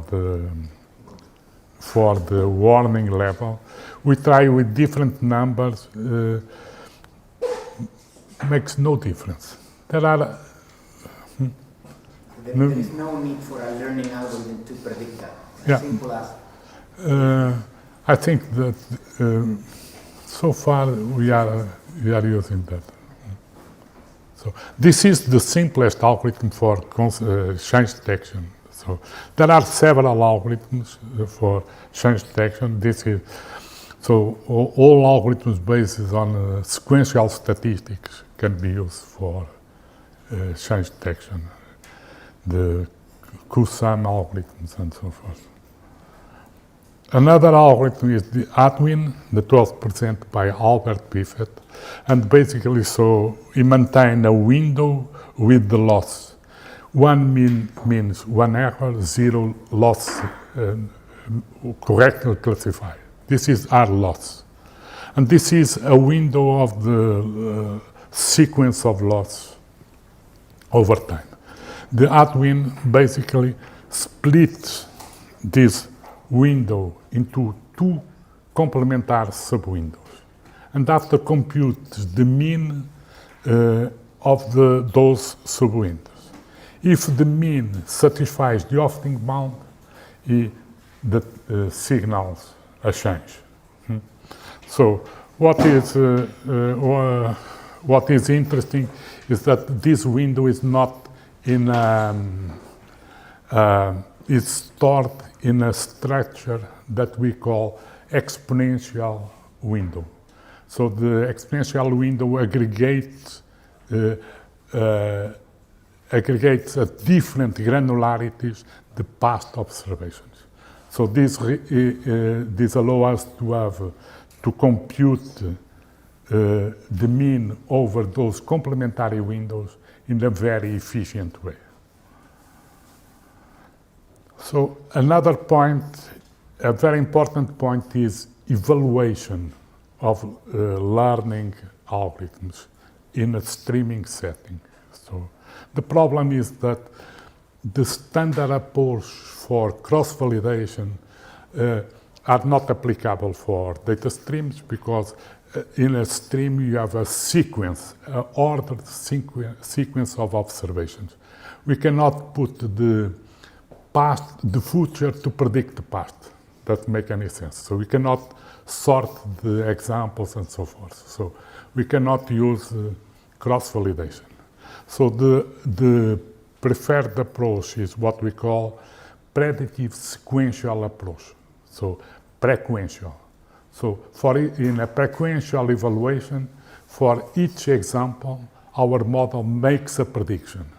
When the target is known, we compute the loss. So here we have a sequence of loss. So this is the prequential approach, and this designs a learning curve. We know that the prequential approach is a pessimistic estimate of the error. Here I have, this is on a waveform dataset, and we compare 2 approaches. One is the prequential, that use for each example, you make a prediction after compute the loss, and the other is we have a holed out set of examples that are not used for training, are used only for validation. And time to time, we evaluate, compute the accuracy, the loss in this holed out set of observations. And you can observe that the prequential approach is a always larger than the old-out estimate. That happens because at the beginning of the stream, the probability of error is high. So, and because we accumulate over all stream, the pessimistic estimate is always higher than the old-out estimate. What is interesting is that if you compute the frequential over a sliding window, that is, of the most recent examples, the frequential estimate, the frequential error computed using a sliding window converges to the old-out estimators. So this is the frequential estimator using a sliding window for different sizes, different sliding windows. So, and it converges for the old-out estimate. Also, if using fading factors, that is over the frequential estimate, fading factors is also a way of forgetting past information. Also converge to the old-out estimate. Albert Biffet proposed a way of learning several, because in streams data is abundant. We have a lot of data, and used to generate and evaluate decision models using learns in parallel several models in decision models, each one trained with different set of examples. So there is a random selection to which model the example will be used for training. Another in time evolving data, new problems appear. One of them is what we call novelty detection. So in novelty detection, in the test, when you are using the model, the test data, it can appear some concepts that you are not aware in the training data. So there are several type of relevant problems when that disappears. For example, in intrusion detection, so we have historical data with examples of some type of attacks. But in real time, new types of attacks can appear. So in test phase, you are faced with test attacks that you have not observed in the past. Same happens with frauds, so detecting frauds in transaction, credit cards transaction. There are always new forms of frauds. If you are anomalies or failures in equipment, there are always different forms of failures that you have not observed in the past. So this is the ability to detect new forms, new classes from test data is what we call novelty detection. So one form for novelty detection is for if you have two classes, let's say for example in detecting failures. So if you have an equipment and you want to detect if the equipment is working properly or not. So in this type of problems, the normal behavior of machine, you have a lot of data about normal behavior. The failures in the equipment are rare events, and you don't have, or they have few observations from the bad behavior of the machine, of failures. So autoencoders are a popular model for one-class classifications. It's the simplest way of novelty detection. We train an autoencoder with normal behavior of the machine that we are monitoring, and after use the incoming data goes through the autoencoder. If the reconstruction error is high, means that the data that you are observing now do not correspond to the normal behavior of the machine. So I think that you are familiar with autoencoders. So this is formalization of novelty detection. I have a training set with a subset of the class. And in the test set, it can appear new class that we don't have historical data. So in species identification, this is very common. So if you want to identify birds, so there are always a new species that you have not yet collected data for your training your model. So we present an algorithm for multi-class novelty detection. So, and basically we train a model that characterizes each one of the known classes. So it's a characteristic model for each class of the training set. And after we put this working online. For each, when we have an example, we pass to current model, and if any of the characteristic models identify this is from my class, we classify that example. If none of the current model identify that of example as belong to which class, we say we don't know which class is this example. And we put in it's a known, and we put in a short-term memory. So this capability of saying I don't know which example is this example, which class is this example, is a key property of novelty detection algorithms.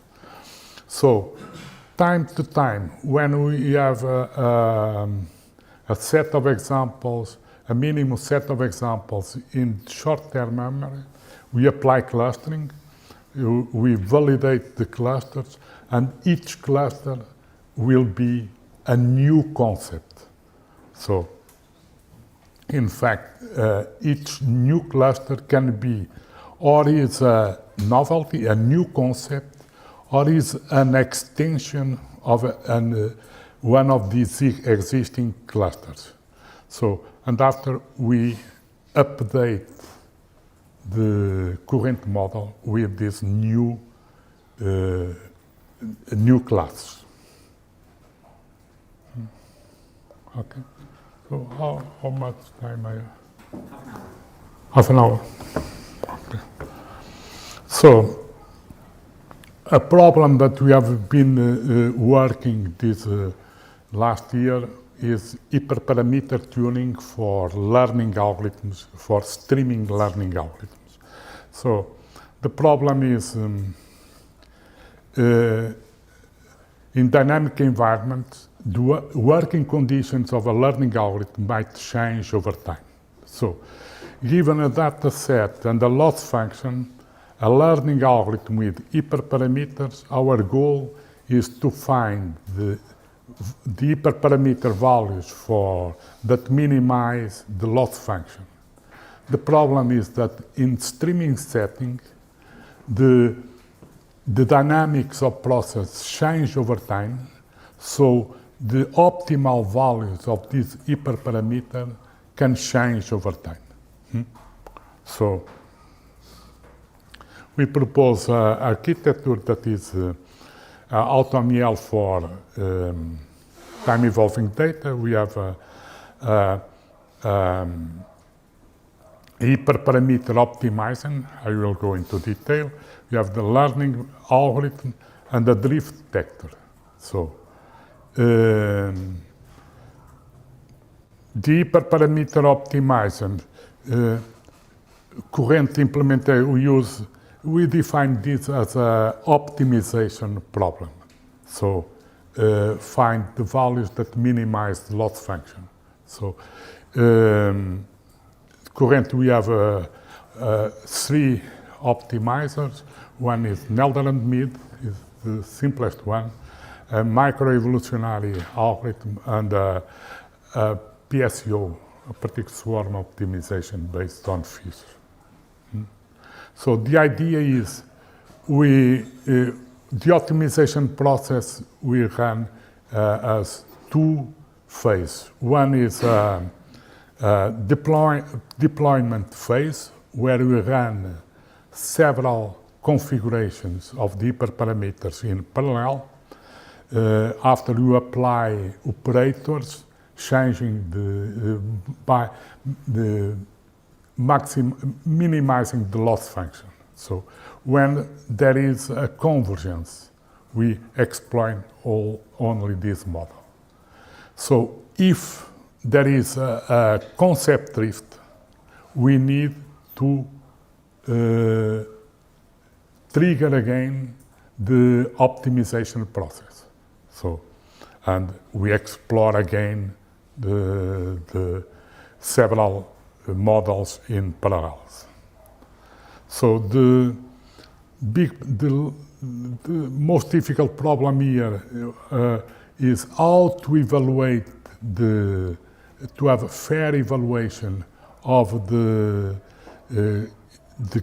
performance of each configuration. And basically what we do, we process streaming sequentially, and we estimate the loss over a set of examples.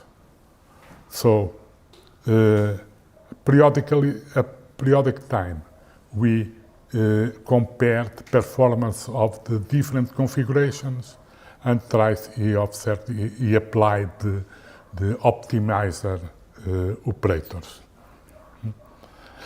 So the first is the Netherlands mid. These are the optimizer operators. So in Netherlands mid we have a simplex that is the number of hyperparameters plus 1, and though we initialize the hyperparameters using several strategies. One is the default values of the hyperparameters, other randomly values, and we evaluate the different configurations in parallel. After we sort the performance of the different configurations, and you obtain so this is the best configuration, the good configuration, and the worst configuration. And after you apply these 4 operators. So in this reflection, the worst configuration reflects over the axis between the best and the good to that point. And this becomes a new configuration that we evaluate in the next run. Okay, so this is after applying the Netherlands mid operators, we have 5 new points to evaluate. And we continue evaluating these 5 points till they converge. So, another one, a colleague from Córdoba, he was also from Granada, María. He spent some time in Porto, and he said, well, never meet, it's old style optimization, much better is evolutionary algorithms. So, and he developed the microevolutionary algorithm for hyperparameter tuning. He has 4 individuals per population, elitist approach, and he has some adapting operators. The operators use mutation and crossover. Later, after 1 year after António Moya was in Porto, we met a Brazilian team that was working with a fish search school algorithm that is a kind of particle swarm optimization, but where the particles are fish. The fish, they act as a whole, they move all together, but each one has some degree of freedom. So we recently published at the DAMI this approach for hyperparameter tuning. These are how we control the movement of the fish. Good. So this is the results on classification problems and classification and regression problems.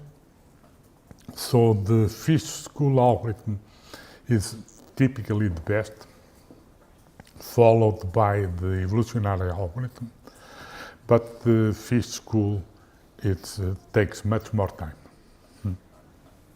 So this is, in any case, this approach works quite well if you have 3 or 4 hyperparameters, but if you have the number of hyperparameters grows, the algorithm is running very slow.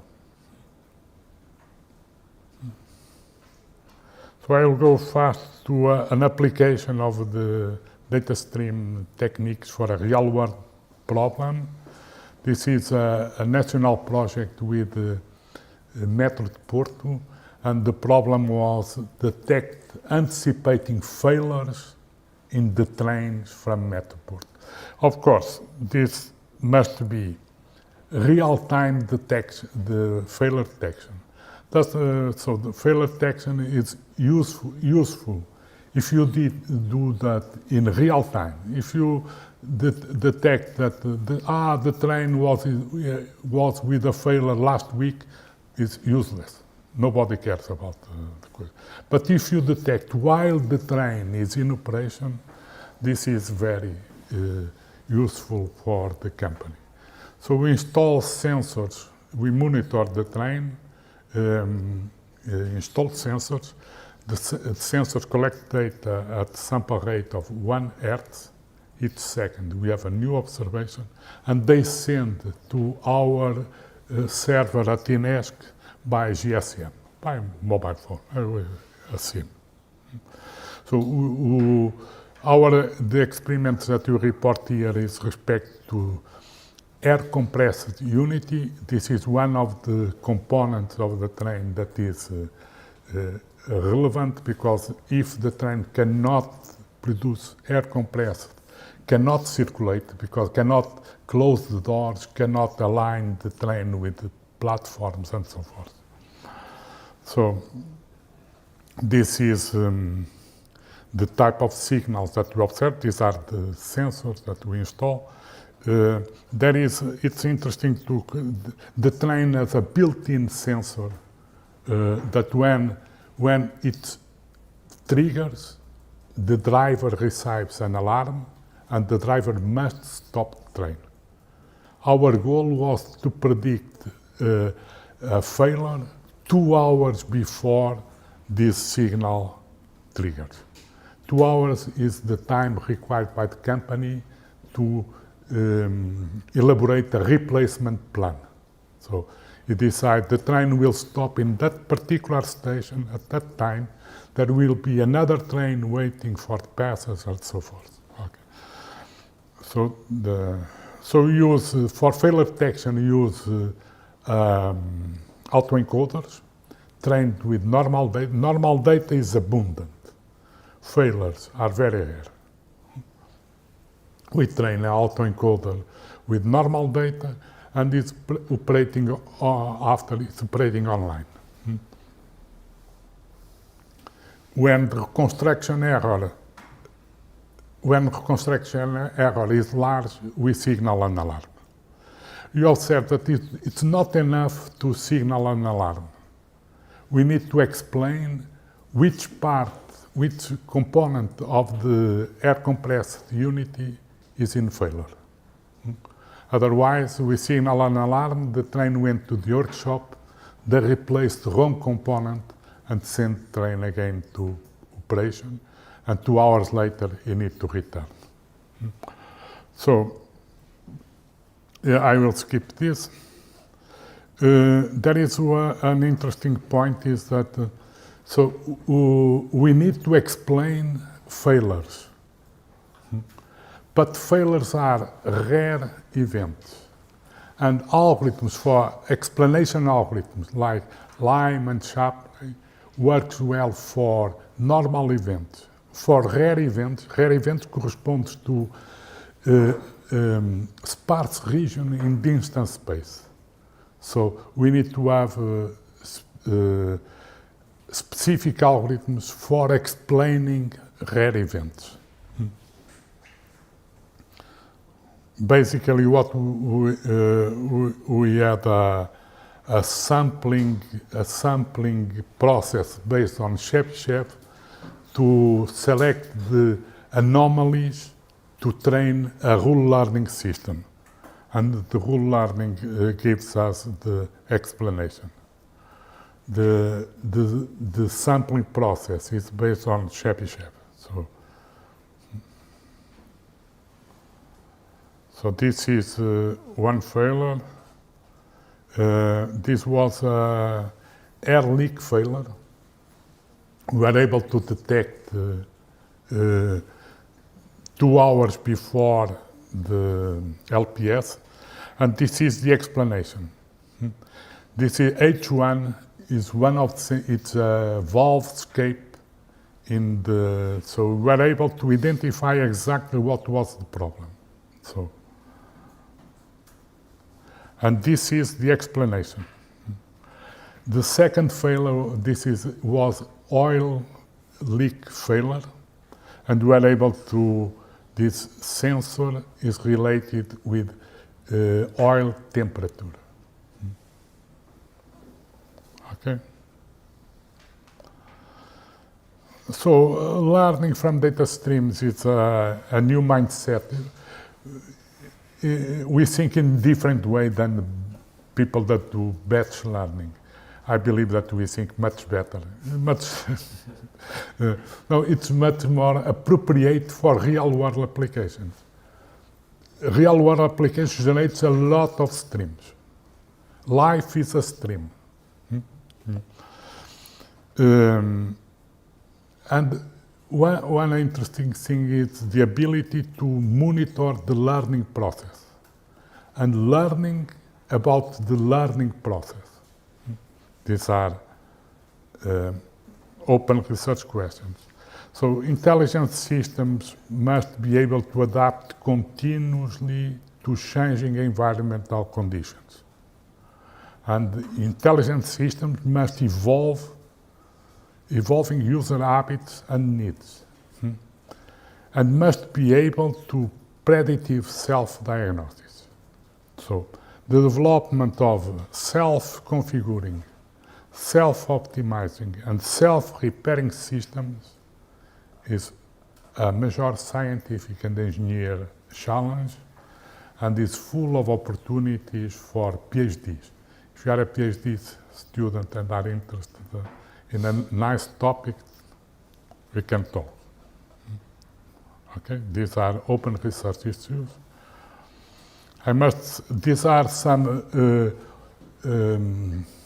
online resource for MOA is a software for massive online analysis. It's open source and public available.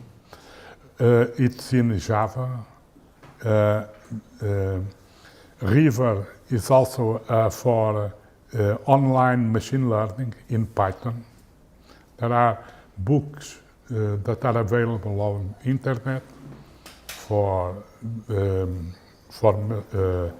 mining data streams, some reference, and I must say, everything that I present here is a joint work with my students, and these are a small sample. I have, I must thank them for all this work. Okay, thank you very much. I think.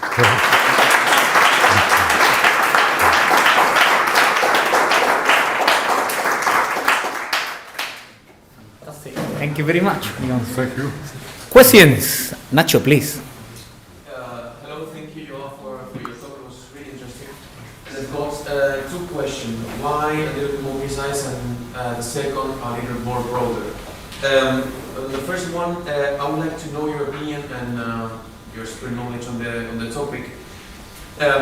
Which similarity notion is much more suitable for time series and this streaming data when you're talking about novelty or anomaly detection? Because in some ways you need to say that this sample point-wise or time window is not related to the data that I got before. So how do you do this, or which is the most suitable scenario for you? So I must be very clear. There are time series that are data streams, but not all data streams are time series. So, for example, one popular data streams is TCP/IP traffic, where we have a packet crossing a server, and we want to analyze the entropy of the IPs. This is not a time series. Okay, so in that case, in this, I think that similarity is a very important topic in all machine learning. So we use the similarity that we have used for clustering time series, real-world time series, was correlation. And so that was, but I believe that that depends on the problem. So kernels are also for projecting in compute similarities between data points. So, but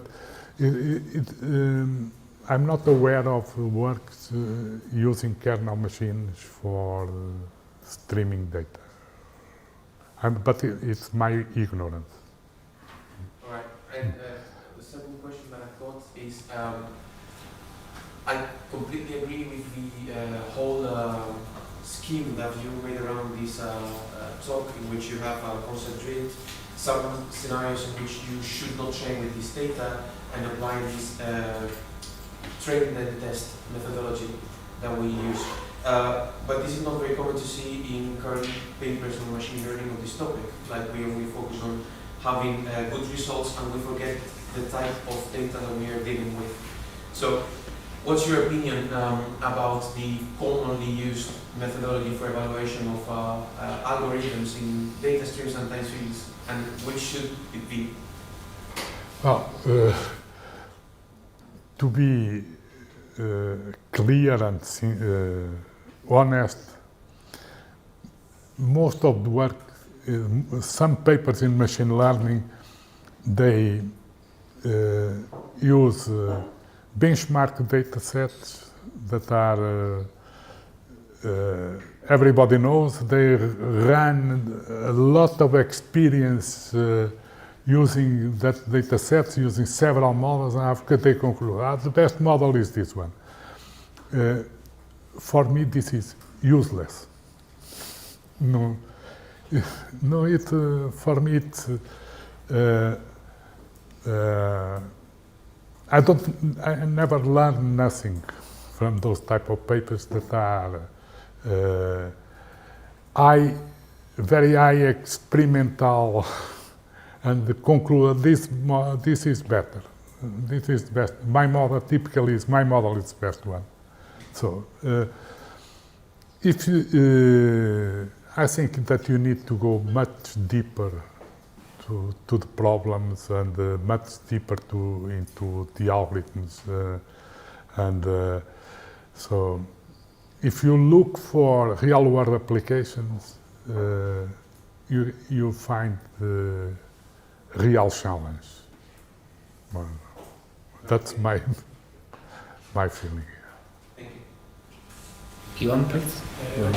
Thanks, Joao, for the presentation. I want to ask you about the.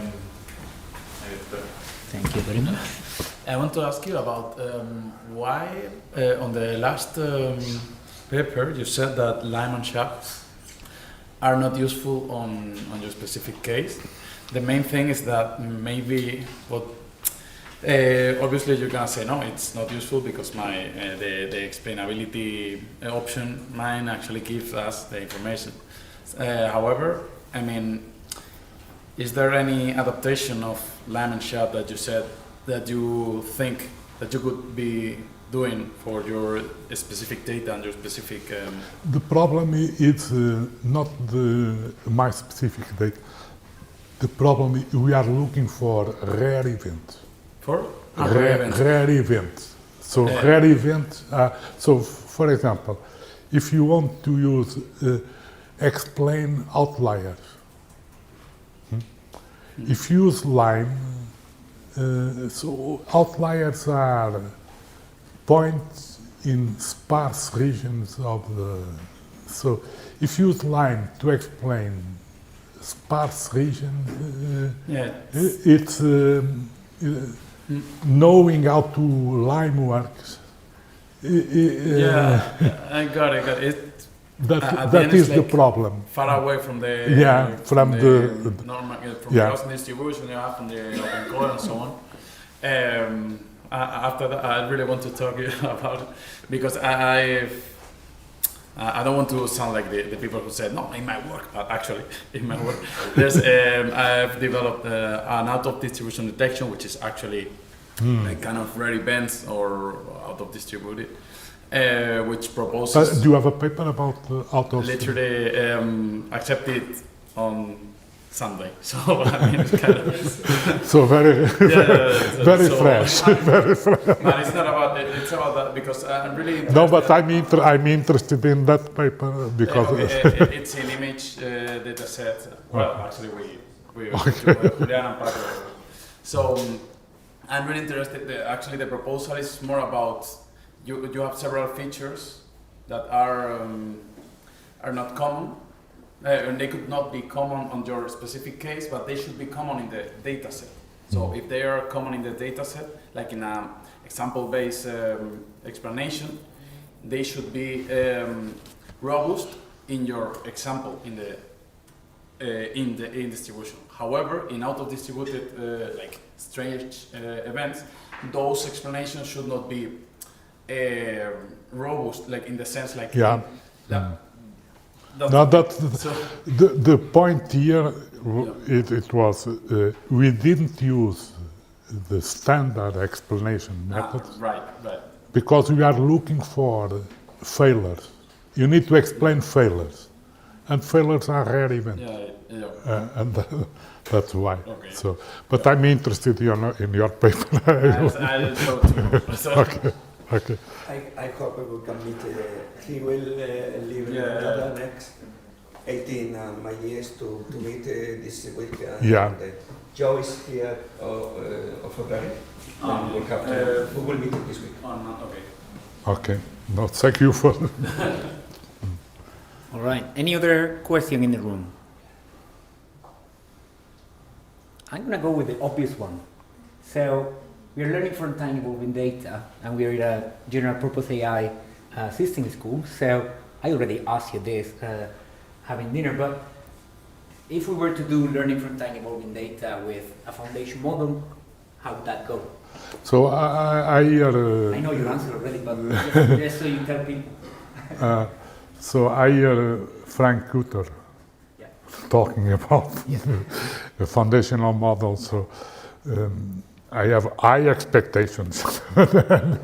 I will follow his papers. You have, I have seen, you have foundational models for time series? TAPFN also has. So I need to have a look in your papers. Not in my paper, but Frank, yes, definitely. Yeah. Cool. Right. Is there any other question? Carlos, please. Oh, yes. I am wondering if this kind of processes because a concept drift might be because the concept is changing, or because some noise, or because an event that will disappear in the future. And so I wonder if there should be a human intervention in all the concept drift detection, re-evaluation, and so. So we would like to, we are working on explaining conceptually. When you trigger with signal a drift, we are working on explaining why the change happened, and that will be relevant for human interventions. Yeah, I think this where humans should intervene, because we must to know why these concepts are changing. Yeah, so change detection,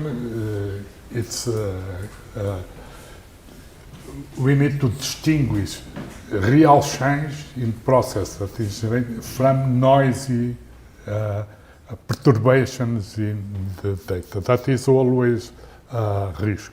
So it's why we use in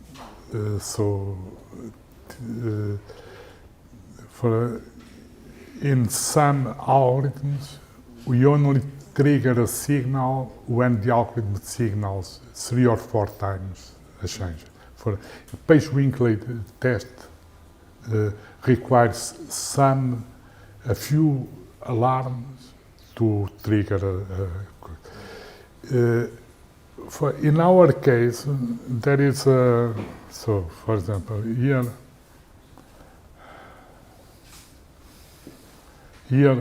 so we signal an alarm when the construction error of the autoencoder is high.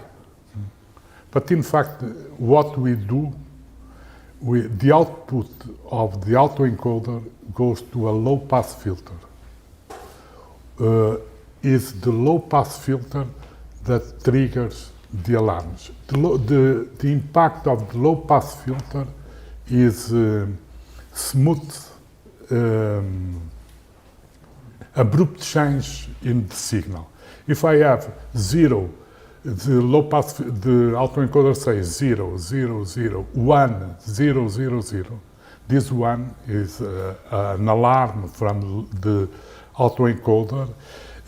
We cannot trust, because it's not, the train is not possible to be normal, an alarm. If the concept drifts so slowly that it can happen.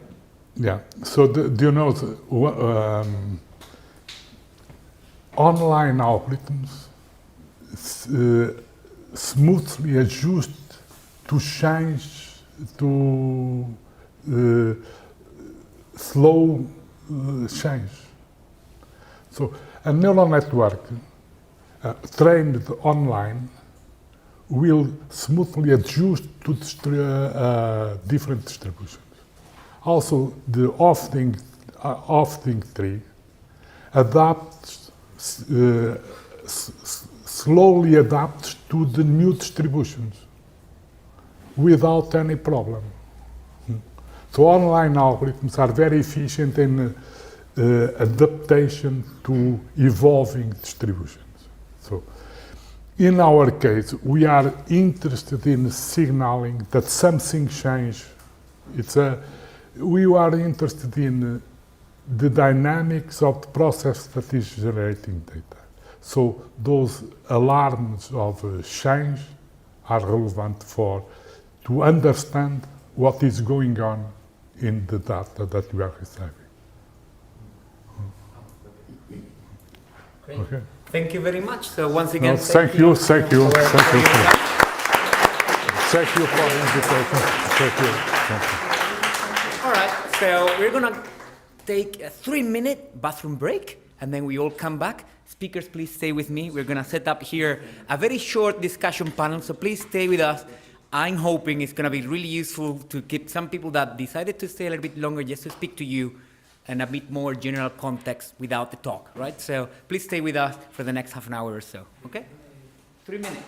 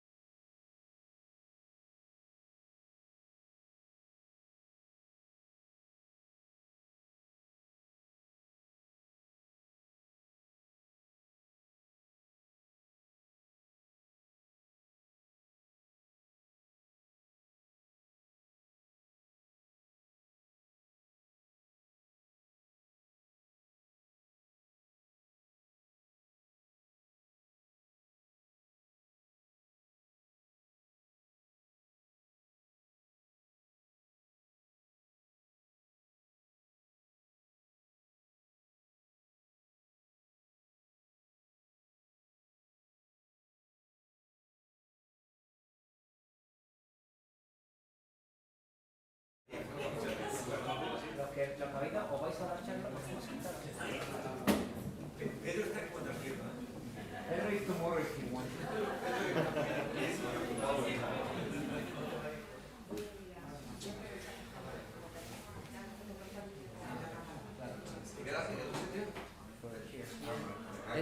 El sitio para ti, no, el sitio yo te lo he reservado con todo mi cariño.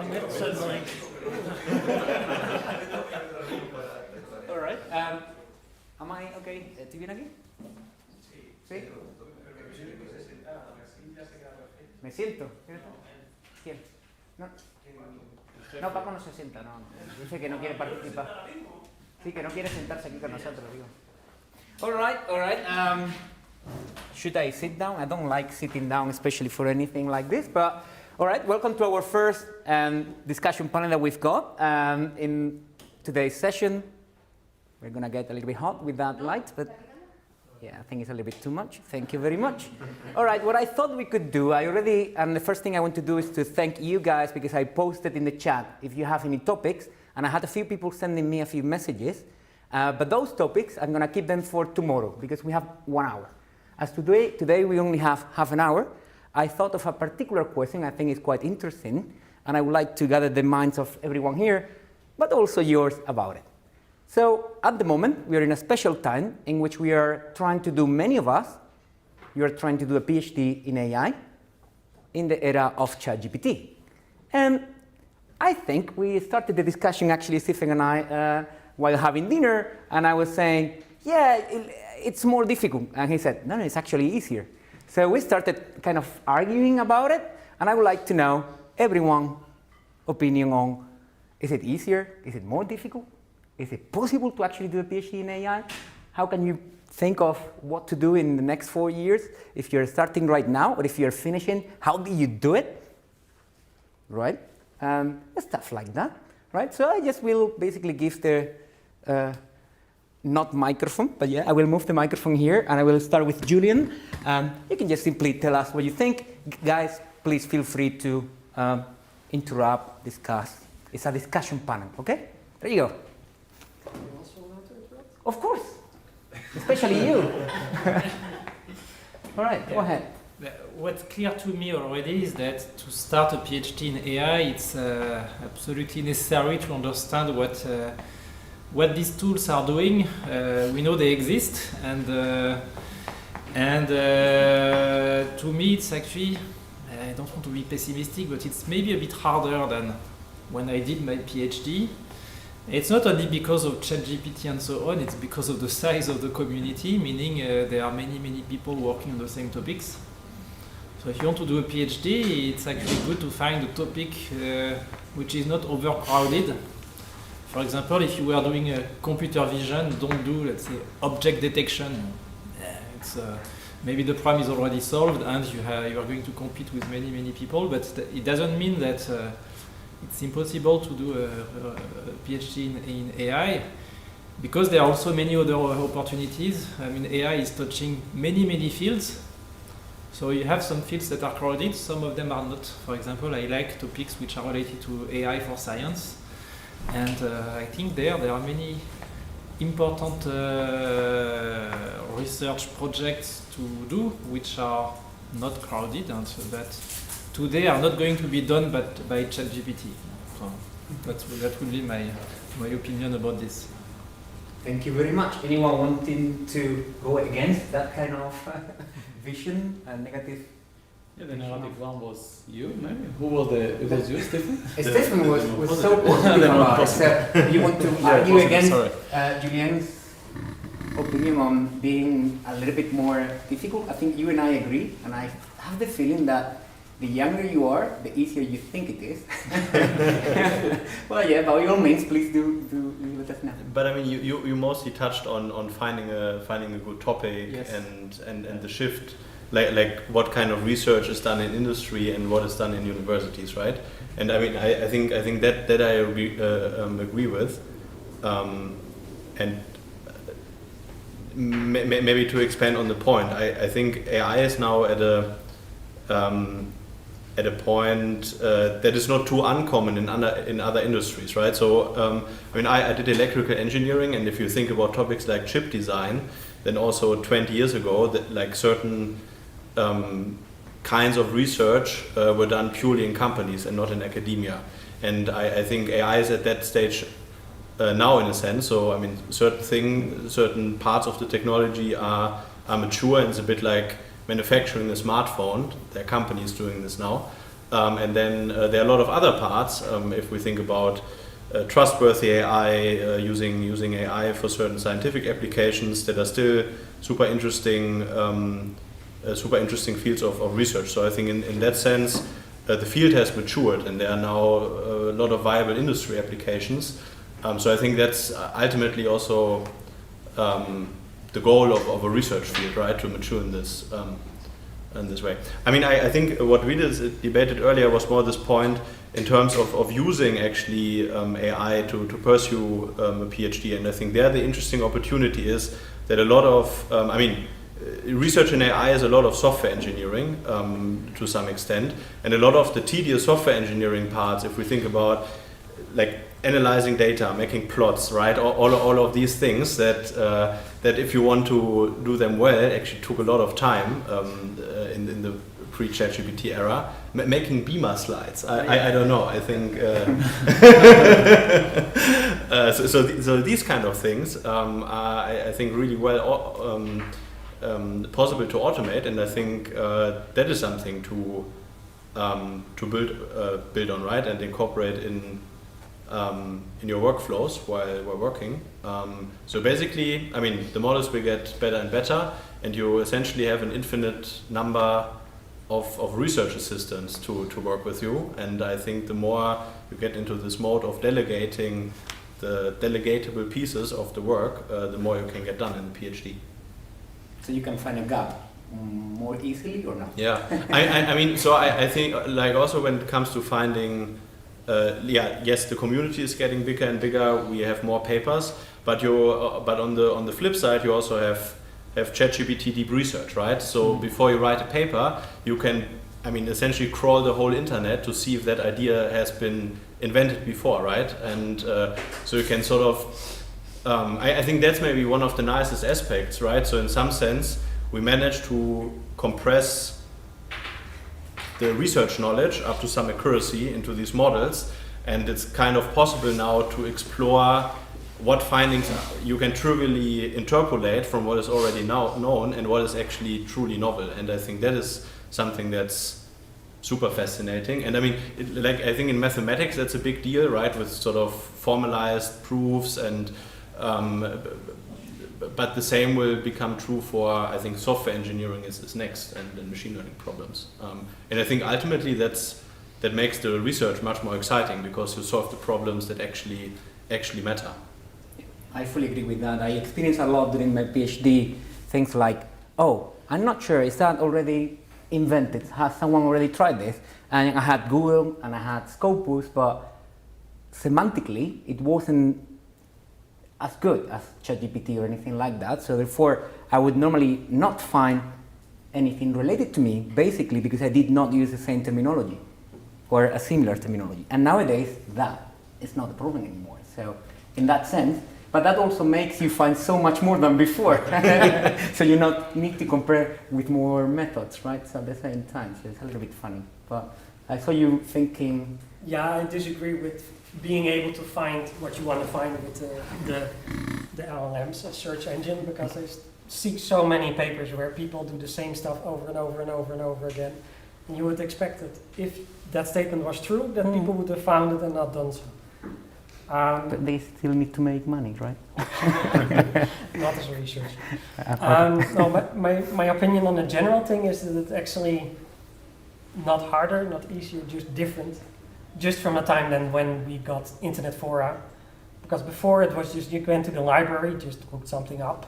Then you got the internet, you have some random forum where you post your question and hope somebody answers. And now, instead of, we just put our question to the LLM and it answers. So in a certain sense, we have just compressed the time needed. And that means, like, on the one hand, you get your results quicker, but because the other people also have it, it's just the bar that gets raised. Which is good for the field. Which is good for humanity in general. Yes. Supposedly, yeah.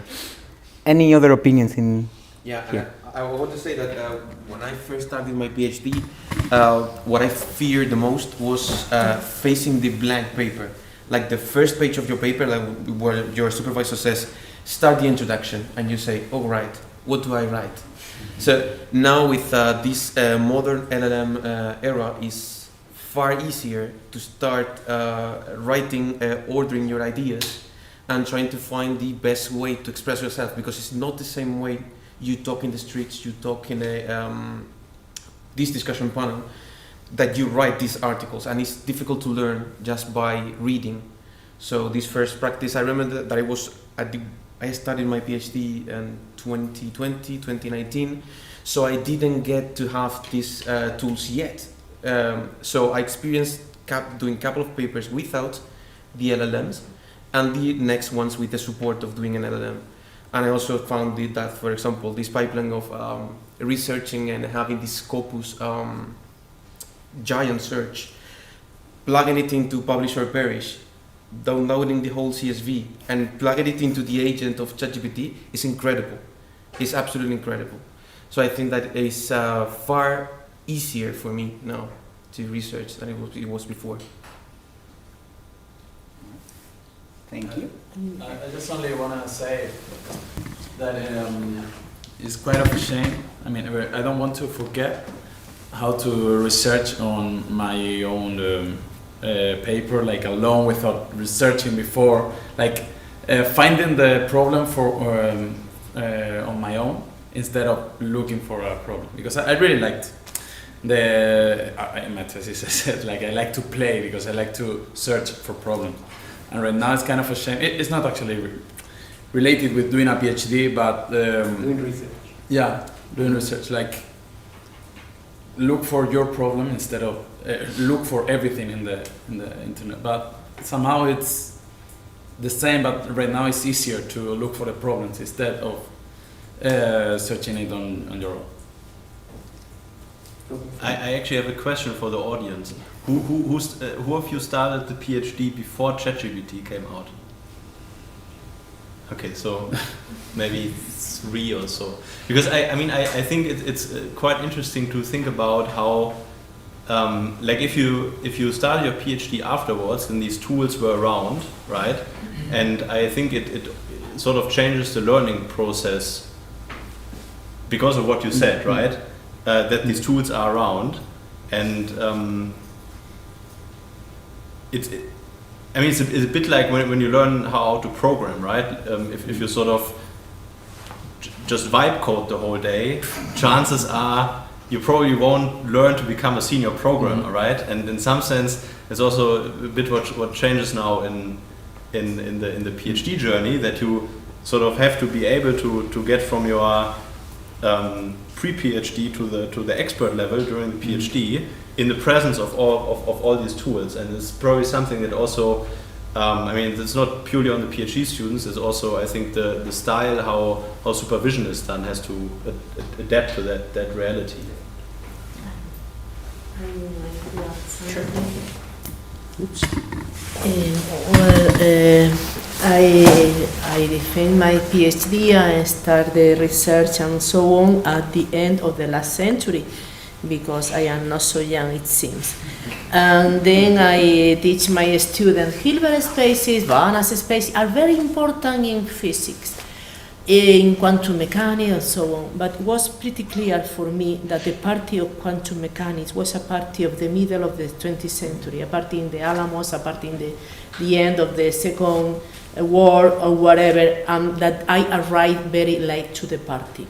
To arrive very late to the party means that the science was worrying, that I was teaching things and doing researching things without to make clear what happened with applications. At the end of my life, when I thought that this was like a cemetery, so nothing happens there, then I discovered that in computer science, in machine learning, there are so many Banach spaces, so many theories, So the message that I like to translate here is that now we are on the party. The party is taking place now. So now to do research is very amusing because a lot of things are happening. You are in the history, in the middle of the history. So from this point of view, to do research now, I think that is amusing. Different things is to think what career to choose, to do research or not, to companies or whatever. This is a different task. But right now, from the point of view of doing research, now is a good time to do research. Research is very demanding, very, very demanding. So this is a decision that you have to take in this moment because it's not impossible to leave research and then to go back with 40 years and try to do something. But it's hard. So the moment is now. What is the way? What is the way? I encourage to try something. So let's go and be a party planner, no? Ramila, please. I think you all raised such good points with regards to the impact of AI and doing a PhD or using it for research.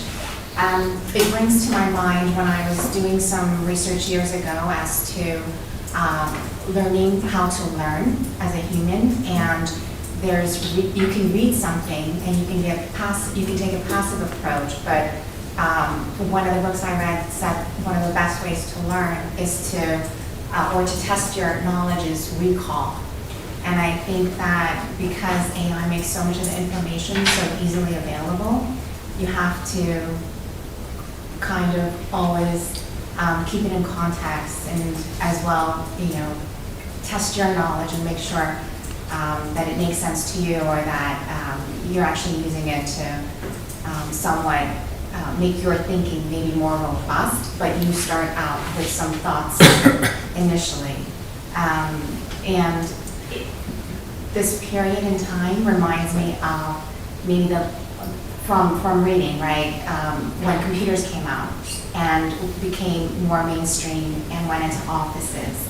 And then the division became greater between the people who knew how to use computers and people who didn't use computers. And I think AI does that exponentially now. And there will be a distinction between people who can use AI well and not just to use it to do their jobs, but to then sense check it critically with their domain expertise, and then people who will just be consumers of AI and just interacting with it through an LLM interface. So, yeah. Thank you very much. Anyone wants to follow up on Ramila's point? Yeah, I was thinking about the learning process because that is pretty interesting. I remember once that I was studying I think it was a statistic derived equation, and the author just said, I passed from this equation to this other equation, and nothing was in between. And then I said, well, what's in between? And I started to figure out where were these steps that he followed on it. And I think I just write a whole paper about all this process. And now I find myself doing the same with these LLMs, and it's far easier for us to understand and to learn, at least for me, because I can actually do the step-by-step process, doing it by myself with the help of the LLM.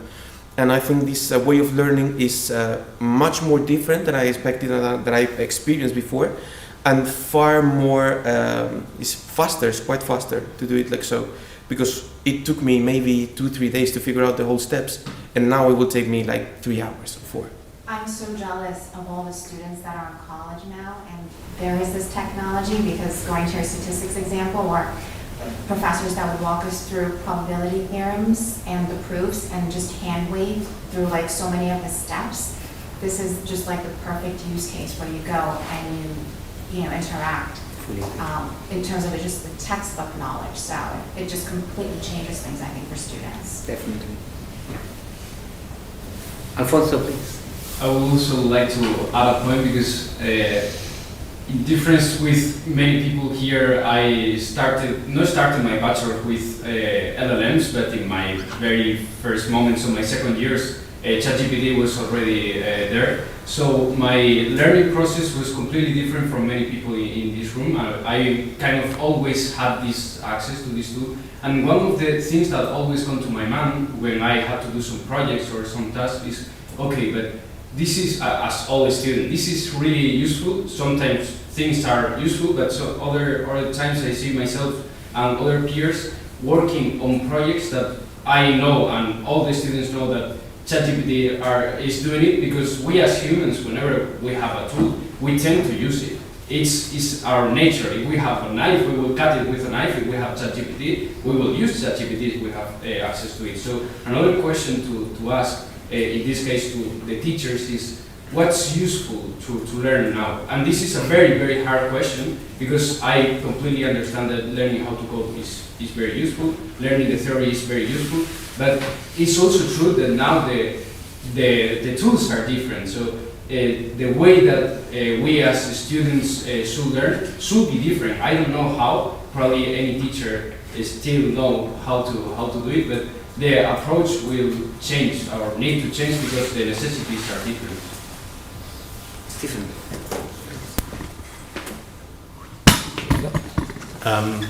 Partially agree and I partially disagree. Or actually, I'm not fully sure. Maybe we're in agreement. So I would say the end point where you want to land is roughly the same. So if you do software engineering as the example, I mean, in the end, even if you heavily use LLMs, what's the skill you really need? Yeah, I mean, you need to break down a problem.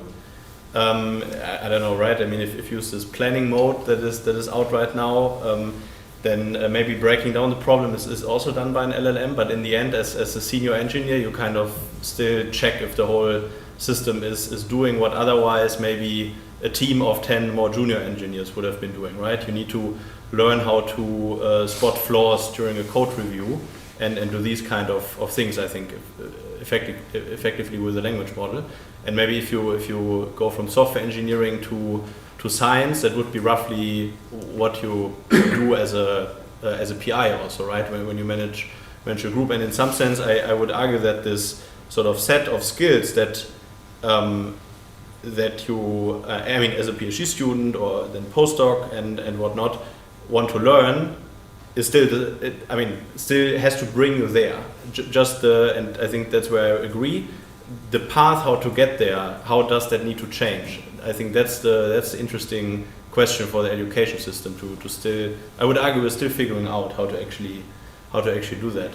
But I think in general the fact that there are all these ideas about AI scientists and we sort of replace the whole research process. Arguably what you can already do is have an AI sort of research assistant, right, or an AI junior developer. But then it still takes the senior person to supervise the system, and I think that is probably one of the most essential skills that we will also still keep doing as scientists, and I don't see that going away anytime soon. Tim. Just to build off that, do you not worry that obviously the skills you need to be, let's say, a senior developer, you acquire as you progress from being junior, senior, or whatever?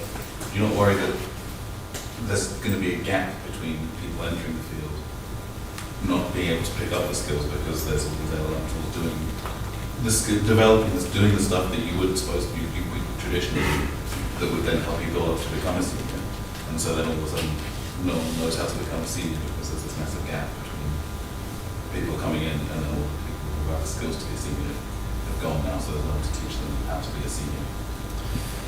Can I? Sure. So,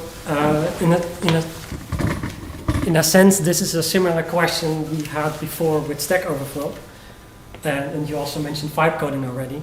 Like, when you first get into programming, one of the first things you do, okay, the teacher says, okay, this is how we write a for loop or something, and then if something breaks, you throw it into Google, and then you land on the Stack Overflow paste that in your code, and then see what breaks next. This is how we used to do it, and now it's just, instead of throwing it in Stack Overflow, it's you throw it in an LLM. In a certain sense, I would even argue this, that there's no fundamental change has happened. Just that instead of a random form we have, we have now an LLM which is trained on a random form and has the same information. But there's still the issue of knowing what problems to solve and that stuff, which are the skills that the LLM doesn't have. Right? Someone has to direct it, and you have to know how to direct it and what you're trying to achieve. Yes, but that was the same if you were going to do your Google search, right? For Stack Overflow. But that's the whole point, is that if you're doing the Google search, you're being directed and someone's helping you get to understand how to break down the problems to actually solve the bigger problem. The LLM's good at doing the little bits, but exactly. How are people going to learn to get to step up to the next level? I mean, I think like a similar argument you could do with math education, right, and calculators. I think the thing that really changed is that the tool we now have is super powerful, can do writing and do problem solving at a higher level. And I mean, I think so. I totally agree that this problem how to bring people from the novice to the expert level, while you always have these tools available, in my opinion, is one of the biggest educational challenges that we have to solve in the next 10 years, right? It goes from primary school up to PhD education, and this phenomenon of skill skipping, basically, right? That if you don't, and I guess that's the solution you hint to, because I would argue that this kind of Stack Overflow coding, that's not necessarily how good programmers became good programmers, right? Everybody started that way, but at a certain point, you know, like, okay, I just can write it myself. Yeah, but all programmers do the same. Yeah. But I think the difference is that like people who became good at programming also solved sort of sub problems themselves and didn't do this sort of Stack Overflow vibe coding to grow up. I would argue that you start with all problems doing that way, and slowly start doing more yourself and less with Stack Overflow. And we have to guide students in how to do it with LLM so that they can still be in control. I agree. I think Juan wants to participate first. I would like to bring to the table another point of view. I will say that the problem is a matter of scale.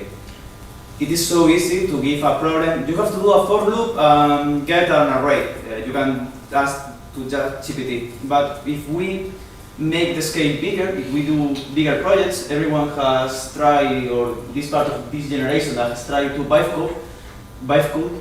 When you do that and you get bigger problems, you are in places where you cannot solve that with vibe coding. So you acquire the skill not working with studying samples or things that can be quite simple. For example, the IRIS dataset, that it is the primordial example of data scientists. That is a toy example, but what if we give the students a bigger problem? They will need to understand what is the fundamentals, because ChatGPT will fail in that. And I think humans learn when they solve problems and they make mistakes. So if with toy examples that is the problem right now, we are solving and not taking account that problems, we only have to make things more difficult. And that is my point of view, that students will learn only if we make them to assess challenges that they will have to work it on it. Anyone want to reply to Juan? I think that the change is like the binary or quantum, so it's the same approach with much more complexity. I think that before ChatGPT or whatever, the researchers were alone or were working with colleagues, and now what happens is that you yourself, you have like a colleague, ChatGPT, who know a lot, but it's not totally, you cannot be confident of him because you cannot trust on him completely. But you are not alone, so you are a couple, and this couple know a lot of things, save you a lot of time, because in former time to check little details, whatever, you spend 1 month, 2 months. Even to contact to one editor, you write a letter by hand, put a stamp, send the correspondent, and then the editor answer you. So now things are faster, and you are not alone, you are a copilot in your car. So this means that can do better things, but your knowledge, computer never will replace. So the research, I think that will be more complex, more fast, more more complex in a sense, because you multiply your power not by 2, but just by a half, I think. Paco, you wanted to... I would like, I have a question for you.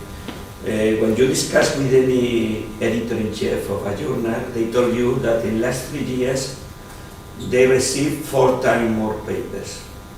I have one example very near, with friends that received 2,000 papers 3 years ago. Now he received more than 8,000 papers.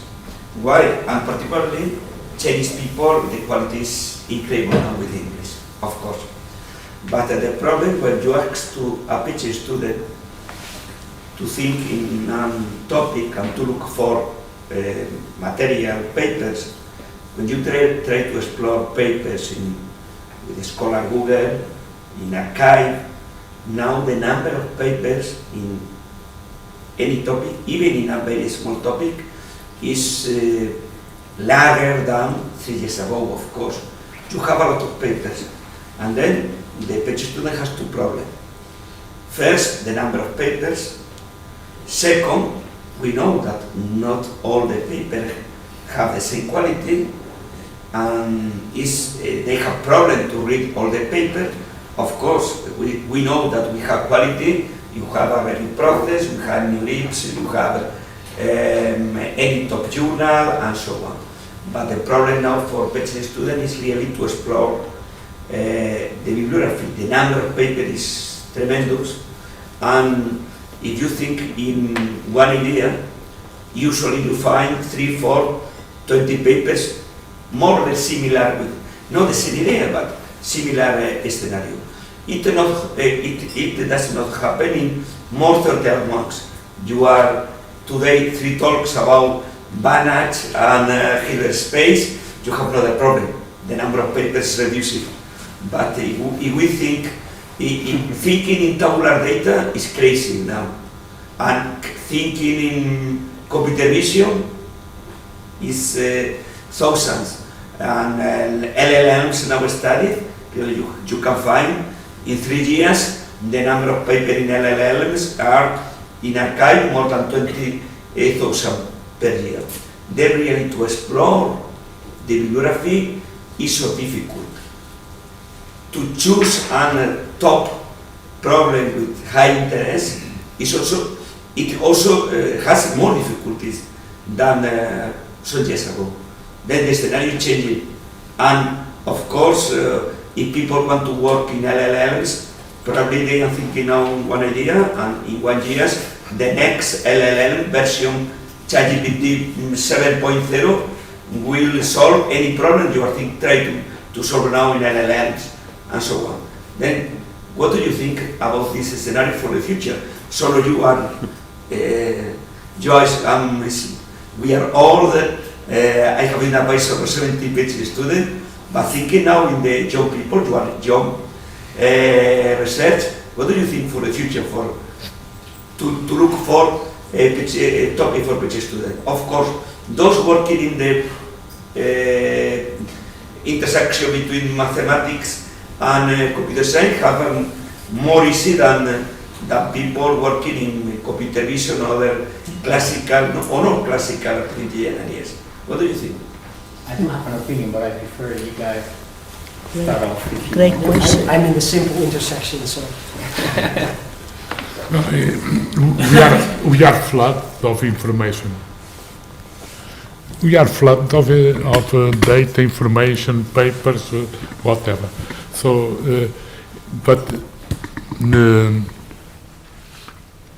I think ChatGPT and all those, there are several tools to help researchers nowadays to select information and restrict a big skill that will be more and more important is the ability to think in abstract way, and that will help to formalize problems and identify gaps in the literature and to elaborate a PhD thesis.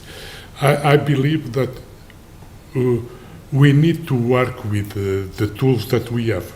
So we need to work with ChatGPT and all the other tools that help to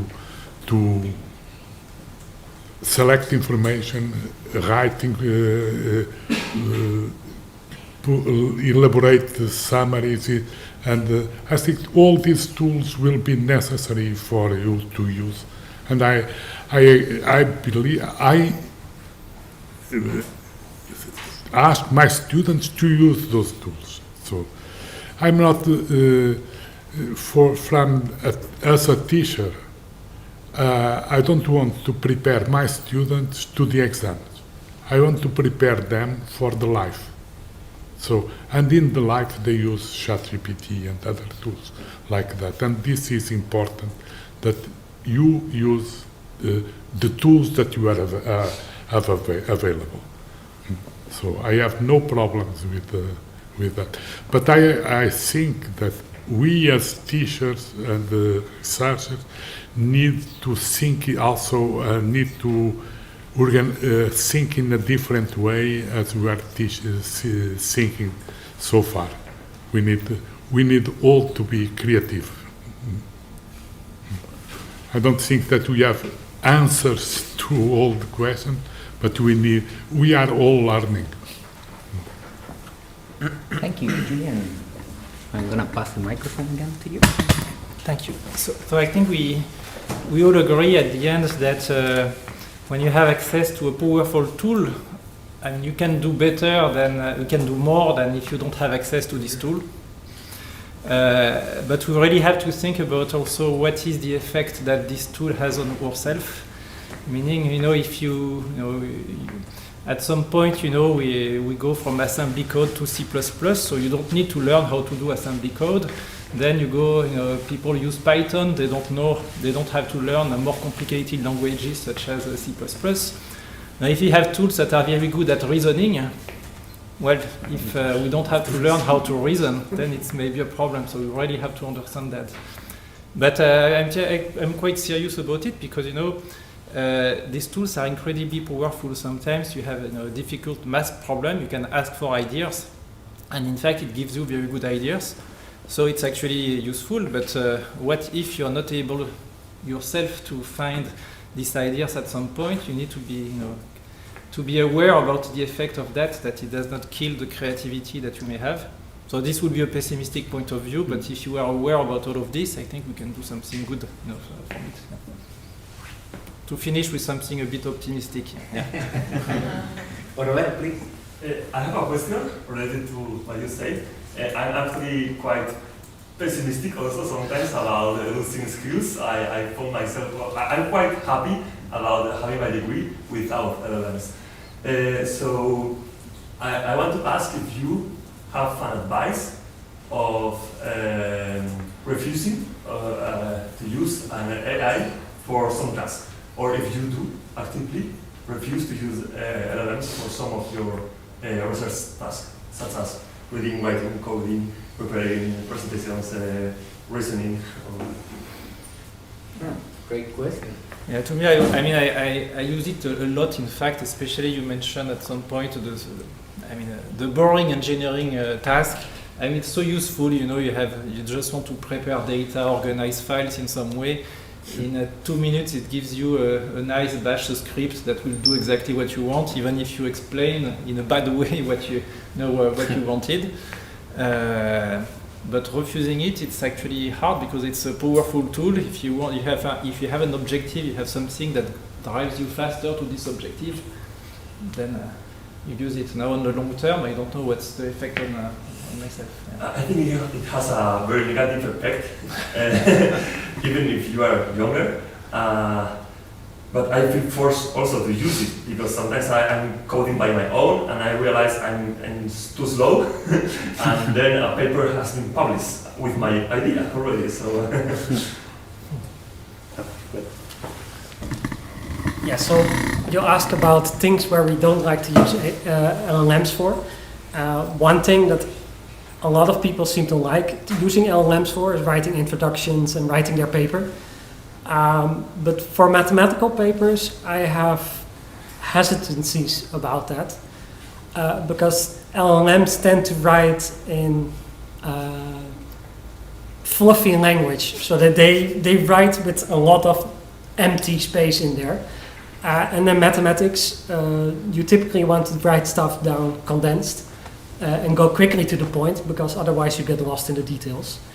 And I've noticed that, at least when I was trying to come up with a prompt or something, writing for a paper for mine, that it gave results that I wasn't happy about. So I tend to write my papers without ChatGPT, simply because I don't like the writing it gives for the mathematics. And if it changes one formula, it typically does so wrongly. And then, you can't have mistakes in the papers. Nice to know that that shifts between human intelligence and IA, but I'm more interested about the topics that the argument is not IA is not good enough. I want to know topics that you know that IA will or already is good enough, and you refuse to use it to train your brain. I maybe I have a meta comment about that, if I may. I think the sort of learning on the job is, I think, something that will go away, right? I think the distinction between you want to complete a task and you use AI as much as possible, versus you want to learn something that will become a very active thing. I mean, at least if you narrow it down, right? I mean, if you have some kind of problem domain where you can perfectly solve the problem up to some quality level with AI, I mean, it takes effort, like active effort, to say, okay, I will use the tool now less to actually learn how to do it properly myself. I think that is something that simply changed in that regard, right? Otherwise, I mean, to answer the question before, I fully agree. I think writing is one of the maybe excluded in your question, right? Because I would argue that humans are still quite good at writing. In some sense, that's like the core tenet of how we communicate as scientists, right? It's like the highest cognitive task that we can perform. I also don't see that being automated away fully anytime soon, to be honest, right? I think what's nice is you get to a good baseline with very little effort. So that I think it should raise the overall bar, actually, what we expect of a paper. And now the question is how much can you beat that baseline level? Yeah.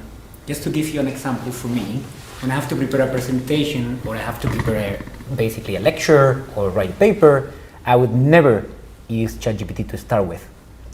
I have an idea, I think about it, and then I throw it at ChatGPT to get help and to do it faster, sure, but never the actual sequence of events I want to tell in my intro, for example, or in my lecture or in my slides, because that is the only thing that really comes from me, right? A different thing is the way to get there is so much faster now, sure. So I don't use it for that idea. You could, but probably it's going to be real bad, at least in my opinion. Guys, we wanted to go for half an hour. I actually had a follow-up question. I'm going to throw it just because there are a couple of people here who's got really great experience in doing so. So the follow-up question was, obviously, to get a PhD, what do we need to do? Publishing, right? And we are in AI.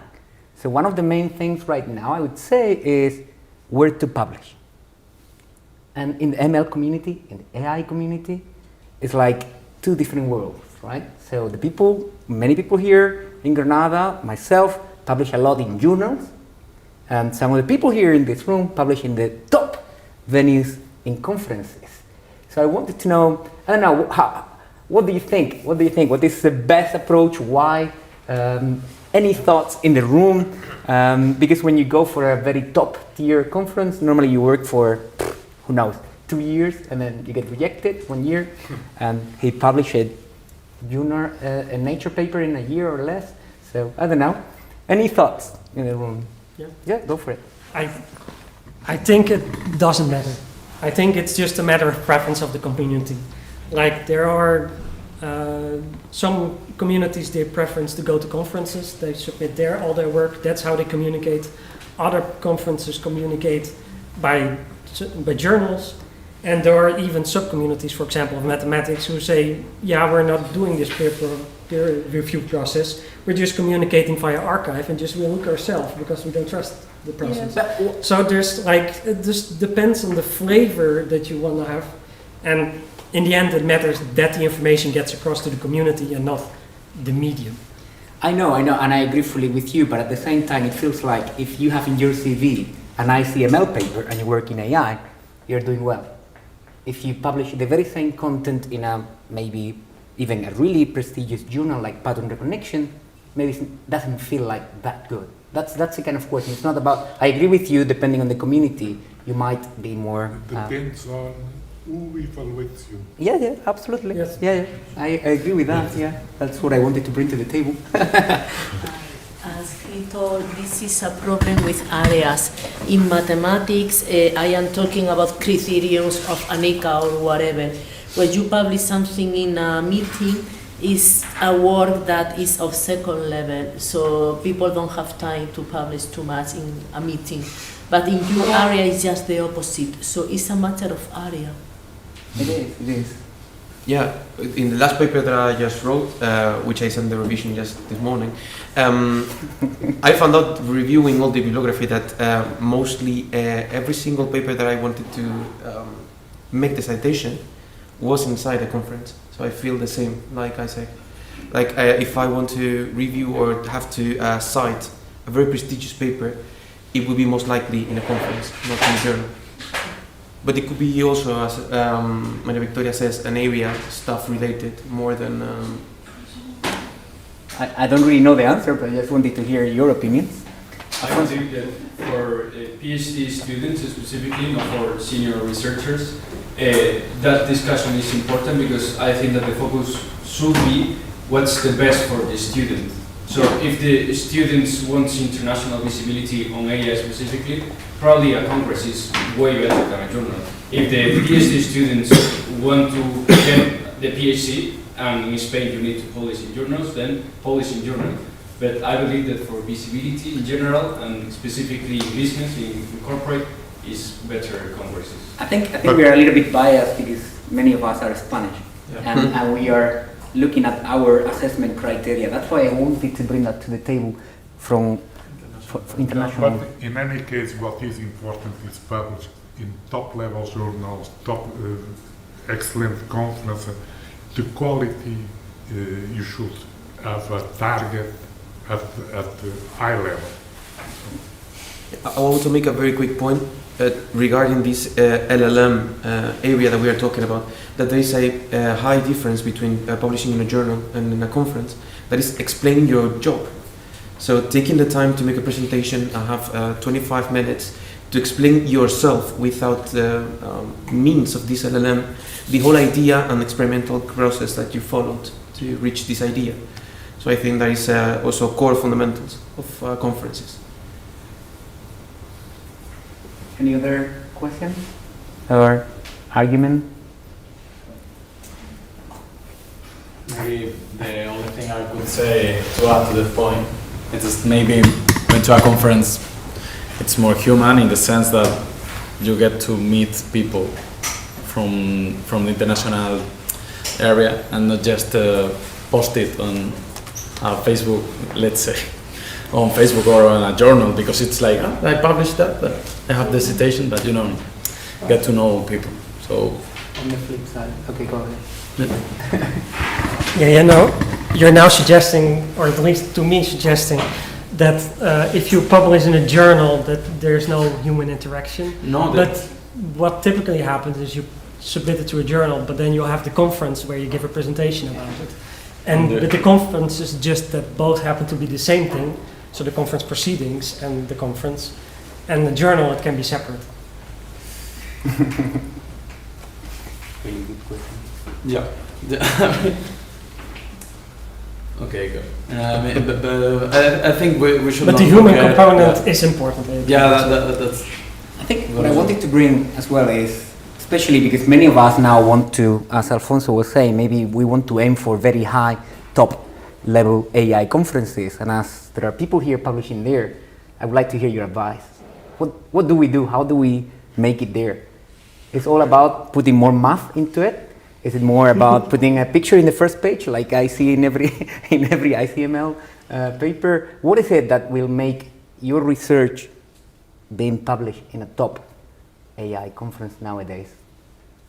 Or very top journal, like Nature, like Science is, or anything like that? To have a good idea is important. I believe that one is a little bit important, but assuming that the idea is good enough, then what is next? And you need to communicate. And, but we have ChatGPT that can communicate better for us, right? So it's not the arguments. You need to work in the arguments.